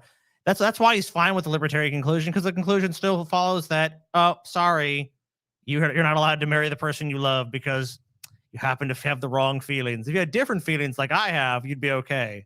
But because you have the feelings for someone of the same gender as you, we can't allow that. Sorry, it's America. But, you know, it's up to states. Your rights should be up to whatever the state thinks.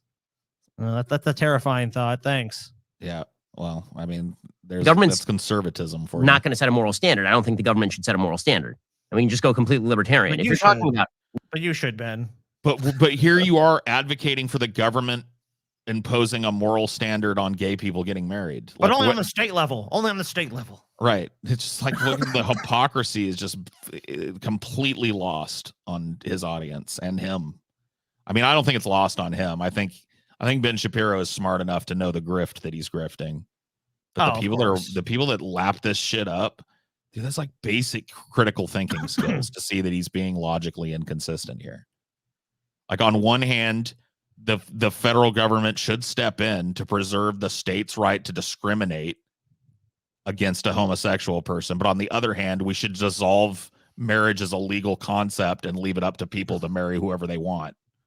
Yeah, it's like, which one do you want? Well, I hear that argument. It's like, yeah, Ben, but it doesn't seem like you're really. It's like, and even if you're going with the argument, you're still against it. It's even more. Yeah, that's the thing that makes it confusing. Is he just got done saying that for me, ideally, marriage would have nothing to do with the state at all. I support that, but in this instance, fuck the gays. Yeah, but I just don't like them. So sorry. So here I have a way to get closer to that and to include more people in the institution of marriage, which, would be totally would happen overnight if we delegalized marriage and people would marry each other all over the goddamn place. That's what he's for, but not in this instance, no gays. Yeah. Well, go fuck yourself then. You logically inconsistent little fucking weasel, dude.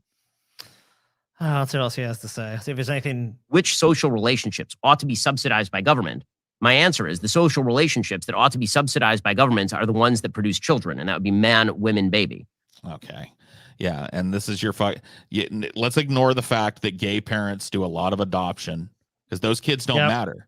That's a huge part of the Republican platform that they don't sing from the rooftop, but they rarely say the quiet part loud. They give a fuck about children. They literally couldn't care less about the lives of actual children. They would rather a children rot in a Catholic fucking orphanage than have two parents that love it. Oh yeah. And that's it. There's no other way around it. It's a thing of the children, Griff. That's part of it. Part of it's like the family thing. Like we're defending families and like, look, homosexual people can't biologically reproduce, right? So they can if they had a good relationship, but because they choose these sinful, bad relationships, that's not going to happen. But you're right. What about adoption?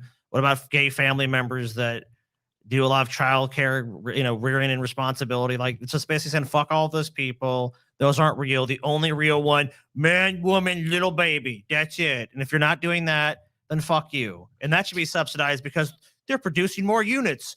Look, that person is making another unit to consume. So that one's good.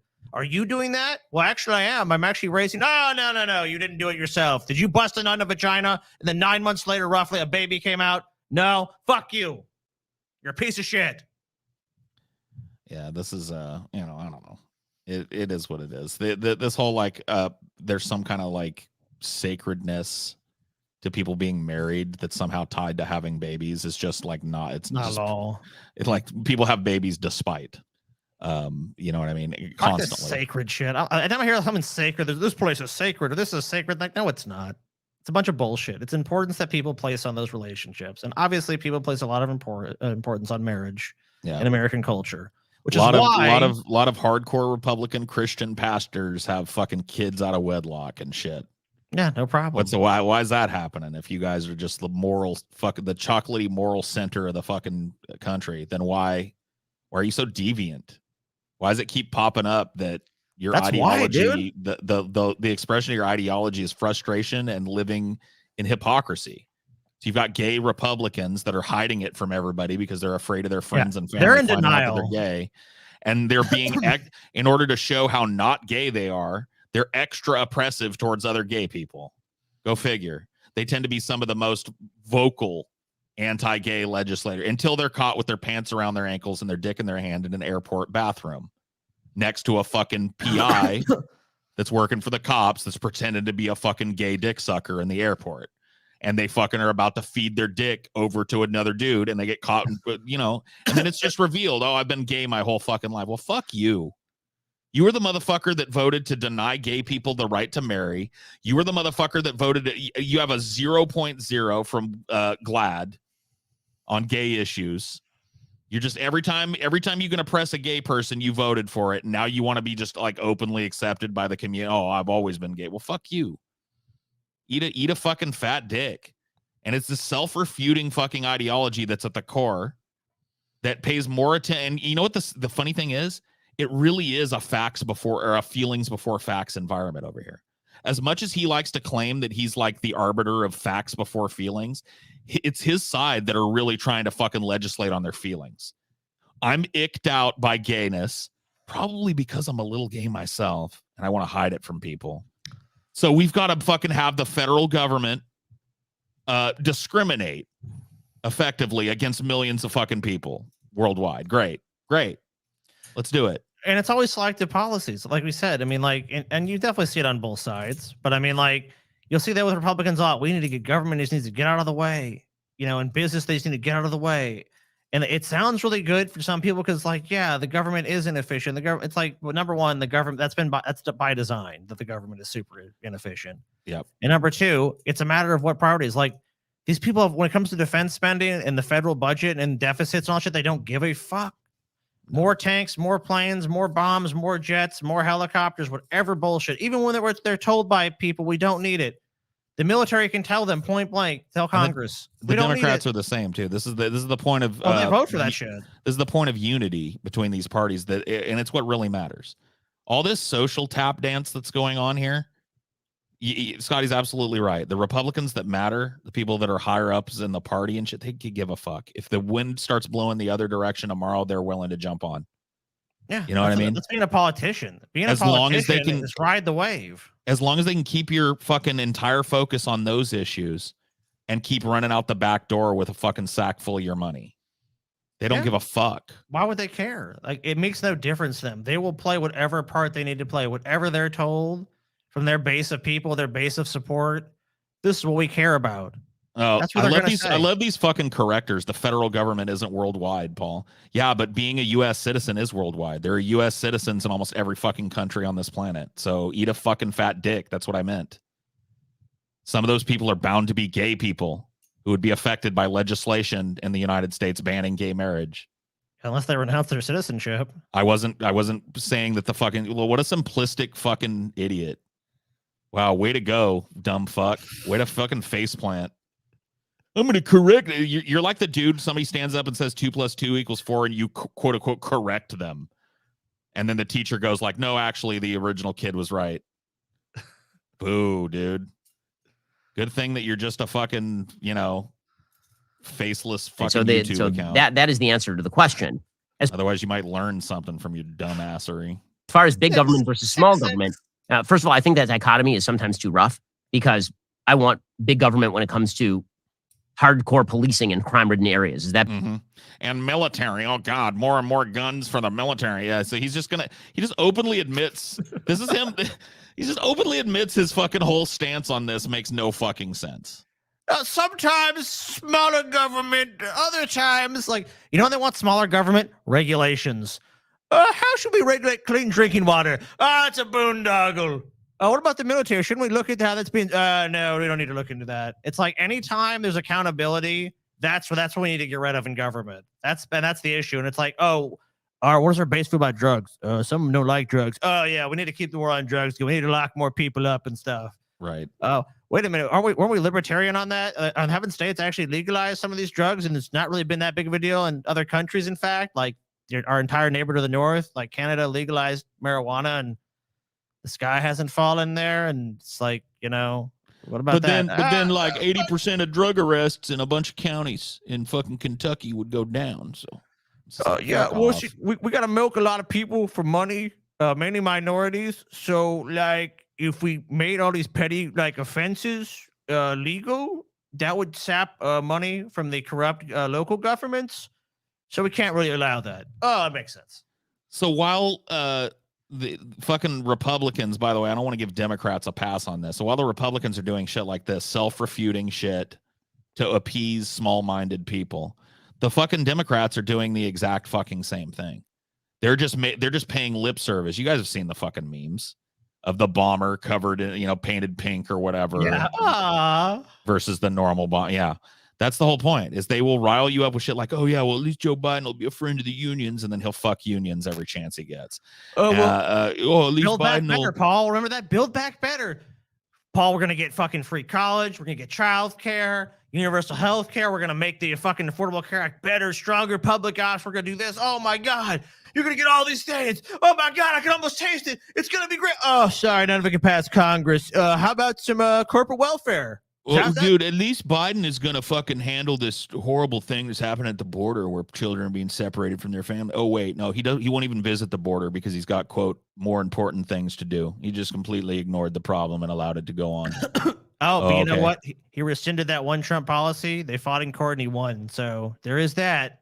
Oh, yeah, that's right. I'm sure that's largely changed the life of yeah, migrants. Look, Paul. Let's see here. We were here before on the right. Let's remember. We're gonna move it to the left a little bit. There you go. We did it. We moved it, Paul. We moved it.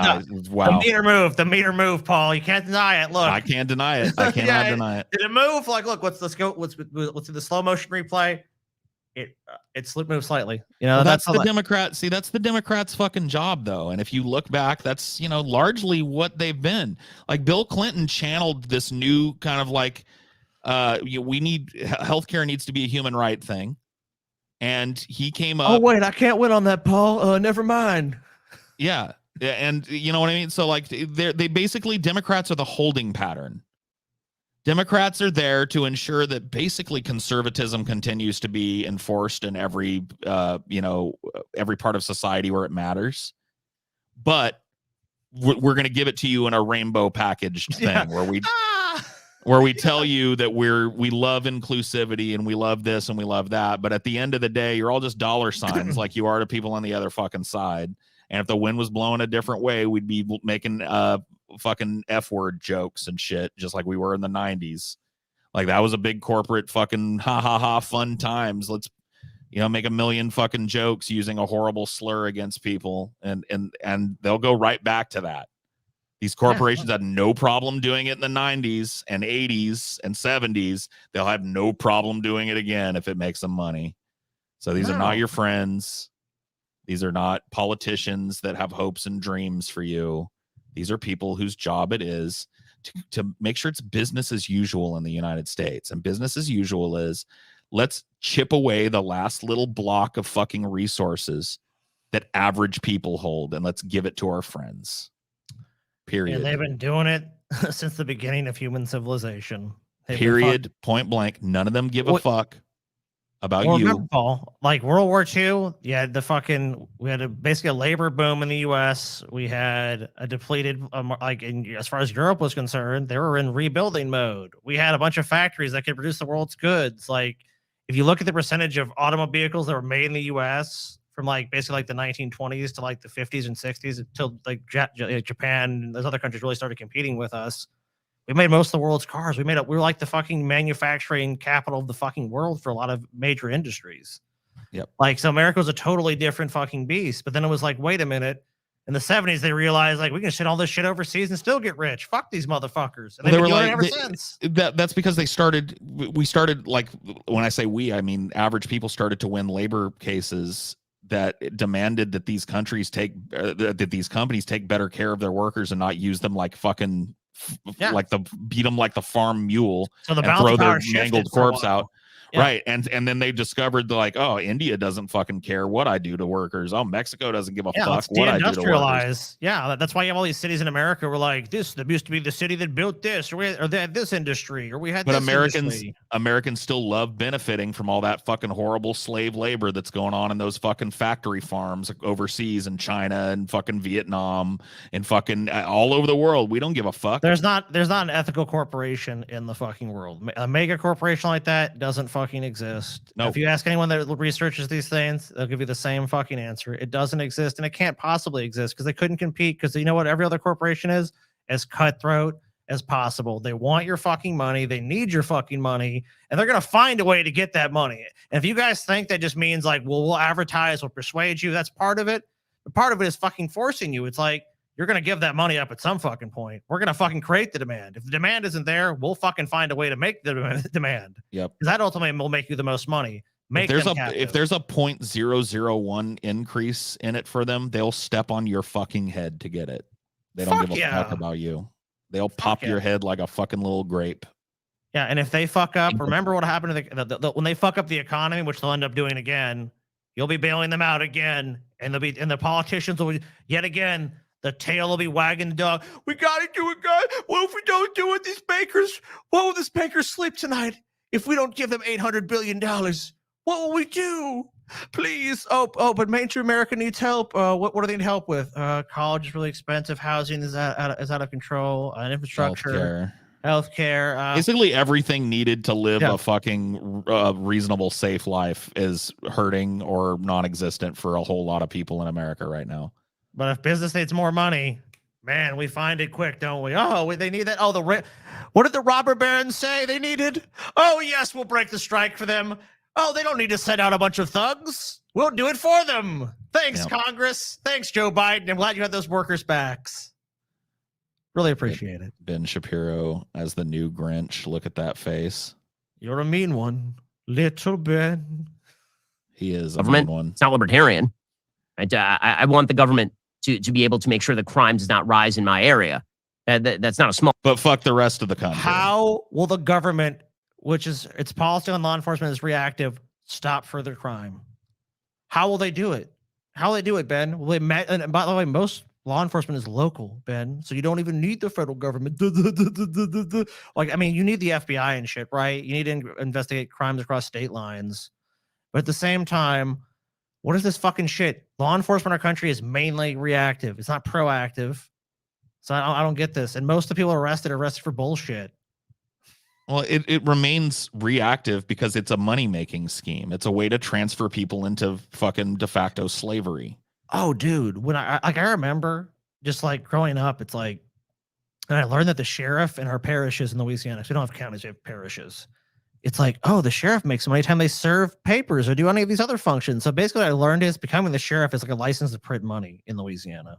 Exactly in a lot of places, the sheriff is a hotly contested. Even in California, sheriff fucking battles for big cities, especially when you get elected, you make this. Yeah, you make this. You're rich. You're set for life. You're at the top of the fucking grift. Small government. It's like getting a seat at the top of the grifting pyramid, and all the fucking bullshit that cops are involved in. All that filters up, and people want to fucking wine and dine you, and your fucking comp life is paid as soon as you become sheriff of a big town. Oh god, yeah, you're fucking set. Corporations are gonna buy and pay for your life for fucking your entire tenure. They're gonna send you all over the world. They're gonna treat you like gold because they know that you've got decision making power over a $2, $3, $4, $5, $10 million fucking policing contract, or a fucking $20 million equipment contract for your police force. You also have the legal authority to send out the state goons whenever you want. Oh, right.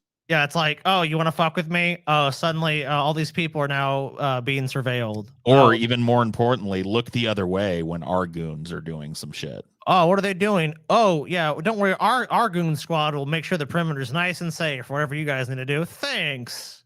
We appreciate that. Policies. I think that the question is correct use of government versus non-correct use of government. But if you're going to make a small, big government dichotomy, the question really should be whether the government should be involved in marriage at all. Now, when I say that gay marriage, I don't think that the government should subsidize that or the government should, quote unquote, not legalize it. What I don't mean is that you're criminalized if you go to your local church and get a piece of paper. If you're two dudes and you go to your local Unitarian. That's the piece of paper isn't what they want, Ben. They want the obvious tax breaks and social benefits that come from being a married couple. Okay, Ben, let's imagine this scenario. It's so crazy because it'll basically happen to virtually every person. Oh my God, my partner had a heart attack or has a disease. I want to say and what happens to them and who can see them. What if their family is a bunch of conservative Christians and says, I don't recognize your marriage. It's disgusting to me. And the state doesn't either. So therefore, because we hate it and the conservative people around us hate it, you have no decision in their end of life care. You don't get to see them and fuck off, which has happened to tons of people. Oh yeah, I mean it's a common problem among. That's one of the many fucking reasons. Protections given.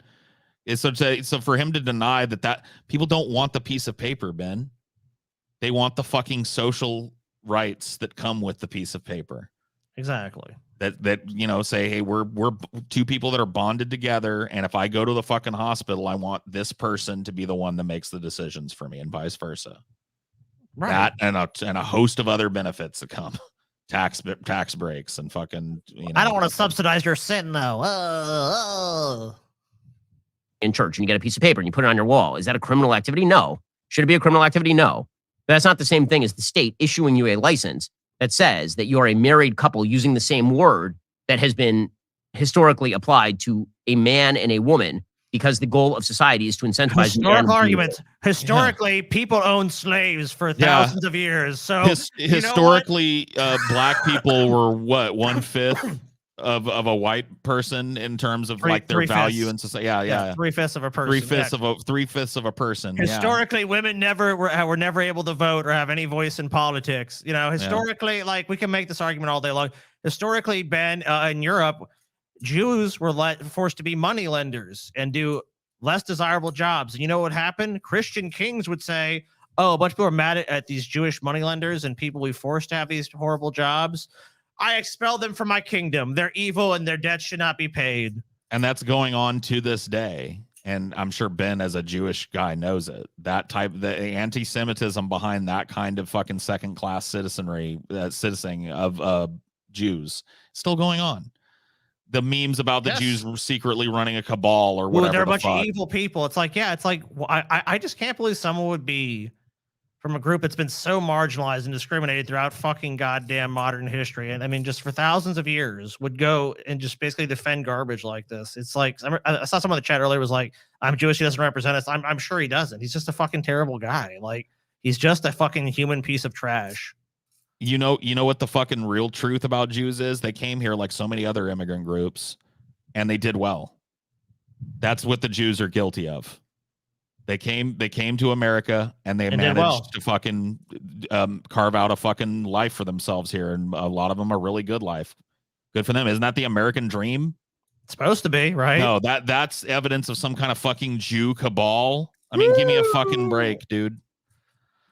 But that's the tightrope walk that Ben Shapiro is on, because we saw it the other day, didn't we? Check his fucking, because he was talking about some fucking racial issue, and his fucking whole comment section was nothing but anti-Semitism and shit. Oh, it was when Kanye, it was a Kanye thing. He was covering a Kanye thing. Oh yeah. And in his fucking chat, which is probably closed now because he got too many of it, but there was nothing but just rank anti-Semitism in there. Yeah, it's like disgusting shit. And I mean, like, I'm not a fan of Ben Shapiro, but like, I'm not attacking him for that reason. I have actual ideological disagreements with him. I don't need to fucking. I give a fuck what fucking his religious or cultural background is. It means nothing. What I care about is no stock in religion. Yeah, I don't either. I put stock in fucking ideas, and I'll tell you what, like, his ideas are actively destructive, actively contributing to hate and disenfranchisement and environmental degradation and every other list of evils that you can fucking come up with.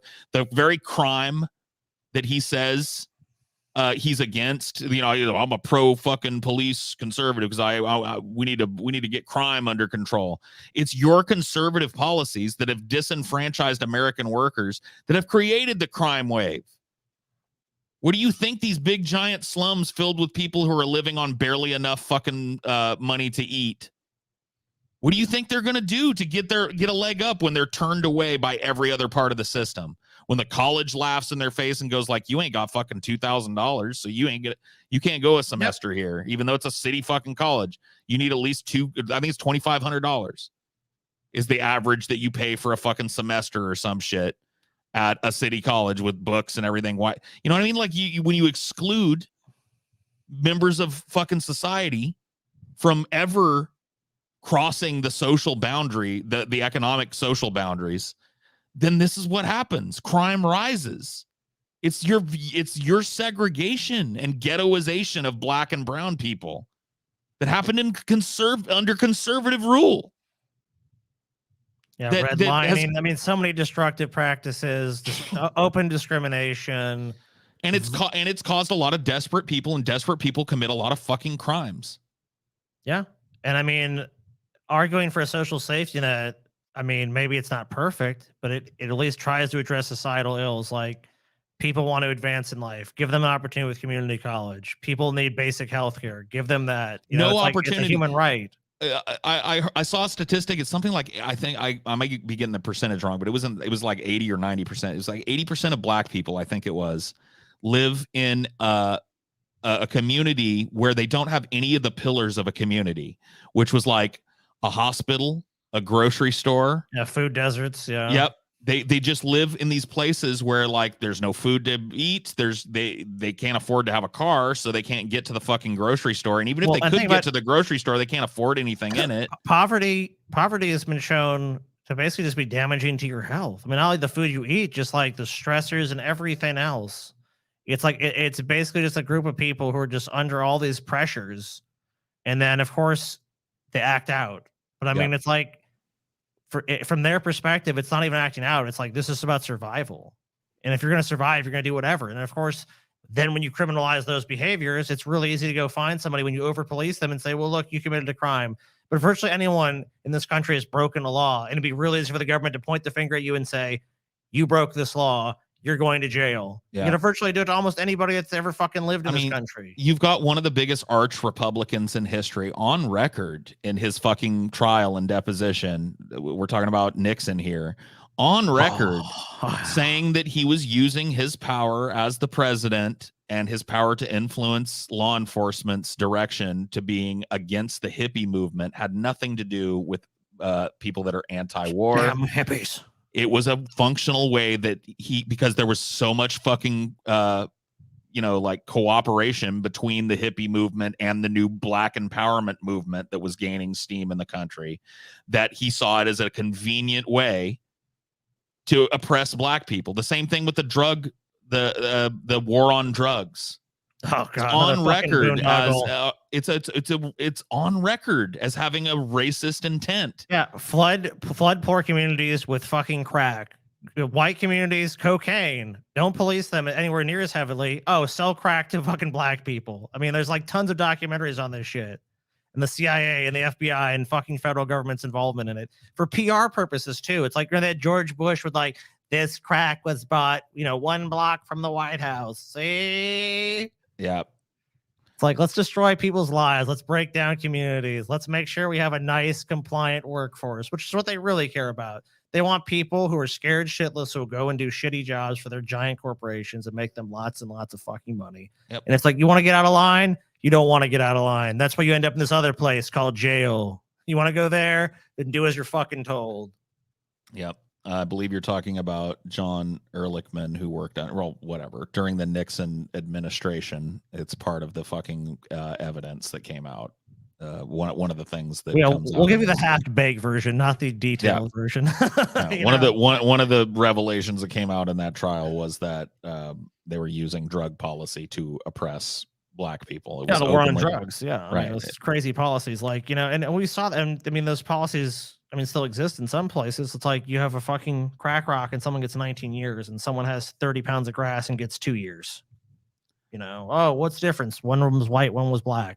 Yeah. One hired a good lawyer that argued every fucking, well, this was a seizure legal to Mirandize this person. Like, every objection possible will be noted, versus like public defender better take the deal. Yeah. So I don't know. Does we only got 2 minutes and 10 seconds into this, by the way, and that many logical contradictions had to be addressed. Yeah, we've gone down the fucking rabbit hole. I mean, it's fucking crazy to me, but that's that's how it is with Ben, and it's fucking. I'm telling you, dude, it's exhausting. It's the Shapiro Zone, dude. Like, and guys, I'll tell you, I'm sure, maybe not this month or next month, but I mean, I feel it in the air. Another Shapiro Gauntlet is gonna be coming soon. I mean, there's no way that the first one can be left standing alone. I think there's gonna be some other fucking there's gotta be, man, personalities. You know which one I'm dreading, Scotty. I think you know now. Dude, I mean, there's no one's gonna be worse than Peterson, dude. I just, oh no, oh fuck no, dude, oh fuck. It's coming, Scotty. No, dude, I'm a brave man. I will fucking stand against the fucking tide of Jordan Peterson or Ben Shapiro or Matt Walsh or Steven Crowder, any of those fucks, man. But this is one where, like, I want to lay down my shield and just say, like, I can no longer fight this fight, dude. Brian crusty lips, fucking Stelter, man. No, fuck no. Got it, dude. He's one of the. He's definitely in the fucking maze, dude. He's part of the gauntlet. Part of the gauntlet, man. I'm scared, man. Just the way it is. So let's see. Do we have any more Ben Shapiro videos? No. So this is our final goal for the night. Thank you to all who donated to get us here. Yeah, you guys went above and beyond. I think we've done $734. So you guys fucking killed. You massacred our goal. Yeah, thank you very much for that. That's very nice, you guys. Thank you for helping the show. This is our segment on Satanists and Christmas. I'm dreaming of a satanic Christmas. Oh, yes, finally. I'm glad we got to this goal, dude. I was looking forward to this. So another year, another nativity scene, another satanic altar set up next to the nativity scene. I love this kind of fucking trolling that Satanists do. It's official. It's okay to say Merry Christmas again. But hey, it's official. You could always do it. You were just a pussy and you were afraid to say it. Because it was never a problem ever in the history of humanity to say Merry Christmas. Okay. All right, let's do it, Paul. Just because. Okay, Merry Christmas, everybody. Oh no! Why? Yeah, nothing happened. The fake ass war on Christmas, just like the fake ass culture war. Shotty Tubbs gave a $5 super sticker. I can't see it though. 0 for the war on Christmas this year. An alleged devil worshiper erecting a satanic symbol directly next to the good job scene and that's Christmas tree. Sick. Huge insult. So, Waters World has huge insult. So their very fucking existence is insulting to you, and we're supposed to legislate against them because of that. Fuck you, you little fucking button down weirdo.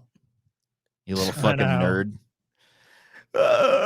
It's fine. Yeah, other people that are different than us exist, and goddamn it, no. That's what I'm here to say. It's like, fuck you. Yeah, bitch. as a non-religious person, I find the nativity scene put on public property to be disgusting and horrible. So should they now remove it because of my offense? I find it representative of a bloody and covetous religion that has been behind more fucking deaths than you would ever be able to fucking qualify if you were only smart enough to accept them. It's been nothing. It's a death cult. It's a literal cult of worshiping the dead body of a fucking alleged preacher that was killed in fucking Rome, in the Roman Empire. And you're a fucking part of that. And it's creepy to me when I drive by your fucking weird fetishization of the virgin birth in the manger. Dude, I live in a very conservative Christian area, and like, see, I talk about it every year. I want to do like a nativity scene with like a little devil baby and shit. Like, I was like, I don't give a fuck. Fuck these motherfuckers.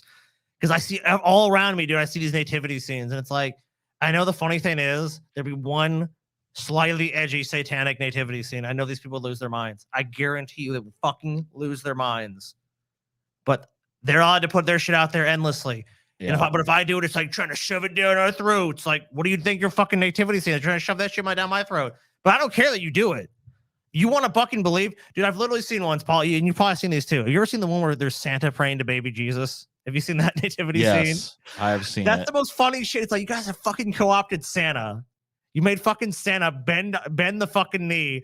Oh, little baby Jesus, thank you for letting Christmas be a thing. It's like, no, Santa used to belong to all children, but now he's Jesus's little fucking nursemaid because you've thrown him into a boring ass, creepy nativity scene. Which, not to mention, they stole Christmas from fucking pagans.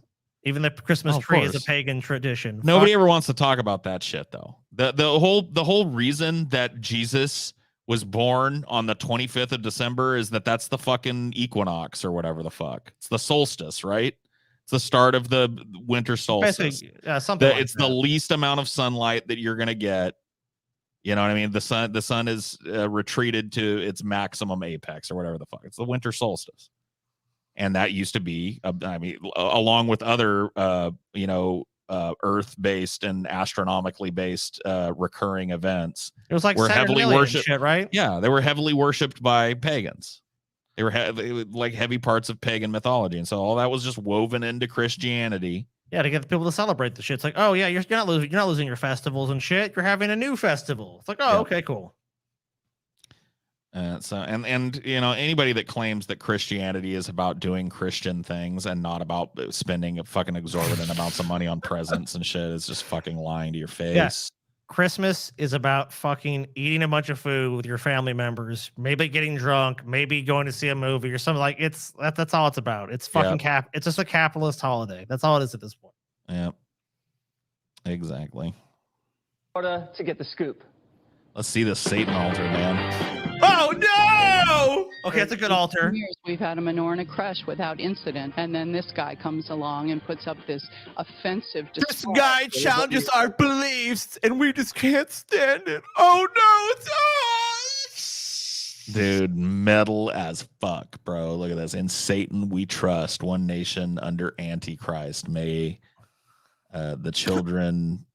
I can't read the rest of it. But it's kind of like their stupid Chiron is covering up some of the message. Big, almost like a FU to something right next to it. I don't think it's cool that it was done this way. Christmas is a season of peace and love, and that symbol represents hate and despair. They can put that any time of the year. That's not a Christmas symbol. The people I have talked to are not very happy with it. Is it ruining Christmas for you guys? Most people that I've talked to are not very happy with it. Yeah, they're sitting there rubbing their hands together and losing sleep over this shit. I was led to believe that it was very bad. It's like I was led to believe that I could keep my red stapler. Yeah, it's like, yeah, what the fuck is this shit, dude? It's like, you guys have nothing better to do. Look, you guys get to have your nativity scene, right? It's up there. You guys have it. So if it's public property and someone wants to put up a satanic one, which, by the way, most Satanists are just atheists. They're just making fun of you guys. Yeah, this is just trolling idiots like you. You know, you should just go like, haha, that's funny, and move on. And you know what? The Satanists would basically just be like, okay, and that'd be it. It's like, you guys are giving this power by getting so upset with it. It actually has no power over your lives. If you were just like us, these secular people in society, we look at your shit and go, what a bunch of fucking idiots, and we go about our business. We don't fucking care. I'm not going to go kick down a nativity scene because I'm an atheist. No, how dare you? But they are like that. They've grown up in a culture that bowed to their particular fucking flavor of magic man worship. And now they see that other religion, they live in a country where they would have fought to the death to protect your right to religious freedom. But when it comes down to issues of actual religious freedom, like equal opportunity to display your fucking shit if in public spaces, if it's allowed for one, it has to be allowed for all. They don't want it because it doesn't glorify their one particular fucking weird branch of magic man worship. It's ridiculous that these people don't see that. And so it just goes to show you these conservative people that say they're about fucking religious freedom. They ain't about religious freedom. They're about Christian freedom. Oh, they're about 100%. The freedom. Dude, if a lot of these people that march for and watch Fox News to get riled up about how everybody's coming for Christians, dude, if a mosque opened up in their neighborhood, they'd shit a brick. One of them would probably burn it down. These fucking yokels, right? So they're not for religious freedom. They're for religious freedom as long as you believe exactly like we do, and as long as you act exactly like we do and look exactly like we do. And if you're willing to go through all that, the rigors of doing that, we like it. It's just fascist as fuck at its core. Trolling Christians with just the historical facts that are presented as the spice of life. I mean, at this point, Christians have no excuse either. The internet fucking put the final dagger in Christianity's heart. All these stupid solipsistic questions that Christians think disprove the idea of atheism or whatever, end up disproving themselves. They waste their time. You've seen it on pretty much any fucking goddamn show that covers atheism, and you have Christians endlessly come up with different iterations of the same bullshit. But most of it just boils down to they have no idea how to argue their position. They have no way to prove their position. Any of the claims they make have been far fucking spurious at best, and they believe a bunch of nonsense. I think Bill Maher was the fucking vampire hunter that pounded the stake that last time and got it through the heart of religion. I think he was the one what done it, dude. That Religulous movie or whatever. Like once that happened, it was a big hit. Everybody was just like, all right, now nobody's got any excuse to be duped into this weird fucking death cult Christianity and stop giving.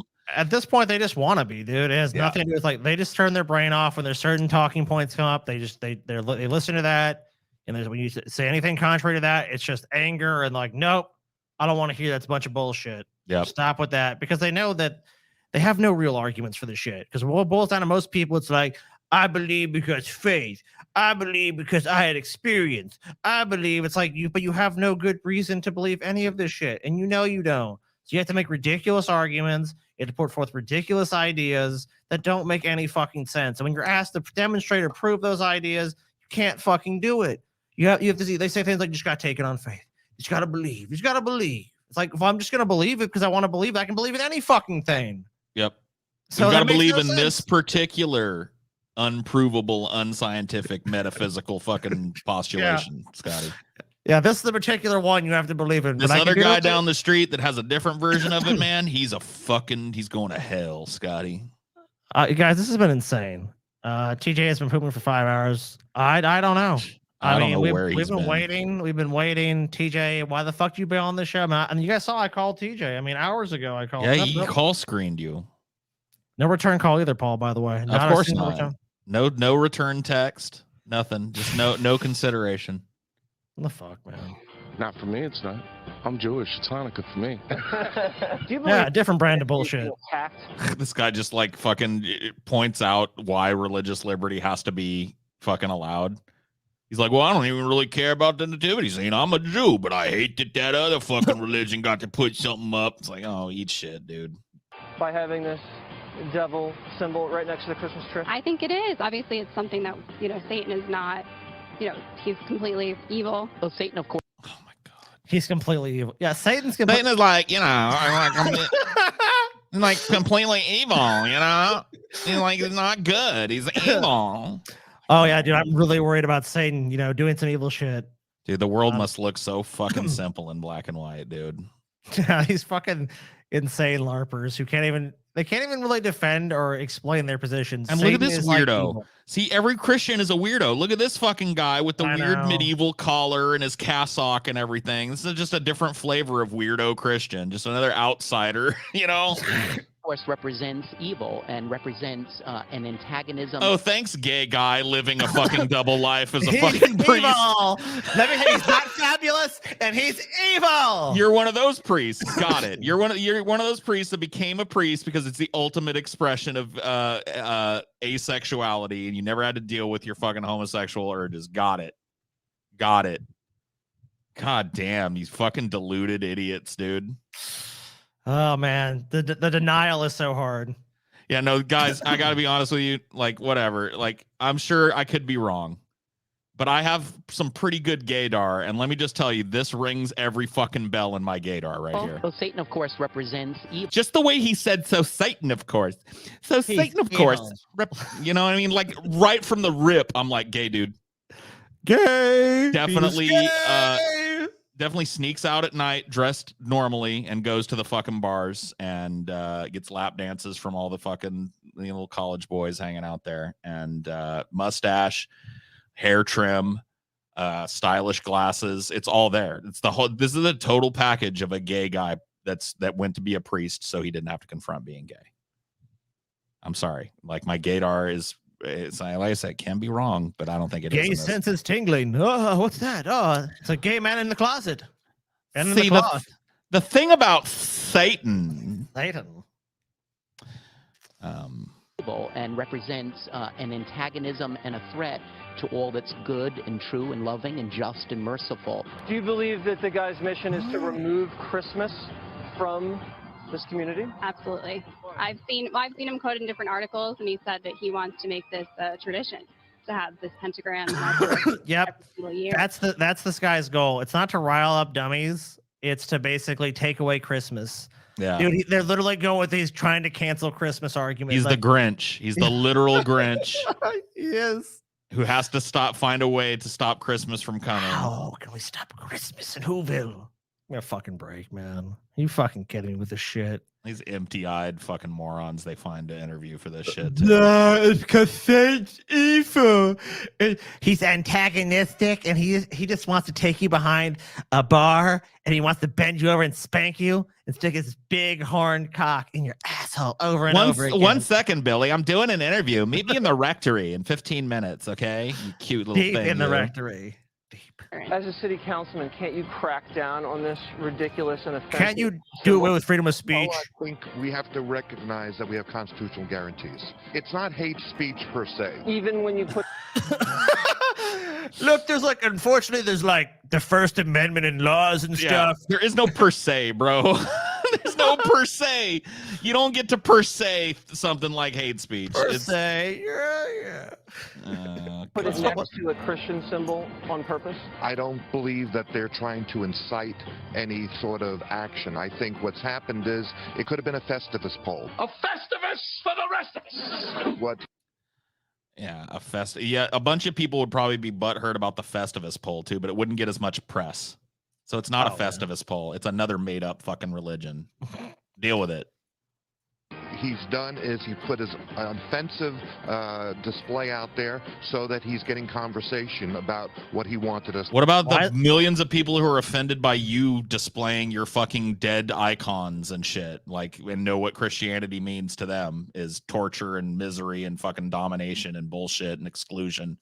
Like, what about the million? Like, I'm one of those people. I hate looking at your fucking nativity scene. I think it's gross. It's okay if you're offended though. Like, see them, it's a deeply held religious belief that should be totally respected. But if you're, like you said, if you don't fall into that line, then it's basically fuck you. It's fuck you. You're just trying to offend. This offensive display. What's offensive about it? Who gives a fuck if it's offensive to you? Then don't look at it. Then just don't look away. I would never sanction any law that said that you couldn't put your fucking nativity scene up in the goddamn public square as long as it was allowed for anybody else to do it. The same goddamn fucking. That's all I care about, is that you don't have some exclusive access to display things on publicly maintained land. Which is what they want, essentially. I mean, that's what the argument is. The argument is no one else should have the space except us. We should just dominate the space because we always did and we always should. Yeah. So these fucking dunderheads. Ugh. To discuss, which was, in his eyes, freedom from religion. Is Satanism even a religion? I don't think so, but it's certainly there to incite violence and hatred, and that's not something that Boca. It did? When did that happen? You mean like Christianity has incited in pretty much every instance of its fucking existence throughout history? Remember those crusades? I mean how George Bush justified our invasion of the fucking Middle East partially and in large part due to a mission he was given from God and Christian principles. He basically ran a fucking quiet part loud holy war. So what about Christianity's fucking huge scars that it's left all over indigenous communities? Nuh-uh, because like, remember all those Satanists, like the Satanic Panic we had? Remember that when it was all those Satanists that did all that? Oh wait, that never happened. Yeah, what about what about the enslavement and forced whatever you call it when you change religions of the Native American population by the Catholic Church in this fucking country? Yeah, and in Canada too. I mean, like California is literally maggoty with what are called missions, which is places where they used to grab the local Native population and forcibly indoctrinate them in Christianity. Take children from their families, kill, countless times abuse them, kill them. I mean, come on. Slavery was justified with the fucking Bible. I don't get this. Like, we have the moral high ground. Like you guys are the fucking sewer of morality.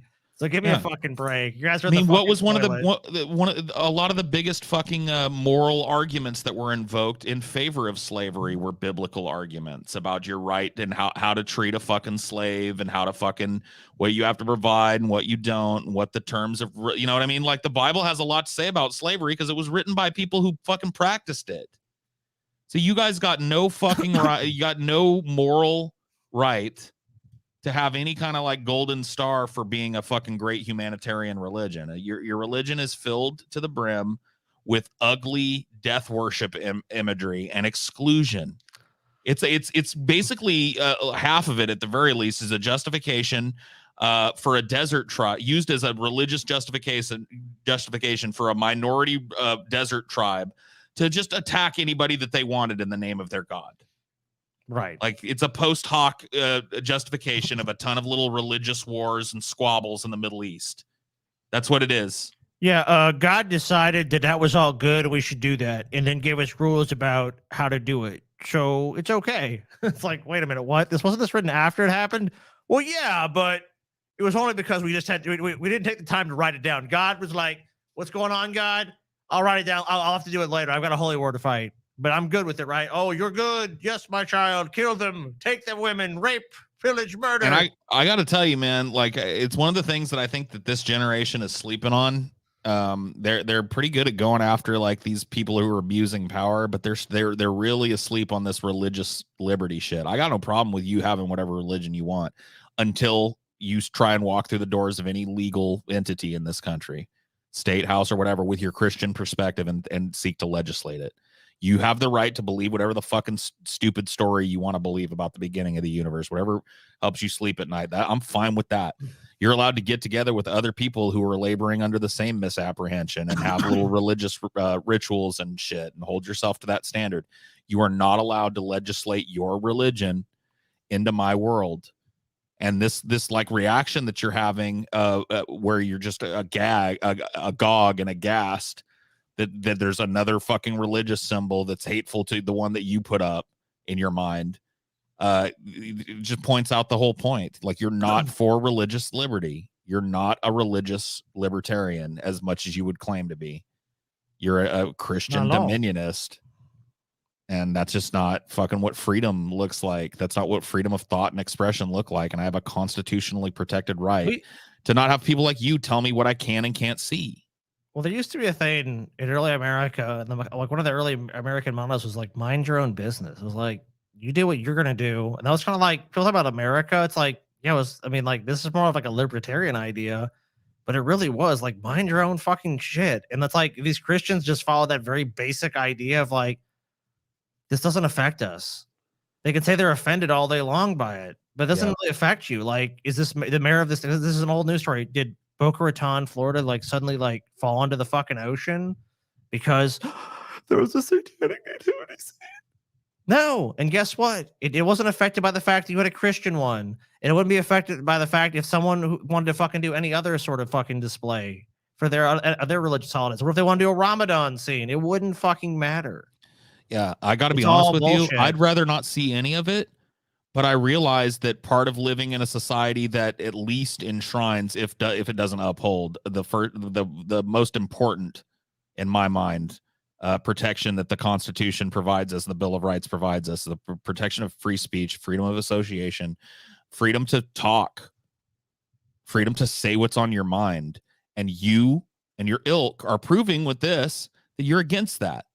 You're against people's right to freely express their mind when it, even in an imaginary way, runs contrary. Because this guy's pointed it out to several of you. You even really think Satanism is a religion? Because it's not. Yeah, there are some people who would probably say you would look at it, they say they religiously adhere to it. But as a fucking religious community, it's not. It's mostly set up to troll your religion and pointing out the hypocrisy of living in a country where you have freedom of religion, but trying to argue that you can't have freedom from it. So no, Go fuck yourself. If you're inciting violence and hatred, can't the city do anything about that? Not according to the Constitution. Unfortunately, we've had our city. That's because there's nothing on that sign that incites violence or hatred. It's just a religiously tinged symbol that you've been conditioned to have a certain reaction to. And it's completely and utterly protected. And whoever put it up has the right to fucking put it up there. What you just said, unfortunately, no. Unfortunately, there's nothing we can do about it. We cannot go and trample this guy's rights as much as we'd love to do it. What a piece of fucking garbage, dude. You're supposed to, like, when you're an elected government official in the United States, you're supposed to swear to uphold the Constitution, and you're supposed to fucking actually value those ideals. And it's just so clear they don't. And if they could do away with that section of it, they would immediately do so. So fuck these people. City attorney, and I know our interfaith clergy has consulted with other attorneys on this issue. Oh no, display! Or we don't allow it. In January, we're going to revisit our policy on the free speech zone.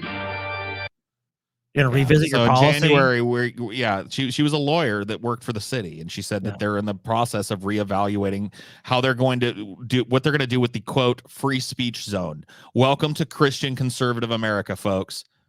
Oh, that's not a piece of public land, publicly maintained by taxes. That's a free speech zone, and we're just going to move it somewhere else. We're going to write some fucking little hibbity-hop legislation, and we'll see if this guy wants to sue to put up his pentagram, basically, is what it is. Or we just ban all religious displays. So that's what they do a lot of the times. They would rather rip down their own fucking 10 commandments from out in front of their courthouses than defend their right to exist. Oh, you know what'll happen a lot of times too, Paul? They'll just find private land, like, suddenly that land will be donated to you know what, we're selling this land to this business. Oh, and guess what? A Christian displays back because now it's private property. So too bad. We Privatization, win. another fucking move that just benefits the top fucking 1% of society ultimately. Yeah, and of course then lets them have whatever speech they want on there and bans whatever speech they don't like. Right. And just squashes the minority opinion, squashes any minority, religious or otherwise, which is what America has done pretty much for its entire fucking existence. If you're anything like a student of American history. Yeah, someone just said, "Good, tear down the religious statues." I mean, yeah, I'm fine with that, but I don't.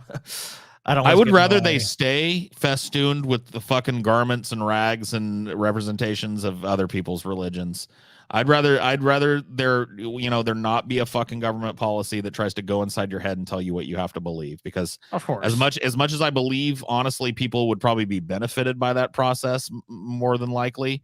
I don't think it's the right of the government to go in and tell you what to fucking believe. I have a firm, for the same reason that you ought to protect my right to put a pentagram up in your fucking park. Right. Because it's a free speech issue. I don't want to see the Christian perspective, tamped down so much as I want it, to live by the rules. It's a religion. It's not part of our government. The government has it enshrined in its fucking founding documents, our separation between church and state. Dude, banning something, and we both know this, banning something only makes it more attractive and cooler to some people. I do not want to ban Christianity at all. No. It's not the only way to make Christianity look sexy is to say you can't do it anymore. Christianity in the Western world is dying a slow, sad death, and I don't think it's dead yet. I think they're going to cause some damage on the way down. But, if you just look at the fucking numbers, Christianity is dwindling in terms of its dominance of the culture and dominance in people's minds. And other religions are on the rise, including, as you would call it, the religion of atheism. You know what I mean? The absence of religion is the one that's really on the meteoric rise. So you guys are your days are numbered, and this is just a sign of the times, and you're salty about it. And it really doesn't mean anything for you and your family. Nobody's telling you can't be Christian. They're just telling you don't get exclusive access to public property because you believe in this magic man, not this one. But Christmas. Yeah, church is slowly but sure. I mean, look, there are areas of the world in which the church remains dominant and is probably growing in dominance. I mean, the Middle East has seen a real revival of authoritarian religious rule in the last 30, 40, 50 years. Not that it was ever, a super liberal place, but it was definitely making some westernization moves. A lot of that at the behest of skullduggery on the part of the United States, but say what you want. And I mean, honestly, though, even countries like Saudi Arabia and Iran and stuff have definitely seen a rise in secularism too. I mean, obviously they tamp down on it as much as possible and throw people in prison and kill them and shit. So they do everything in their power to prevent that rising tide. But I think you're seeing that all over the world. I think it's just the increase of information and ideas, and obviously religious groups are not going to just give their power up and say, you know what, the tide's turned against us. Like, you're right, they're going to go kicking and screaming. They're not going to go gently. I think not. So no, not the Ingram angle, Scotty. This is what is next to another one. Oh no! Look what's next to baby Jesus. Imagine walking into your state's capital during. What's next to baby Jesus? Tell me. I gotta know what blasphemous hunk of filth these liberals have put next to the baby Jesus. I gotta be honest with you, Paul. It's gonna make you cry watching this story. What they put next to little baby Jesus. Oh, I'd like to go down there and tear it down with my own bare hands. How dare they disrespect the baby Jesus? Unfortunately, Paul, they got these liberal laws like the Constitution prevent us from doing that. Can't believe it. They don't even have the fucking gumption to hate on adult Jesus. They got to pick on a baby. I don't know why, but they do. During the week of Christmas and seeing this monstrosity. That's awesome. That is way cooler, dude. That's why I'm saying I want that little fucking demon in the manger, dude. I want there to be Joseph and Mary and the three wise men they just added later on or whatever. I want them all there with their gifts of myrrh or whatever bullshit. And I want a little Satan there. And it's like, oh, it's little, our new Lord, Satan is born. He's an adorable little goat demon. I mean, why not? This is a beautiful thing right here. And I challenge them to like, look, I'm not trying to offend them, but I think it'd be cool. If Aesthetically, this is way more pleasing than just a fucking rosy-eyed, blue-eyed, blonde-haired baby laying there. Yeah. You know what I mean? Baby Satan is, I mean, I think it'd be a little Satan's fun. awesome. He's metal as fuck, dude. Why can't we have that for Christmas instead? Yeah. Away in a manger, a goat demon. The goat demon was born. Imagine art display in Illinois depicting the satanic figure Baphomet as a baby. Baphomet as a little baby. Oh no! Oh, dude, the only baby that's allowed in the God world is the baby Jesus. What's this baby Baphomet? Oh my God, this is just like this has got to be just for grannies, right? At this point, like Fox News is just doing news for grannies, right? Yeah, that's been doing because I think I gotta please tell me that most people in their fucking 20s and 30s have moved away from this. I don't think. Yeah, I think this is for grandma and grandpa. Oh man, let's trigger grandma and grandma. The boomers can't go out quick enough, man. They gotta go. It sits right next to the nativity. It's so obvious what the it scares your meemaw. Yeah. This is just getting Meemaw worked up into a frenzy. Have you seen what they put out there? I'm sorry, Meemaw, but they got a right to do it. No, they don't. They're going to hell. They're going to take society to hell, Meemaw. Back when I was a little girl, only thing I had the right to put up with the America flag. Well, Grandma, it's not like you were when you were a little girl. Black people have rights now. Oh, don't get me started on that. Exactly. Don't get me started on that one, boy, because I'll tell you what, man, never mind. I'm going to keep my mouth shut because I don't want to cause a big family event like I did last year, but I'm just telling you. Baby Baphomet's down there in the park right now. You go see. Dude, I'd love to go see this. Oh, man. I'm making it funnier and more interesting than it actually is. It's mostly just slack-jawed grunting around the table, That's really what's going on. Yeah, they're doing devils. Do devil stuff over there. DJ good, devil bad. Pass the beans. I was watching the news and guy said they got Baphomet over there. They got Baphomet, man. Baphomet is like Batman's cousin or something. They got him all wrapped up in swaddling clothes down there. Oh, hell no.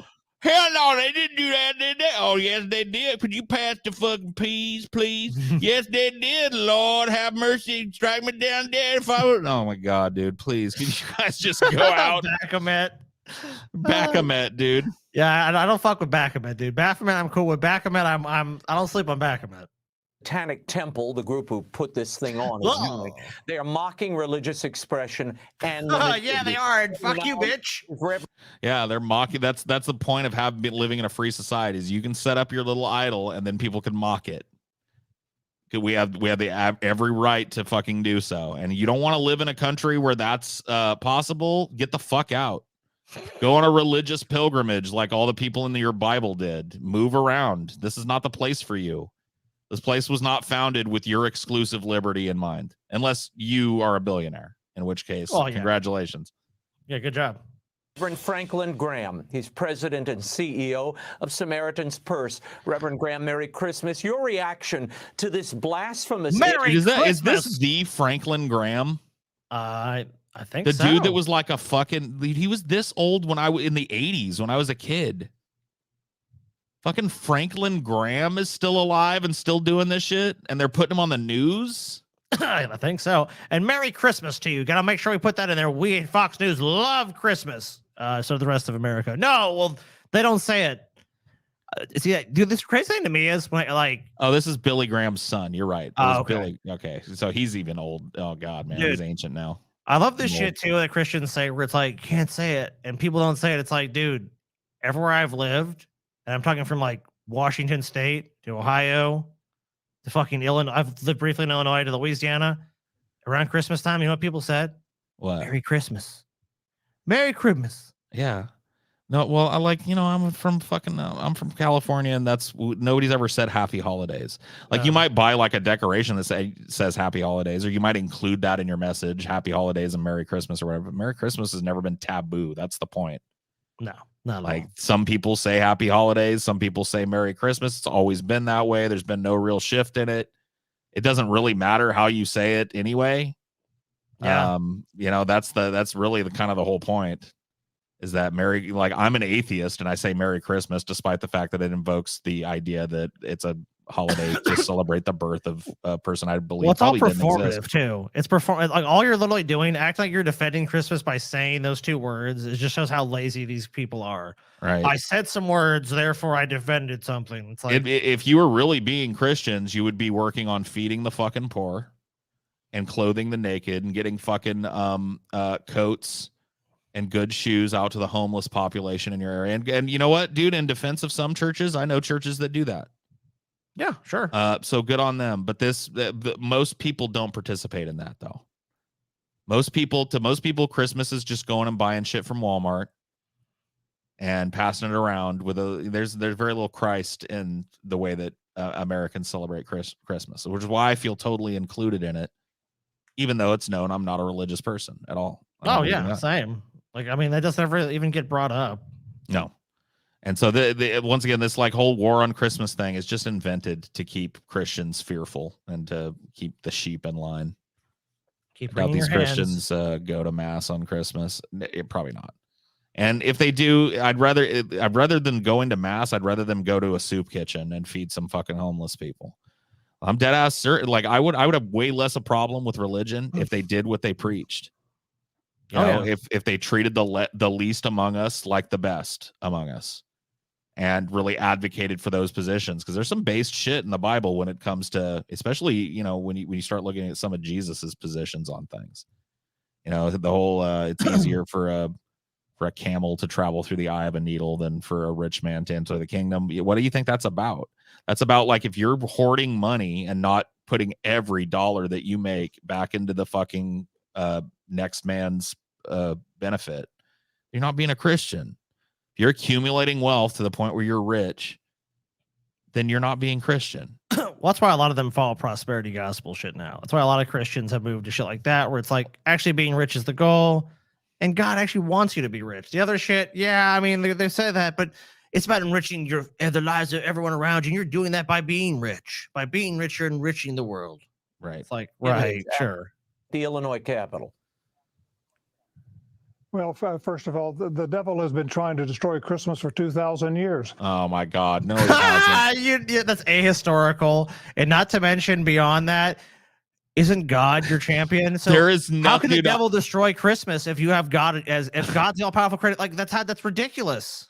There is nothing in the Bible about the devil trying to destroy Christmas. You're thinking of the Grinch, Mr. Graham.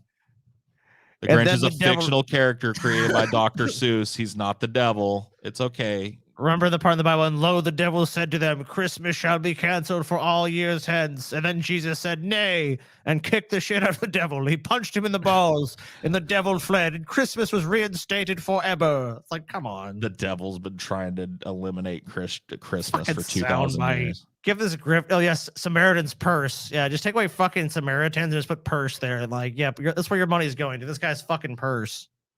When King Herod sent his troops to Bethlehem to hunt for the baby Jesus to kill him.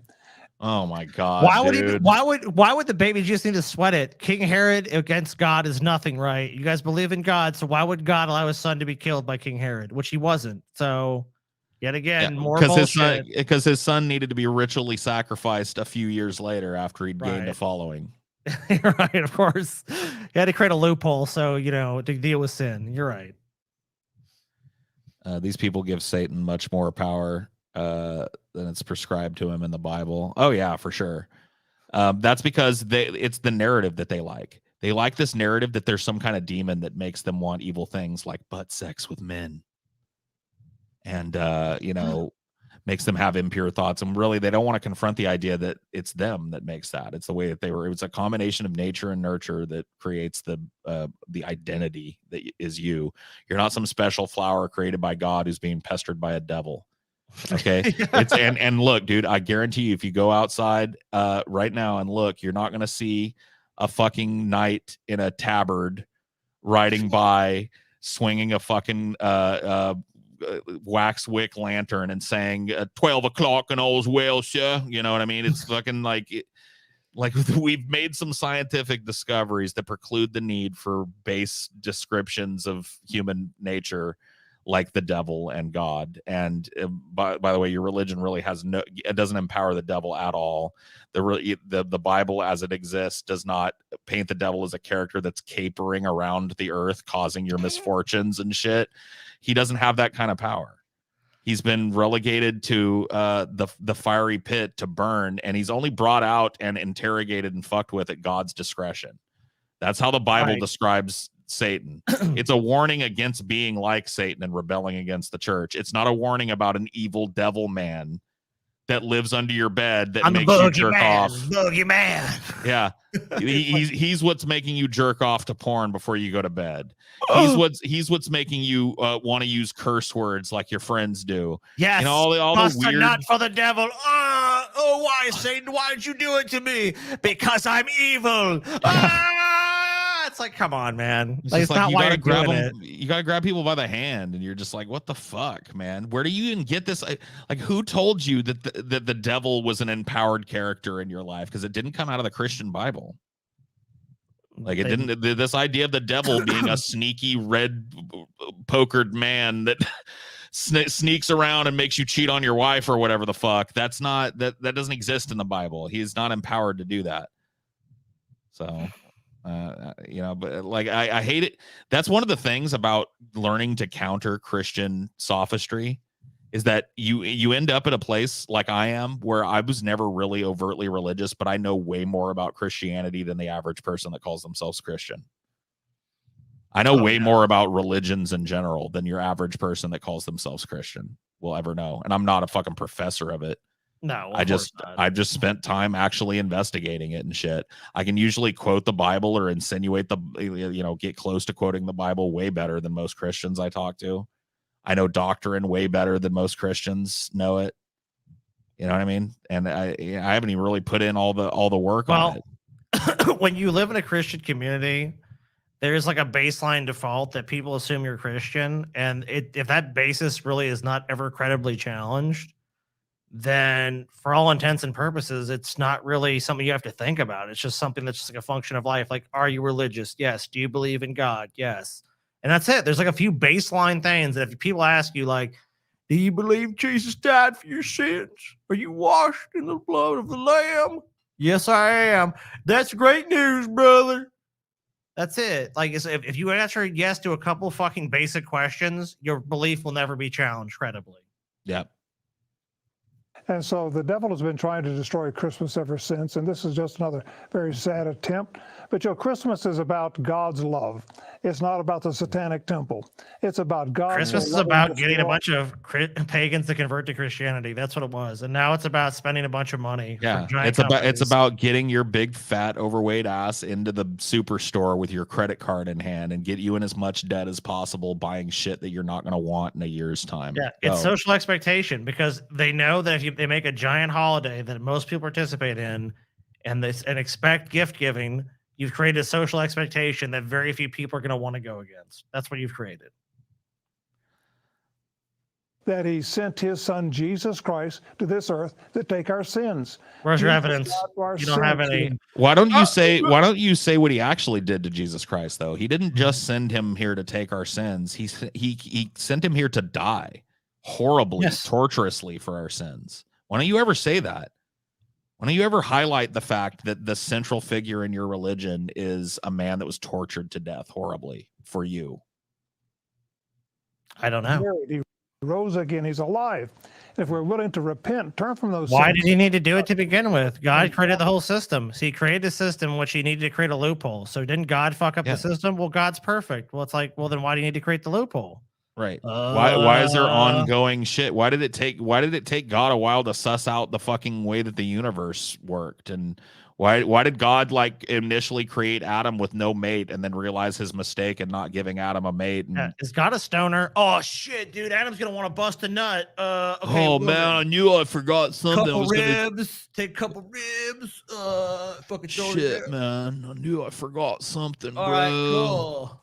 Like, what the fuck? Dude, God just fucking, it's a lot of shit slipped God's mind for a long time. God peoples the earth with people, and then they get so fucking out of line with him because he's so bad at like fucking expressing what he wants them to do that he just drowns the whole earth, except for one weirdo and his family. You know what I mean? Yeah. Okay. I don't think anyone can credibly follow the book. I just don't know. I mean, like, it's a joke, bro. It's just like any examination, but it just crumbles like a fucking piece of paper. It doesn't make any fucking sense. The contradictions are endless. We've done episodes where we've just covered just a few of them, and it's like it just does itself. Like, if you actually look at a book that literally contradicts itself from page to page, from fucking book to book, you're just like, what the fuck is this?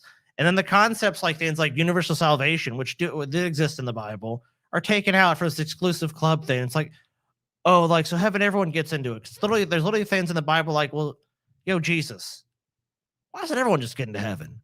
And then Jesus is like, you know what? You're right. Everyone will get into heaven. Oh, it's not exclusive enough. We need like the guy, the bouncer, and the fucking rope. And it's like, not you.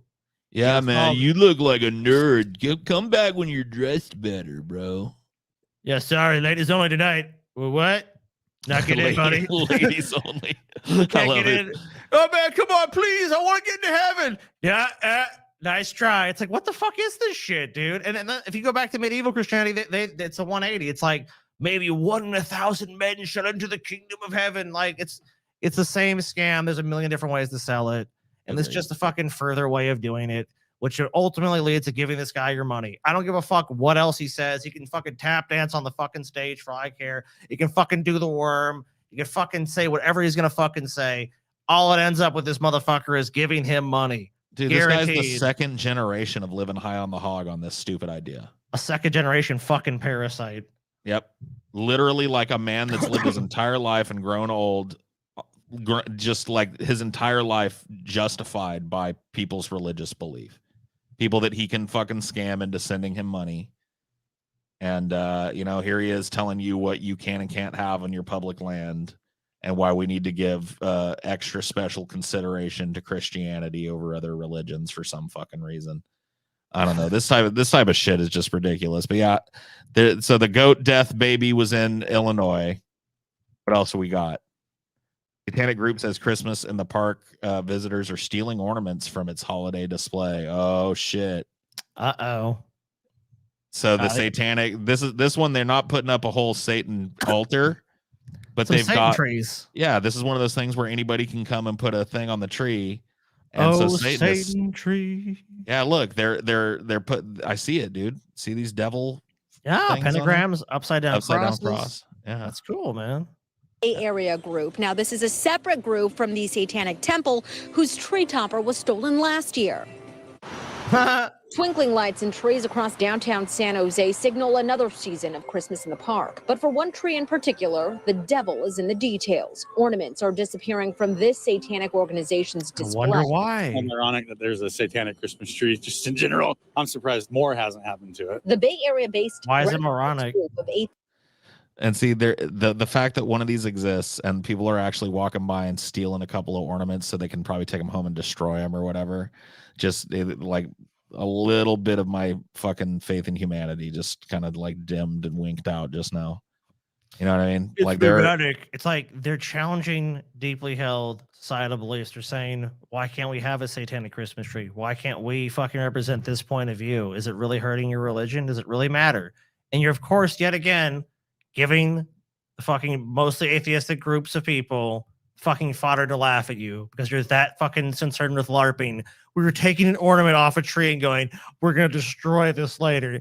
You know, I respect you guys. At least you had the balls to take a fucking goddamn thing of lighter fluid and a fucking flame and fucking burn the tree to the fucking crisp. But then at least you had the fucking balls to stand up to the courage of your fucking convictions. Yeah. You know what you call somebody that walks by a public display and takes something off of it? You call them a thief. Yeah. Why is your fucking enlightened Christian ass thieving from another person? What? Hey, Paul, isn't there a book? Isn't there a book that has a series of commandments given to them from God?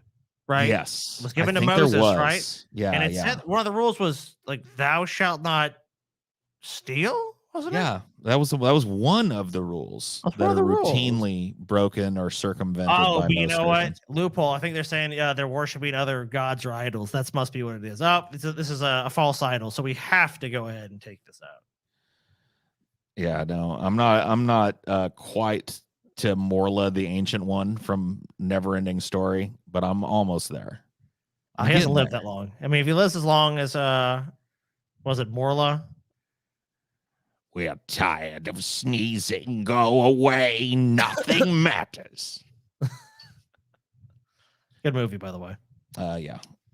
Unfortunate sequel. Theistic Satanist says it hung 140 ornaments and are now quickly running out. Group members are pleading for people to stop stealing. However, some park goers are sharing their own perspective on polite behavior. I think it's not correct to put that here, and especially a tree sponsor. Huh? Yeah, again, like it's not correct to do it. It's like, why is it not? Based on what constitutional principle would you exclude their right to do it when you have the right to do it? Like, you can't name one, then get out of the fucking way. You can not like. There's tons of people that don't like looking at Christmas trees for fucking 3 months a year. I'm one of them. Like, I like a Christmas tree, but I don't want to stare at one for 3 fucking solid months as people build up to the big corporatist orgasm that is fucking Christmas. Ugh, you're telling me about it. Pastors living the high life in warm and comfortable mansions while their church buildings sit empty and haven't fed a single person in need. Yeah, like Joel Osteen. That's a fucking perfect example. Yeah, a guy just takes all that money and turns it into gaudy shit for him and his family. And, people just line up around the block to help him live that fucking high life. He's living a fucking life. God, yeah. I don't even want to think about Joel Osteen's life, bro. He's so fucking rich. I mean, he has fucking huge. He lives in a huge mansion, has multiple ones. He jet sets around the world, spreading the gospel. Yeah, that motherfucker, man. God damn it. On his private jet, dude. You should have got into the grift, Paul. I should have been like, "Oh, baby Jesus, thank you." Oh, I still got it to fall back on. If this, this whole internet thing doesn't work, I'm opening a church. Faux show. I don't blame you, man. Different group, Satanic Temple, had its tree topper stolen. A giant black goat head, a park executive says has since been located. Christmas in the Park's executive director says stolen ornaments are not specific to Satanic-sponsored trees. One reason sponsors are told not to put anything valuable on display. Are you excited to see all the trees? Well, don't pull off any goat heads, okay? Oh, wow. I love the news. Anti-Christmas satanic flea market attracts Londoners. Cool. So this is something I would actually like to visit if I ever went to London. Yeah, London is pretty based. So let's see.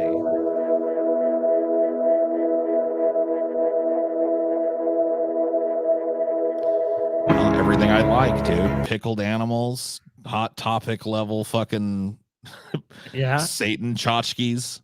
Yeah, man. Pagans, Satanists, and lovers of the quirky and subversive thronged London's anti-Christian satanic flea market. Fuck yeah, dude. Have fun with that. Yeah, I love it.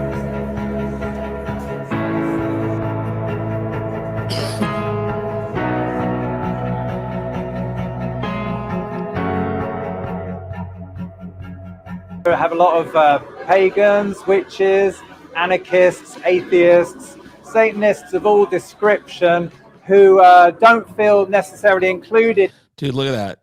That's 2 tentacle pussies. Well, one tentacle pussy, and then another one giving birth to like a little Satanist doll. And see, wouldn't you like to see a couple of years of this in a row before we go back to Christmas? Because I think we need to give Satanism its fucking due. This is the reason for the season, dude. Right here. Oh, tentacle pussy, little aborted baby fetus weirdo doll coming out to life. Yeah. Krampus or like a satanic looking figure. I mean, yeah, this is the reason. I mean, I love it. Yeah, I want a flea market like this around me. I want Christmas to look like this for a couple of years, please. That'd be fucking sweet, dude. Of course, people want to do the same old bullshit. So yeah, I know. Too many people would whine and cry about it. Traditional Christmas celebrations, but except that We all want to get presents. We all want to have fun at the end of the year. And of course, we recognize. So it's a Festivus for the rest of us in London. Yep.